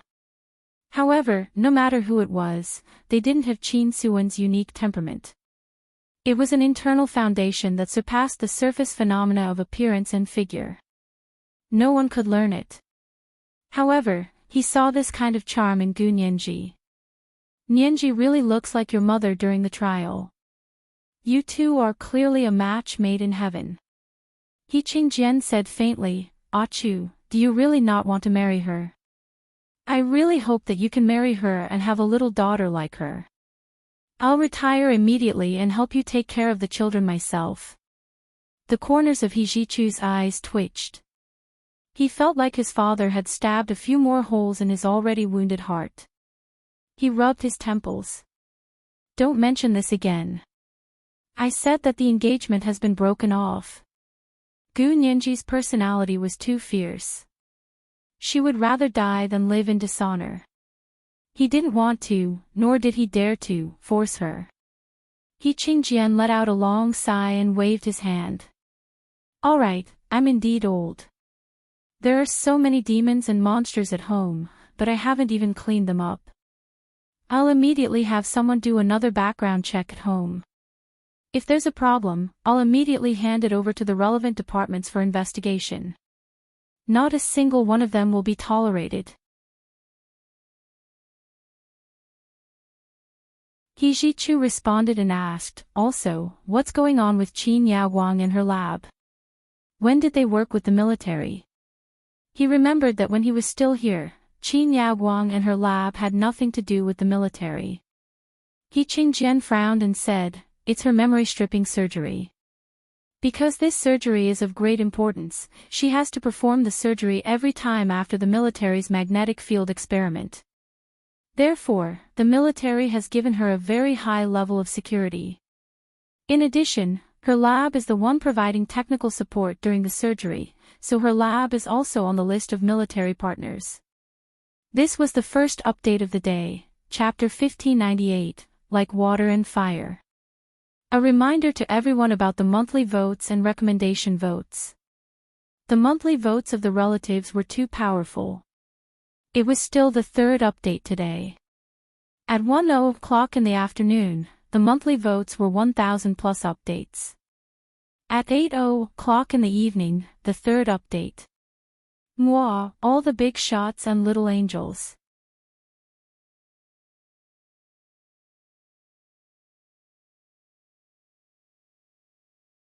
Chapter 1610. He Jichu suddenly understood. But isn't this surgery going to be nationalized? How's her training going? She was the only one who could perform this surgery before. Now that she's injured her hand, she's always worried about training the people below. He Qingjian sighed. Not to mention that she's worried, we're worried too. For such a sophisticated surgery, without 3 to 5 years of practice, no one would be at ease letting them operate on our soldiers' heads. He Jichu was silent for a moment. His sparkling almond-shaped eyes flickered with a dark light. He said lightly, why don't we give up on this surgery? We don't have enough energy now anyway, so we can't send anyone to the other side anymore. He paused for a moment, and his cold voice was a little hoarse. There's no need to send anyone to the other side anymore. He Qingjian understood what he meant and felt very guilty towards him. He had originally thought that by bringing Gu Nianji over and physically separating her from Hu Shaoheng, she would naturally change her mind after a long time. After all, in He Qingjian's heart, his son was unparalleled in the world. There were only women he didn't want, and no women who dared to dump him. However, Gu Nianji was an exception. He Qingjian still remembered that night. He was surprised to see a young girl standing in front of the heavy sniper rifle bullet without hesitation. That kind of determination and intensity had greatly shocked him. There really was a woman who would rather die than be with his son, we can pause it. He Qingjian nodded. Then Qin Yaoguang and her lab will be summoned by the court. He Jichu frowned and pondered. His eyes flashed as he said, I don't know what the subsequent interrogation will involve. Why don't we let the court-martial take over? Court-martial? He Qingjian was a little confused. Isn't it just Ninji's disappearance 8 years ago? Is there a need to use a court-martial? This isn't about Ninji's disappearance. Hijichu chuckled and said, it's because Qin Yaoguang and her lab might involve something that no one else can know about. It's better to let the court-martial take over. Oh, that's true. He Qingjian patted his head and smiled. Her memory-stripping surgery was led by her lab. If it's summoned to court, if it involves this. Qin Yaoguang didn't violate the rules and perform this kind of surgery on others, right? Hijichu drummed his fingers lightly on the desk. His expression was indifferent, but the sharpness in his eyes was like a long, hidden knife. Should we send someone to keep an eye on her lab? He Qingjian narrowed his eyes. There are people in the military keeping an eye on her lab. But there didn't seem to be any violations in these years.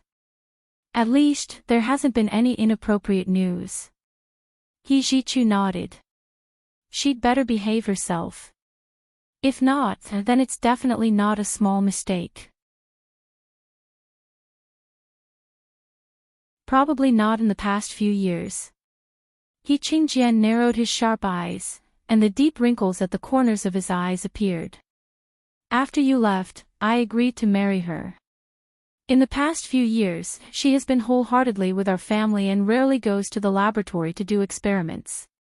She really wanted to have a child with me. I saw that she was getting on in years, so my heart softened and I agreed to let her use the sperm that I had frozen back then for artificial insemination. She got pregnant. Unfortunately, the child couldn't stay and was miscarried not long after. He Qingjian shifted his gaze and looked out the window at the lonely winter scenery. He recalled and said, later, she had to give up. At that time, when Shi happened to be chased back by you. She stayed by Qin Yaoguang's side, took care of her, and accompanied her. Qin Yaoguang brought her with her to relieve her boredom. Hijichu scoffed. No wonder Qin Yaoguang suddenly treated Wen Shui so well after Ninji disappeared. One of them was the daughter of a gardener, and the other was a world-famous scientist and the head of brain surgery. They had no interaction at all. But if the person who really wanted to kidnap Gu Ninji 8 years ago was Qin Yaoguang, what was she thinking? He Qingjian was very confused about this. If she wanted to see Ninji, she could come to our house to see her every day. We didn't isolate Ninji. She could see anyone she wanted to see anytime, anywhere. After watching the video of today's trial, although there was no substantial evidence, he had a hunch that Qin Yaoguang was the mastermind behind the kidnapping of Gu Ninji 8 years ago. And I remember that when Ninji was at our house, she actually didn't like Qin Yaoguang very much. She rarely came to see her, or rather, in the past 6 years, the number of times she came to see her can be counted on one hand. She could have come to see her in person, but she didn't. She even instructed our gardener to set up such a trap to kidnap her, and then blamed everything on that lunatic. He Qingjian was even more confused. Is Qin Yaoguang trying to hide something from us? Hijichu didn't have a good impression of Qin Yaoguang. He sneered and turned his head. He said disdainfully, who knows what she's thinking? I think she's even crazier than Gu Xiangwen.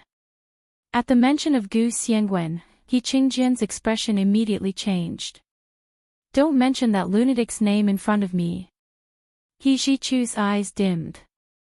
He picked up a ballpoint pen from the desk and played with it. He suddenly said, Dad, Ninji's kidnapping case back then has already proven that there's something else going on.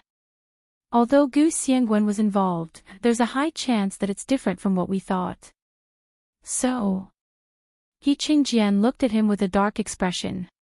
He slammed the table and shouted, What are you trying to say?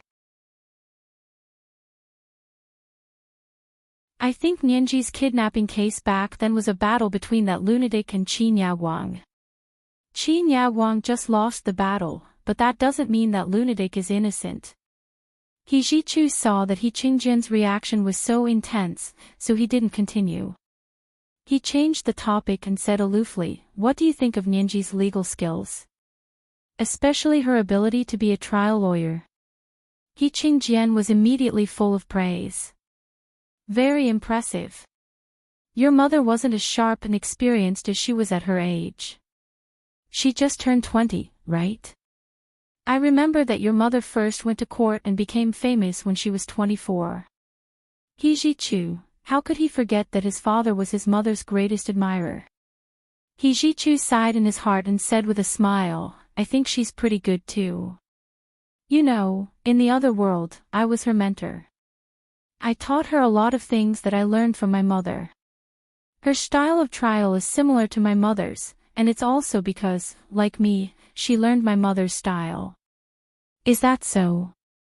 He Qingjian couldn't tell if he was disappointed or happy. He couldn't concentrate, and his mind kept thinking about the days when he was with Qin Suwen. They got married when their love was at its deepest, and they gave birth to their son, He Jichu, when their love was at its strongest.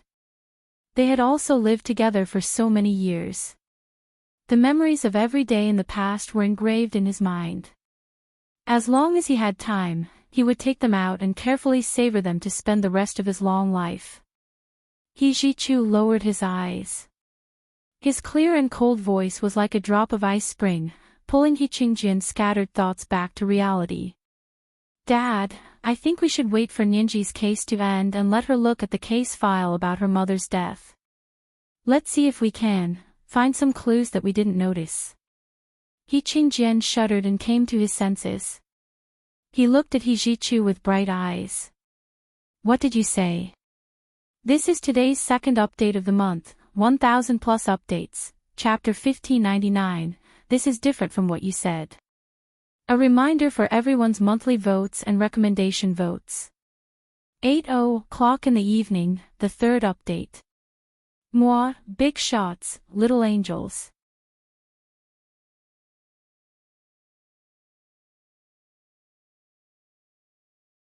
Chapter 1611.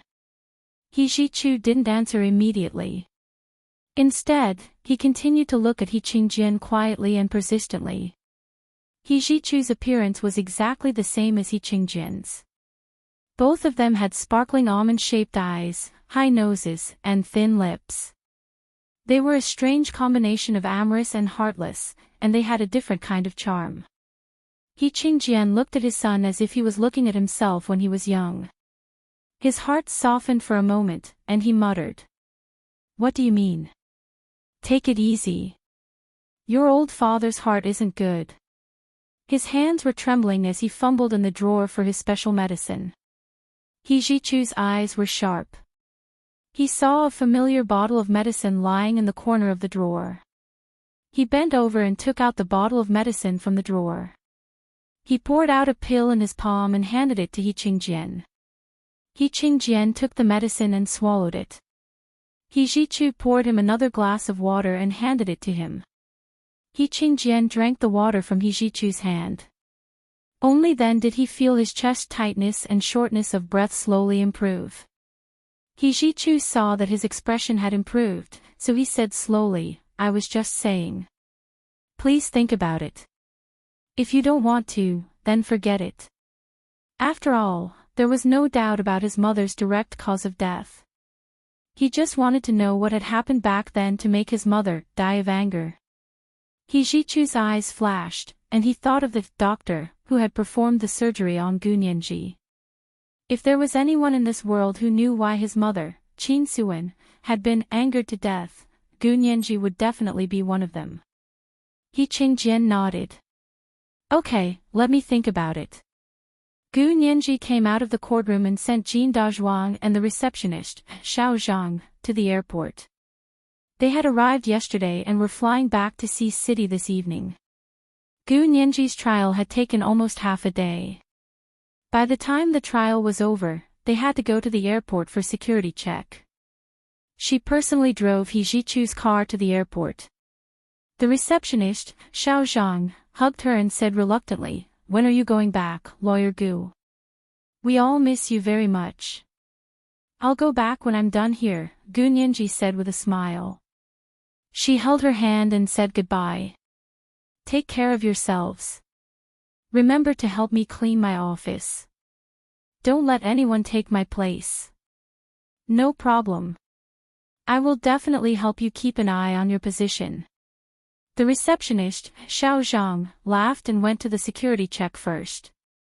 Lawyer Jean extended his hand to Gu Nianji and said with a smile, "Little Zhang doesn't know any better and only knows how to talk nonsense." "Lawyer Gu, will you really go back to our small law firm?" Gu Nianji smiled mischievously and said, "I'm also a shareholder." "Lawyer Jean, you're not going to swallow my shares, are you?" Lawyer Jean laughed heartily. "No, no. Of course not." After sending Lawyer Jean and the receptionist, Xiao Zhang, off, Gu Nianji drove back to her rented apartment. As soon as she came out of the elevator, Lu Jin ran out of his suite impatiently.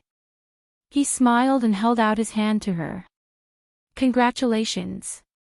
Victory in the first battle." Gu Nianji's parting feelings disappeared the moment she saw Lu Jin. She laughed. Thank you, thank you. Is Director Lu done with his work?" "You sure are putting on airs today." Lu Jin immediately complained to her anxiously, "It's all Boss Lu's fault. He left as soon as he said he would, and he even dragged me away. Otherwise, I would have stayed until the end of the trial." The two of them chatted and laughed as they entered Gu Nianji's suite. Lu Jin went to the kitchen to warm up the milk for her with ease. Gu Nianji put down her briefcase and stretched. "Dad, I'm going to take a shower." "Hurry up and go. There's rose essential oil that I personally made for you in the bathroom. You just need to drip 2 drops in the bathtub. It'll help with skin care, beauty, and rest your mind." When Lu Jin had nothing to do, he would think about the things that women used. He only hoped that one day, he would be able to give it to his daughter as a gift. Now that his wish had been fulfilled, he had changed his way of presenting his treasures. Gu Nianji was extremely happy. She walked over and hugged Lu Jin's arm. She leaned her head on his shoulder and said reluctantly, "Dad, you're so good to me. I can be even better to you." Lu Jin patted her head. "I'm warming up the milk for you. I'll call Boss Lu over to cook dinner later. What do you want to eat? Do you want paella?" Lu Jin was eager to try. "I studied it with Boss Lu and wanted to cook it for you myself." Gu Nianji thought of the choking smell of onions and quickly said, "No need, no need. I don't eat paella. I'll just have simple fried rice." She remembered that it was the easiest to make. The simplest fried rice only needed eggs, green beans, and diced ham. It was also called san xian fried rice. She had all these ingredients in the fridge. Lu Jin scratched his head and said embarrassedly, "San xian fried rice. I haven't learned much about this. I'd better call Boss Lu over to cook." As he spoke, Lu Jin called Lu Yuan. Lu Yuan was reading documents in Lu Jin's suite across the street. He picked up the phone and searched for ingredients from Lu Jin's fridge. He brought them over. "Where's Nianji?" Lu Yuan didn't see Gu Nianji when he entered the door. He only saw her briefcase thrown on the sofa. Lu Jin urged him to the kitchen and said with a smile, "Nianji is taking a shower. She's so tired today. Let her rest more. It's best to take a bath with rose essential oil to relieve her fatigue." Lu Yuan wanted to ask how the lawsuit was decided, but Gu Nianji was taking a shower, so he had no choice but to give up. However, by the time Gu Nianji came out of the shower, Lu Yuan's 4 dishes and 1 soup were already ready. Gu Nianji had experienced a day of intense mental work today. Lu Yuan had made her a stewed pigeon with gastrodia alata, which was very brain-nourishing.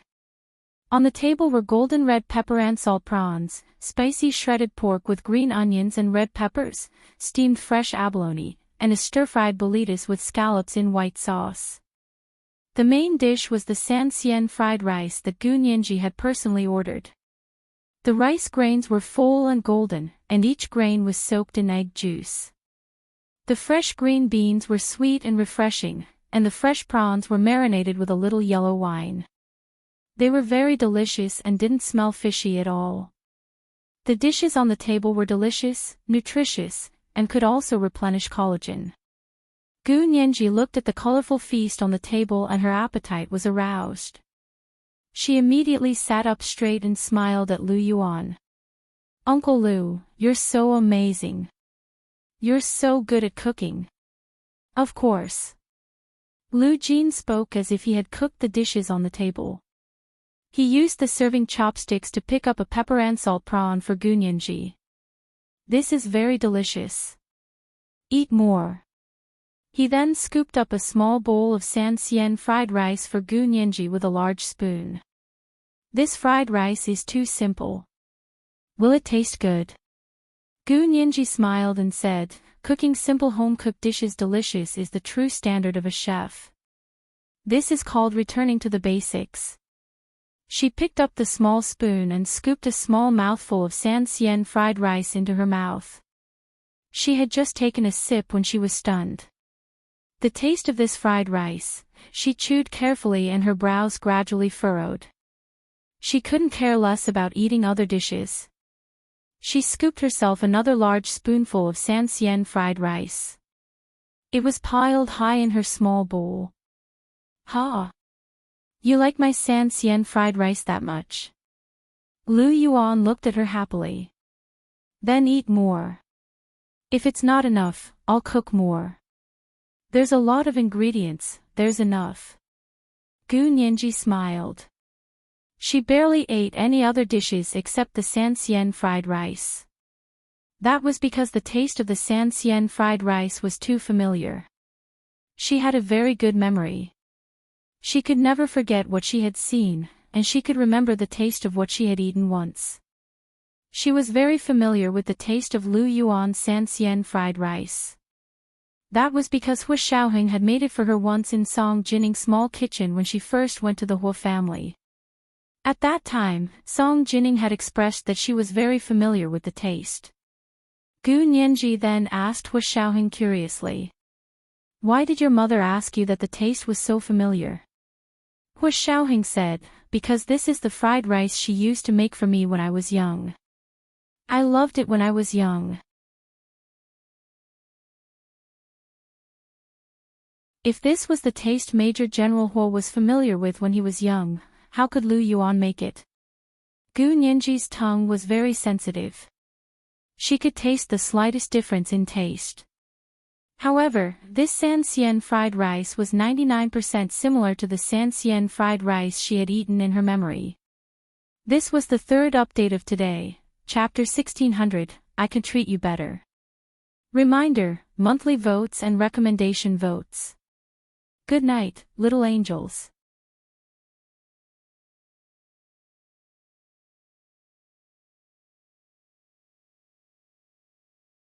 Chapter 1612. Gu Nianji endured the strange feeling in her heart and finished all of the Sanxian fried rice. She was so full after eating that she couldn't eat anything else. She sat beside Lu Jin so comfortably that she wanted to hum. Lu Jin quickly prepared hawthorn juice for her to drink. He said in surprise, "This is the simplest Sanxian fried rice, but it's actually so delicious." He turned to Lu Yuan and gave him a thumbs up. "Boss Lu, you're amazing. You can even make this kind of home-cooked meal to perfection. Your culinary skills have reached perfection." Lu Yuan was also a little surprised that Gu Nianji liked this kind of Sanxian fried rice so much. He was a very cautious person. On the surface, he looked transparent, cheerful, kind, and very good at socializing, but perhaps it was because of his professional habits. Only a few people who were very familiar with him knew that Lu Yuan's mind was full of twists and turns. Sometimes, even he didn't know what he was thinking. "Nianji, you like Sanxian fried rice so much. Have you eaten it before?" He looked at Gu Nianji quietly and placed a bowl of gastrodia alata stewed with pigeon in front of her. Drink a bowl after it's digested. It's been stewed in an electric pressure cooker for 3 hours. The gastrodia alata and pigeon have all melted into the soup. Gu Nianji rubbed her stomach and said weakly, "No, my stomach can't take it anymore." She squinted her eyes and smiled. "I've never eaten such delicious sansien fried rice. Really, I almost swallowed my tongue." The stir-fried bolitas with scallops over there is also famous for its freshness, but it can't even compare to the taste of your sansien fried rice. After saying that, he leaned forward and said with a smile, "Boss Lu, why do you want to be a network security guard? It's a complete waste of your talent. You should open a restaurant, a chain restaurant, and let Huaxia cuisine go global." "That won't do," Lu Jin retorted seriously. "Boss Lu's food isn't something that ordinary people can eat. What's the point of opening a restaurant? Our boss Lu isn't married yet. How can he find a wife if he becomes a professional chef?" Gu Nianji burst out laughing. She clutched her stomach and cried out, "Oh! I can't laugh. My stomach hurts." Lu Yuan rolled his eyes at Lu Jin and said resentfully, "You're right. I won't cook for you in the future, in case I can't find a wife. Ha ha ha ha. Just cook for me and Nianji." Ha ha ha ha. Lu Jin was in a very good mood. He put on a show by himself. Lu Yuan sat quietly under the light and slowly finished his meal. He did not say anything else. Gu Nianji thought about it and looked at Lu Yuan again. She noticed something that she hadn't noticed before. From this, it could be seen how terrifying the first impression of a person was. Gu Nianji knew that Lu Yuan was a cautious person, so she didn't stare at him blankly. However, when she stood up and walked around the dining room to digest her food, she would occasionally shift her gaze from Lu Jin to Lu Yuan. She had done it very discreetly, and Lu Jin had been interrupting and disrupting Lu Yuan's attention. Therefore, during the meal, Lu Yuan did not notice that Gu Nianji was secretly observing him. After dinner, Lu Jin was urged by Lu Yuan to clean up the dishes and the kitchen. Soon, the rumbling sound of the dishwasher came from the kitchen.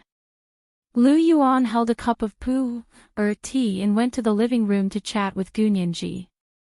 What was the final verdict on the case? Lu Yuan left early and did not hear the final verdict. Gu Nianji sat cross-legged on the sofa and rested her cheek on one hand. She smiled and said, "The trial isn't over yet. Wen Dao and Liang Meili are definitely guilty and will be sentenced.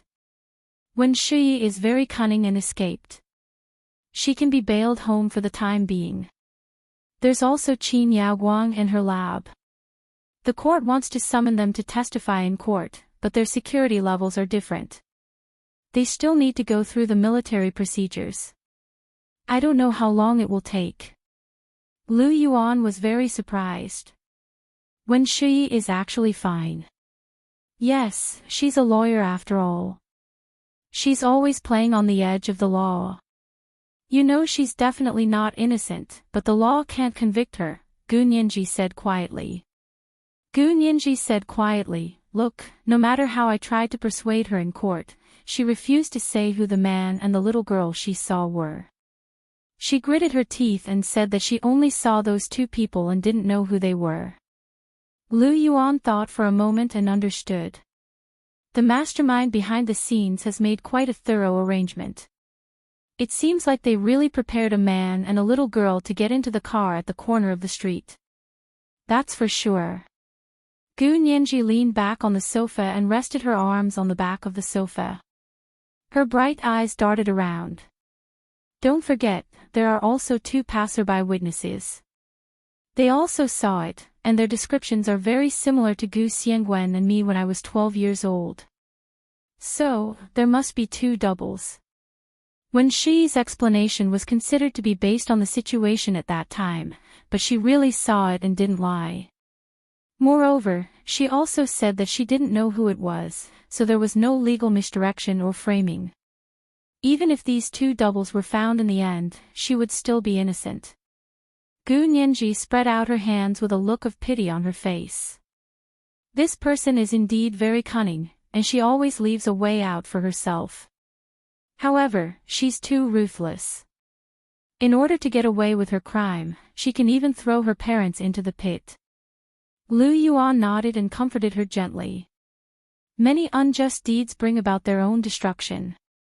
People like her won't have a good ending. Lu Jin cleaned up the kitchen and washed his hands. He walked over and sat beside Gu Nianji. He curled his lips at Lu Yuan and said, "Boss Lu, do you know how to speak human language? What do you mean by many unjust deeds bring about their own destruction? It's clearly that bitches will be punished by the heavens." Lu Yuan, Gu Nianji, she was most afraid of the air suddenly falling silent. Gu Nianji was speechless. She quickly wanted to say something in an attempt to break the awkwardness in the living room because of Lu Jin. Lu Yuan looked at her and smiled. "It's nothing. I'm used to it." Gu Nianji subconsciously looked at Lu Jin, but saw that he was still looking at her with bright eyes.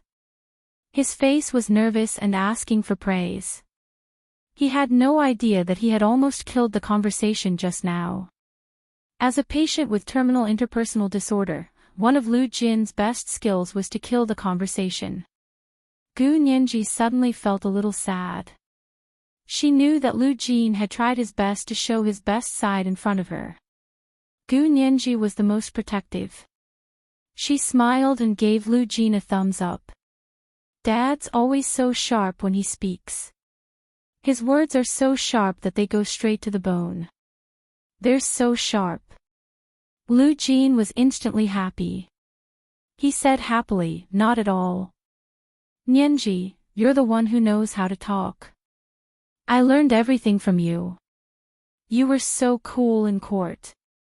Even Lawyer Qin wasn't as eloquent as you were at your age. You've really surpassed your master." Gu Nianji covered her mouth and laughed. Suddenly, she felt that something was wrong. The student had surpassed the master. How could these words be used between her and Qin Suwen? The corners of Gu Nianji's mouth twitched. "Dad, I've surpassed my master. If young master he hears this, he'll talk to you. Sometimes, you have to be artistic when you speak. You can't use words carelessly." Lu Jin was stunned for a moment.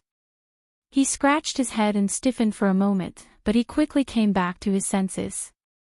He laughed and said, "I'm not wrong. Lawyer Qin personally took care of you back then. Although it was only for 2 years, TSK, if she could have taken care of you until now, how amazing would you have been?" Gu Nianji seemed to remember that He Jichu had also said the same thing. She thought about it and felt relieved. She leaned back on the sofa and looked at the curved TV screen on the opposite wall. She said calmly, "That's a pity. Lawyer Qin is such an amazing person. By the way, I haven't watched the video of Lawyer Qin's trial that you gave me." She stood up and went to her room to get her laptop. She planned to connect it to the curved TV on the wall to watch the video. Lu Jin took the remote control and turned on the TV first. He waited for Gu Nianji to connect the laptop. He turned on the news channel. It was the evening international news. On the TV, a dignified and beautiful female anchor reported sweetly. Yeltsin, the head of the Moscow Municipal Committee of the Soviet Union, and Gorbachev, the chairman of the Standing Committee of the Soviet Youth Affairs Committee, are visiting the United States. They are expected to go from the West Coast to the East Coast capital, Washington, tomorrow to meet with the President of the United States. Gu Nianji's hand paused. Yeltsin and Gorbachev. These two were famous figures in the other world. It was them who worked together to destroy one of the superpowers, the Soviet Union, and split it into more than a dozen countries, leaving only Russia to struggle. He did not expect that in this world, the Soviet Union was not divided, and not only were they still alive, they were also active in the Soviet Union's politics. Gu Nianji shook her head. She felt like she was overthinking things. Even the strong man, Pushin, had gone on stage. Would it be their turn to overturn the situation? She snorted disdainfully, connected the data cable, and began to watch Qin Suan's trial video. Late at night, in front of the detention center of the capital prison, a few dim street lights stood in the cold winter night. When Dao and Liang Meili had just been sent here in the evening to await sentencing. 2 prison guards in long military coats stood guard at the door with their guns loaded. Although this was only the detention center of the prison, the surrounding walls were all electrified. Not only was there an electric fence, but there were also surveillance cameras everywhere. On the tower not far away, there were snipers and observers on standby 24 hours a day. They would kill anyone who dared to break out of the prison or break into the prison. Because this detention center was in the capital, the security was very tight. The streets were very quiet, and there were few pedestrians. Occasionally, a few stray dogs would stumble over and sniff around with a few tin cans in their noses. The 2 prison guards standing guard didn't care. These stray dogs could be seen every day here, and they weren't particularly new. The clanking sound of the tin cans was very obvious in the night sky. One of the prison guards frowned and planned to chase the dogs away. He held his gun and left his position. He trotted to the stray dogs and wanted to chase them away with the butt of his gun.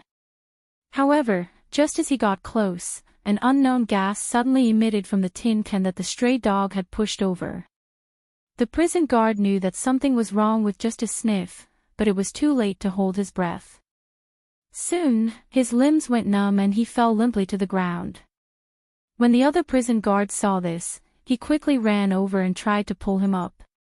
As soon as he came over, he also smelled the slightly pungent gas and immediately fell limply to the ground. As soon as they left the detention center, 3 people in black clothes and hoods rushed out. They opened the detention center's door with the key that they had prepared beforehand and entered the detention center. At the same time, He Jichu, who had been waiting for news, received a call from the police. "Young Master He, the fish have entered the net. I'll be right there. Keep an eye on them." He Jichu stretched out his arms and put on his heavy military coat with bulletproof equipment. He opened the door and went out. This was the first update of the day, Chapter 1601, The Student Surpasses the Master. A reminder for everyone's monthly votes and recommendation votes. At 8:00 in the evening, the second update. Moi, little angels.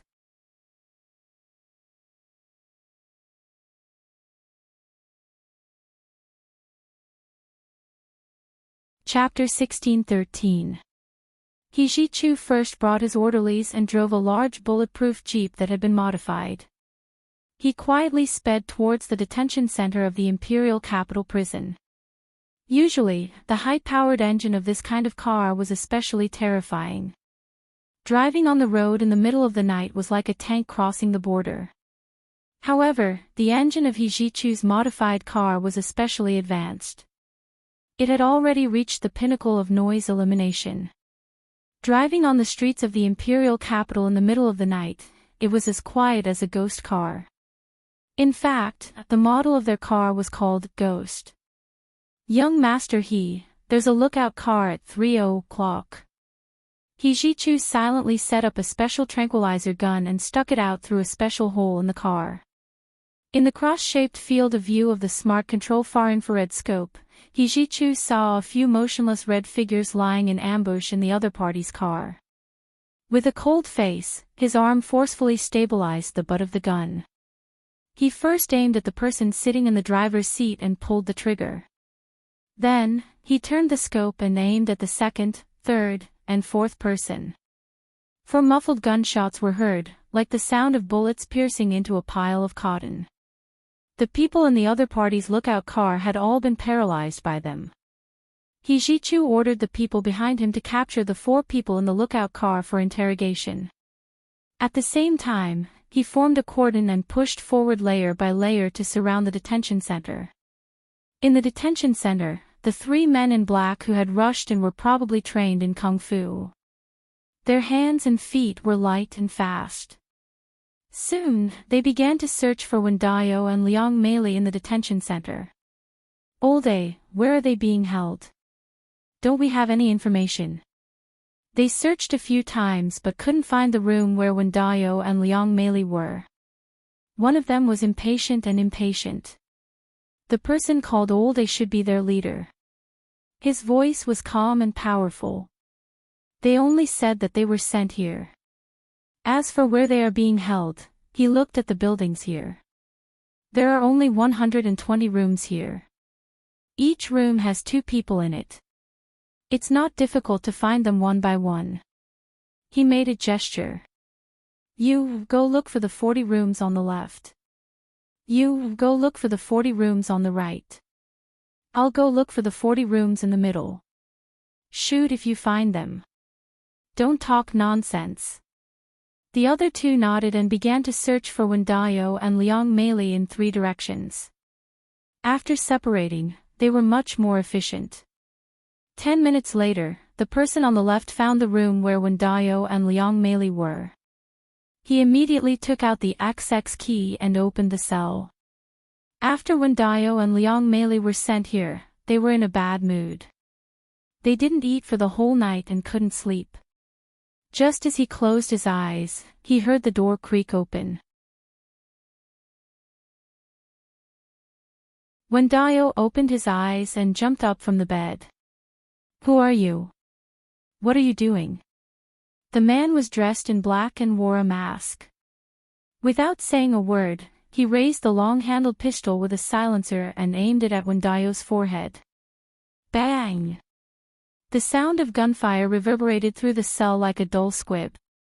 Wendayo closed his eyes tightly, ready to welcome the arrival of death. But he didn't die. The man who pointed a gun at him collapsed in front of him. A taller figure holding a spear stood at the door. Wendayo shuddered with fright. Through the light of the street lamps outside the door, Wendayo recognized the figure. It was General He's only son, He Jichu. Wendayo and Liang Meili rolled off the bed with a plop and knelt in front of He Jichu. He. Young Master He, the 2 of them kowtowed repeatedly to beg for forgiveness. He Jichu didn't have time to pay attention to them. He dragged out the person he had knocked unconscious with the tranquilizer gun and turned around to close the door. He used his Bluetooth headset to contact his own people. Did you catch him alive? Young Master He, one of them was injured and ran away. The other one was captured alive. After disarming him, he bit off the poison hidden in his teeth and committed suicide. He Jichu narrowed his eyes. The tranquilizer gun didn't work. It doesn't seem to work on him. He Jichu felt that something was wrong. The amount of anesthesia in their guns could paralyze an elephant. There was actually someone among the other party's people who didn't even have a tranquilizer gun. Right now, only the person he had caught was alive, as well as the 4 people in the lookout car. He was a little regretful. His intuition told him that the person who had escaped was probably the leader of the other party's operation. Of course, they didn't leave empty-handed. At the very least, they could be sure that the other party's operation this time had something to do with Qin Yaoguang's laboratory. He Jichu sent people to search the entire detention center again. After confirming that only 3 people had entered, he returned to the military headquarters. Wendayo and Liang Meili were transferred overnight and locked up in the heavily guarded military prison. 3:00 in the morning was the most sleepy time of the day for a person. Wendayo and Liang Meili had been scared time and time again since yesterday. They were already exhausted. Even so, at this time, they still couldn't resist the persistence and inertia of the human body's biological clock. Their minds were a mess, and they wished they could fall asleep on the spot. But they couldn't sleep. The two of them sat in the brightly lit interrogation room and tried their best to keep their eyes open. They watched the young master of the He family, He Ji-chu, walk in wearing a cold dark green military uniform. He. Young master He. When Daio's eyes turned red again. He hunched his back. Thank you, young master He, for saving my life. He didn't have to be very smart to know that the person who came in first tonight was here to kill him and Liang Meili. As for why he wanted to kill him and Liang Meili, he knew very well. He Ji-chu sat down in front of them and crossed his long legs. His sparkling almond-shaped eyes were as cold as snow. He played with a small silver pistol the size of a palm in his hand and said coldly, "Sit." When Daio and Liang Meili trembled as they sat down on the bench opposite him. There was a long table used for interrogation between He Ji-chu and them. There was paper and pens on it. Generally speaking, there was a special clerk for interrogations here. However, He Ji-chu interrogated them in the middle of the night and had to keep it a secret, so there was no special clerk. He Ji-chu had already asked someone to turn off the surveillance cameras. The two of them would write down what he asked here and then press their fingerprints on it. Tell me, who ordered you to kidnap Miss Gu? He Ji-chu went straight to the point. When Daio shivered. He lowered his head and cried bitterly. Young master He, Shi's mother and I were blinded by lard and did such a wrong thing. We won't dare to do it again, in the future. You still want to have a future. The corners of He Ji-chu's mouth twitched. What misunderstandings do you have about the He family? Do you really think we are benevolent bodhisattvas? Idiots who were fooled by you. When Daio blinked and carefully raised his head to glance at He Ji-chu. He saw that his expression was indifferent, no different from usual. In addition, he had specially rushed over to save their lives tonight. He inevitably had the illusion that He Ji-chu still valued them very much. Why did he value them? It was definitely not because of them, so it must be because of their daughter, Wen Shui. When Daio and Liang Meili both knew that ever since Gu Nianji disappeared, Wen Shui had indeed taken over Gu Nianji's position and moved into the He family's mansion to take care of He Ji-chu, who was ill. Later, she became He Ji-chu's personal secretary and followed He Ji-chu on business trips all over the world. The two of them should still have feelings for each other, right? When Daio and Liang Meili looked at each other and quickly said, No, Mr. He and young master He are both good people. We are indebted to you. We won't be able to repay your kindness even if we work hard for the rest of our lives. We did something wrong. Please let us go on account of Shui, young master He. Let you go. Why didn't you let Nianji go back then? She was only 12 years old. What did you want to do to her when you kidnapped her? Ever since He Ji-chu found out that the culprit behind Gu Nianji's kidnapping 8 years ago was not Gu Xiangwen, but Qin Yaguang, He Ji-chu had an extremely bad feeling. This was a possibility that he had never thought of before and had never dared to think of. When Daio trembled in fear. We didn't want to kidnap her. It wasn't us. Then who was it? He Ji-chu stood up and propped himself up on the long table. He leaned forward and asked aggressively, Is it Qin Yaguang? What did she want to kidnap Nianji for? Tell me. Liang Meili mustered up the courage to look at He Ji-chu and chattered on. We can tell you, but we have a condition. If you can get engaged to our Shui, I'll tell you who asked us to do it.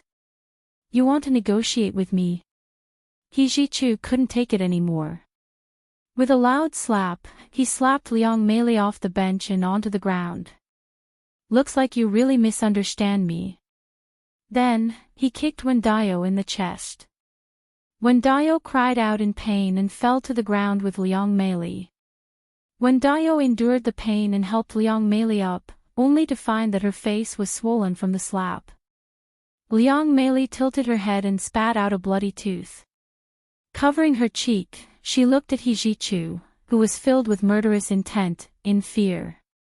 She didn't dare to say a word. This was the second update of the day, Chapter 1602, Negotiating with Me. A reminder for everyone's monthly votes and recommendation votes. P.S. Thank you to Imam1313 for the 50,000 Chidian coins in the morning. Congratulations to Imam1313 for becoming the 28th leader of Hello, Major General. Update. There must be an update tomorrow. Mwah, all the big shots and little angels. You're tuning into the LoveLore Library YouTube channel. We're so grateful for your support, and don't forget to subscribe to join us on this incredible journey through captivating stories. Your generosity through donations truly makes a world of difference, as it's the primary source of revenue that allows me to expand and enhance this channel for you. Thank you from the bottom of my heart for being a part of this adventure.